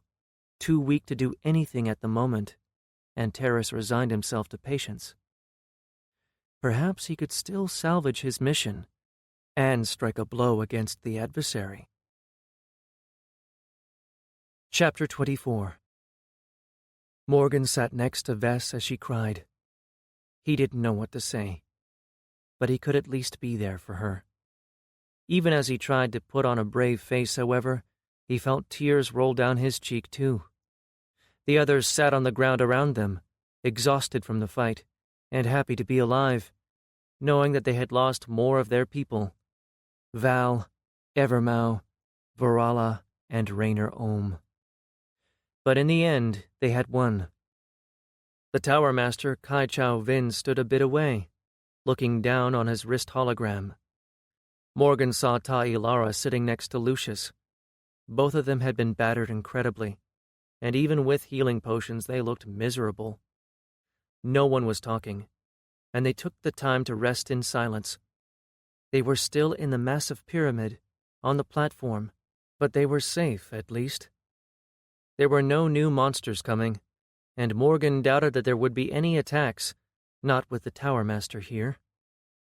He saw the man turn and head in their direction. Everyone stiffened as he stopped in front of them all, and then bowed deeply. He held the position for a few seconds, and then straightened. "Ascended, you have my gratitude. You cannot understand the significance of what your aid has given us. You have fought against a terrible foe, and you've come out ahead. I am sorry for your losses, but know that they had saved not only your lives, but also the lives of everyone else in your world." The Tower Master met each of their eyes, holding their gaze for a long moment. When he met Morgan's, he saw real sympathy, as well as real gratitude in the man's eyes. "With your actions, I will consider it as if you have cleared this floor." Everyone blinked at the man's words. "You have defeated the final boss, even if it was being controlled by someone else. Regardless." He looked at his wrist, and then chests appeared in front of everyone. "These are the rewards meant for clearing this floor, an item suited to each of you that can grow with you in the future, as well as experience." Morgan blinked at a notification in the corner of his eye. It pulled itself up without him focusing, and he knew that Sibylla had anticipated his desire. "Congratulations! Quest: The Fallen Empire Floor, complete. Guiding Force bonus reward, 100,000 experience points." It was enough for him to level again, and probably was for the others too. The words disappeared from his vision, and he leaned forward to look at the chest. He didn't know if he wanted to open it. It felt wrong to feel curious when his friends had just died. Then he felt Vess put a hand on his thigh and squeeze. "I know we are all sad, but they would not want us to mourn them for long." She looked around, her face still streaked with tears. "We are ascended." It was a simple statement, but an accurate one. Death was not something new to them. Morgan reached over and opened his chest. Inside, he saw a bundle of something that seemed to have been woven out of darkness itself. Morgan picked it up and looked at it, finding 2 cloth vambraces. "Shadow Realms.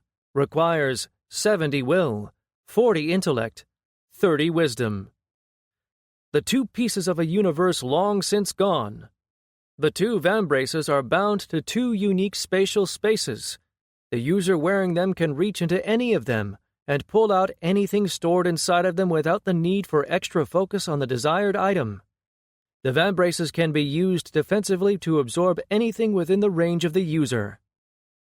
Morgan blinked. He didn't really understand what they could do, but they did look like they could be useful to him. He put them on his forearms, seeing that they appeared as total darkness. He pulled out several different arrows from his other storages, and then slowly pushed them into his forearms. After he did so, he pushed his left arm into his right, and he had an idea of what he wanted, but while he didn't focus on it, he could feel an item fall into his hand. He pulled out the arrow that he had intended to pull out, It was actually very convenient to use, and would speed up his arrow draw considerably. He saw that he could put and pull items in anywhere around his whole forearm. He grabbed a piece of broken stone from the ground, and then threw it straight up in the air, then placed his arm beneath its path. The stone hit his hand and disappeared into the storage. Morgan could already see how he could use them defensively. It was a good item for him. He glanced at Vess and saw her looking at a large rod that she held in 2 hands. She twisted the handle, and the top of the rod turned into a spectral green mace head. She twisted again, and it became an axe. Then again, and it was a flail. Morgan looked down on his forearms coated in complete darkness, looking unimpressive, and felt jealous of her flashy item. "You have a choice now." The voice of the Tower Master brought all of their attention from their items up to his face. "The portal to the next floor is open and ready. But you've been put in a position you never should have been in. As such, I can offer you a way outside of the tower. If you agree, you will be allowed to leave the tower, and if you come back, you will need to climb all of the previous floors again. Know that there is no penalty for either choice. You have done your world and the great Lord a service, and you have given more than you should have. Because of that, you may choose not to give anything else." Morgan looked around, seeing everyone looking surprised, some perhaps even hopeful. "Morgan." The Tower Master turned at him lastly, and Morgan stiffened. "I would like a moment of your time, in private." Morgan looked around, seeing everyone look at him, but he couldn't really refuse. He was pretty sure that he knew what this was about. He stood up, giving Vess a small smile, and then he followed the Tower Master some distance away. He stopped, and Morgan did the same. Then something happened to the air around them, as if the world around them became muffled. "You've made the 7th step," he said. I think so. I have Sibylla, my soul implant, in my head now," Morgan said. Sibylla had been quiet since the battle finished, giving him time with the others. But Morgan had so many questions for her, and perhaps for the Tower Master if he would answer them. "Your soul implants are the guiding force's additions. True spirit artists do not have voices in their head." At that, he paused and his head tilted. "Well, most of them don't. But your achievement, the 7th step, is what this entire world had been created for, what the purpose of the Tower of Power is, to draw out and force an Ascended to make it." "Why is it so important?" Morgan asked. "You saw what we fight. You felt that power. The heralds of our enemies can attack a soul directly. They can corrupt and change a person against their will if they are not powerful enough. A spirit artist on the 7th step has their body, spirit, and soul forged into a single unified form. And to do that, you need to know yourself, to understand who and what you are, for your will to be uncompromising. The enemy cannot touch a soul forged with its vessel and power. This is why the great Lord needs Ascended of this power, because he fights a war where anyone who does not have enough will can have their soul corrupted. A spirit artist of the 7th step is a master of his own soul, spirit, and body, however, and none may take from them their free will. A spirit artist of the 7th step may be killed by someone more powerful, but they will never be turned." "Oh," Morgan only said. "You have already achieved what we've been working for all this time. You do not need to stay here. I can take you to your father. He is waiting," the man said. Morgan blinked blankly at the man. "But what about the tower? The other floors?" The goal was never for anyone to finish the tower. In truth, it cannot be finished. I am the last test on the last floor, and only those who have taken the seventh step can pass. Every other floor was designed to force people into situations so dire that their souls might evolve, that they might look at the truth of themselves and accept it. Ascended who reach high levels might have more power, and yes, that is granted to them, so that they might deepen the connection with their spirit. But they lack what we need. It has never been about power. Your father can grant great power to entire civilizations, make them into a fighting force that can take on any force. But what he needs are people who can stand up to the heralds, who can survive without having their souls rent apart. Morgan didn't know what to say. He looked back at his friends, at Vess, then back at the Tower Master. He could go and stand by his father's side, proud in his achievements. He could help him in his fight. You need more, don't you? The Tower Master nodded. Yes, we need more. Your soul implant has recorded your ascent to the seventh step. The guiding force will study the records and adjust the soul implants of other ascended to facilitate their growth. Morgan looked back again. Going with him would mean leaving his friends, at least until they managed to do what he had. I can't go. I don't want to abandon my family. And I can do more here. The entire world outside is filled with Ascended who don't try to improve, who don't want to grow. Maybe I can change that. I still don't understand exactly what I've done, but maybe I can help. Maybe I can help others reach it as well. The choice is yours, the Tower Master said. Then, gesturing, 2 portals opened nearby, a red and a blue one. The red portal will take you to the next floor, the blue one outside of the tower. The Tower Master inclined his head and then walked away, and another portal opened and he headed toward it. Morgan watched him, and then he remembered something. Wait! The Tower Master turned and looked at him. You changed your mind? No. I have something to tell you. You can speak with Oxalis or with the guiding force, right? I can. I have a message for them. Speak, and I will let them know. When I was on the first floor, during the tests, I nearly died from a being called the Weaver. Yes, I saw. Well, someone helped me defeat her, and she, or it, asked me to pass on a message? The Tower Master's brows furrowed. Someone helped you? Yes. Moirai, and she told me to let Oxalis or Iris know that she wakes. The Tower Master blinked in shock. Are you certain about that? That you spoke with her? Yes. She called me offspring and called Oxalis her other half. That is great news. The Tower Master bowed his head and then turned around.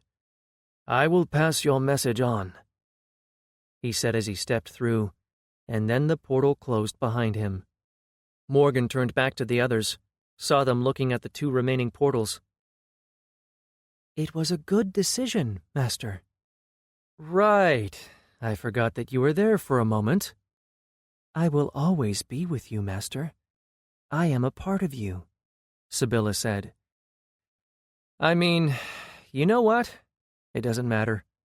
So, what can you do now? I can provide you with knowledge in real time. I can help you adjust your HUD and allow you to see additional information, as well as help you upgrade and adjust your abilities. I am here to advise and help you grow stronger. But, as long as we stay in the world, I will have some limitations on what I can do and share. Regardless, I can act much more freely now.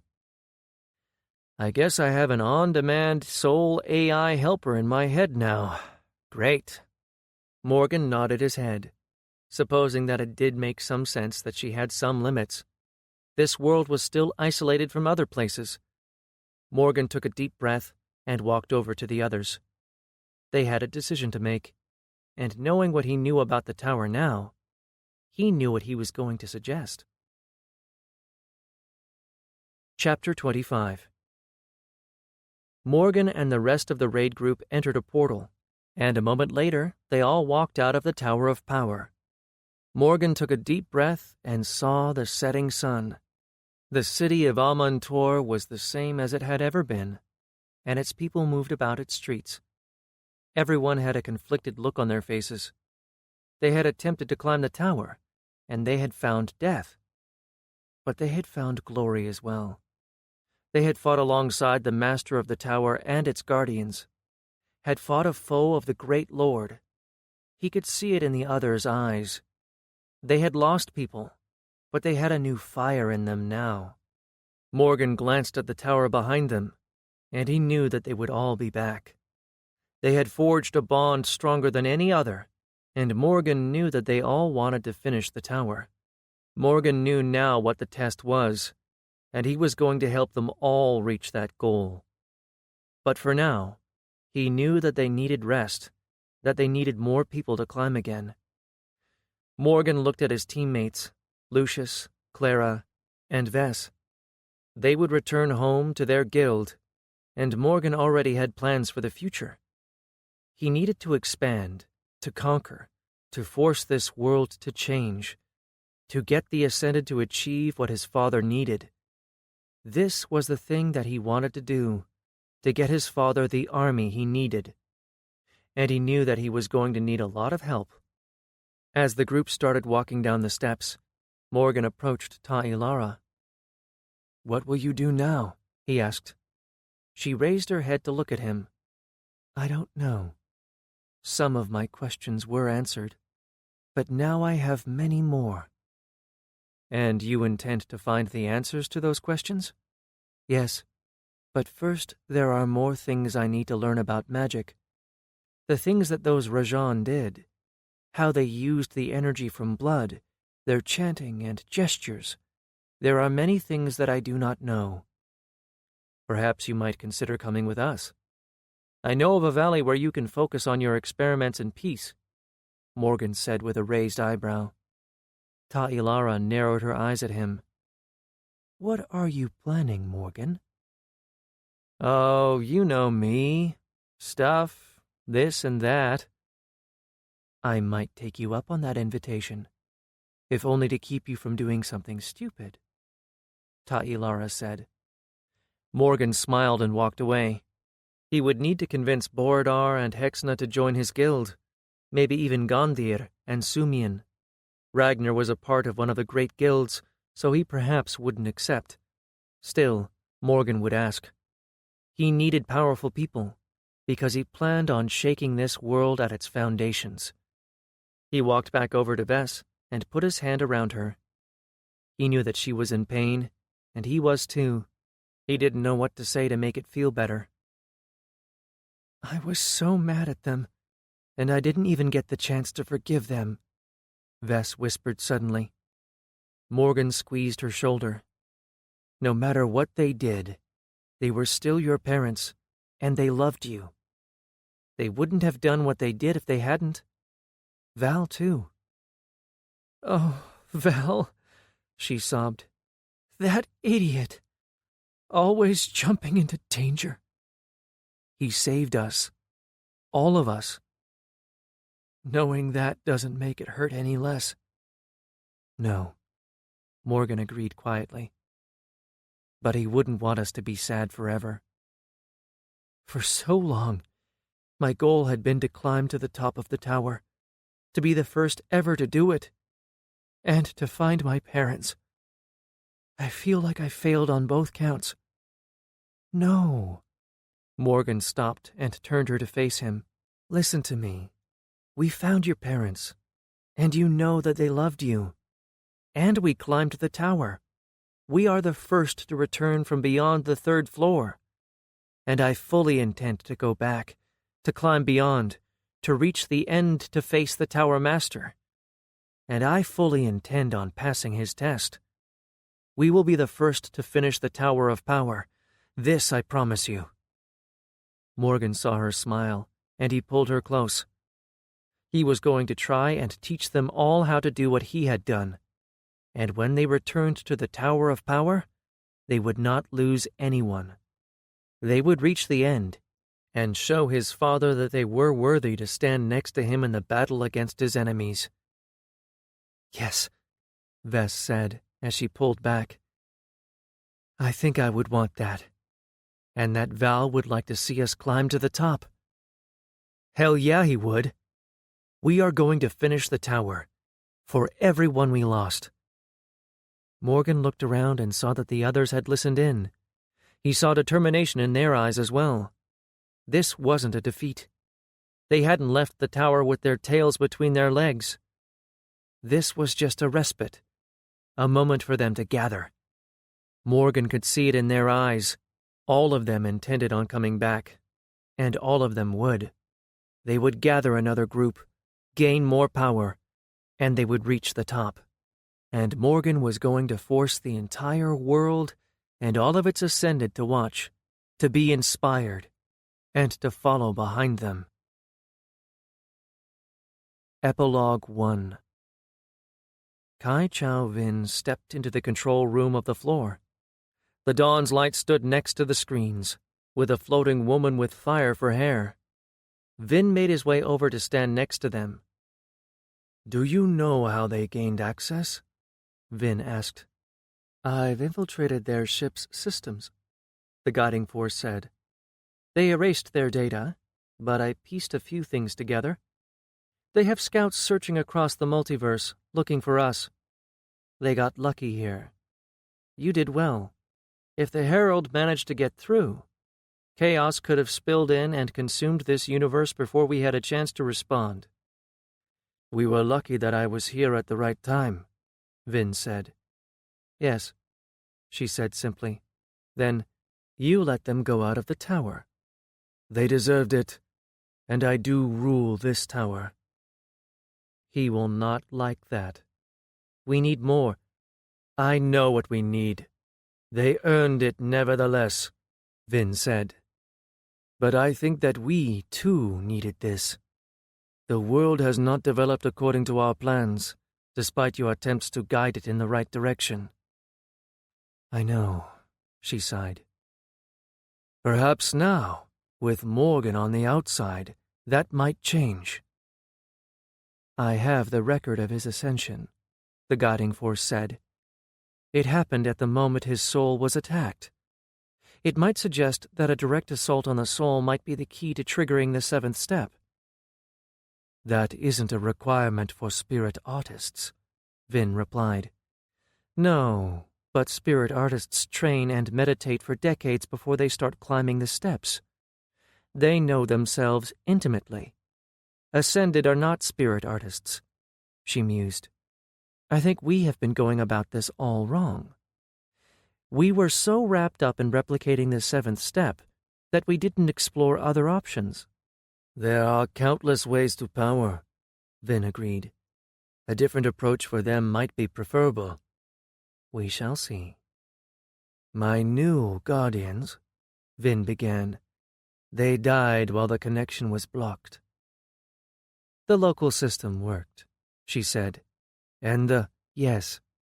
"Good," Vin said with a nod. "You heard about Moirai?" "I did, and I am reviewing her status now. I found an anomaly at the moment when Morgan went through his test. It seems that she has been able to make a connection to him. It seems like there is more to genetics and legacy than the old man wants to admit." "Does he know?" Vin asked. The woman with the fire for hair nodded. "He is next to her now, trying to reach her. He would be here otherwise." Vin didn't understand the depth of Heart of the Mountains and Moirai's connection, but he knew that there was nothing that the Heart of the Mountain wouldn't do for her. "What are we going to do about the incursion?" I've already sent the fleets patrolling possible access points. If anything else comes through, they will be dead before they could even think about calling their masters.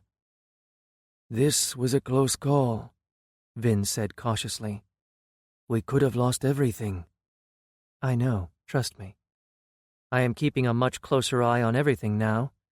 It will not happen again.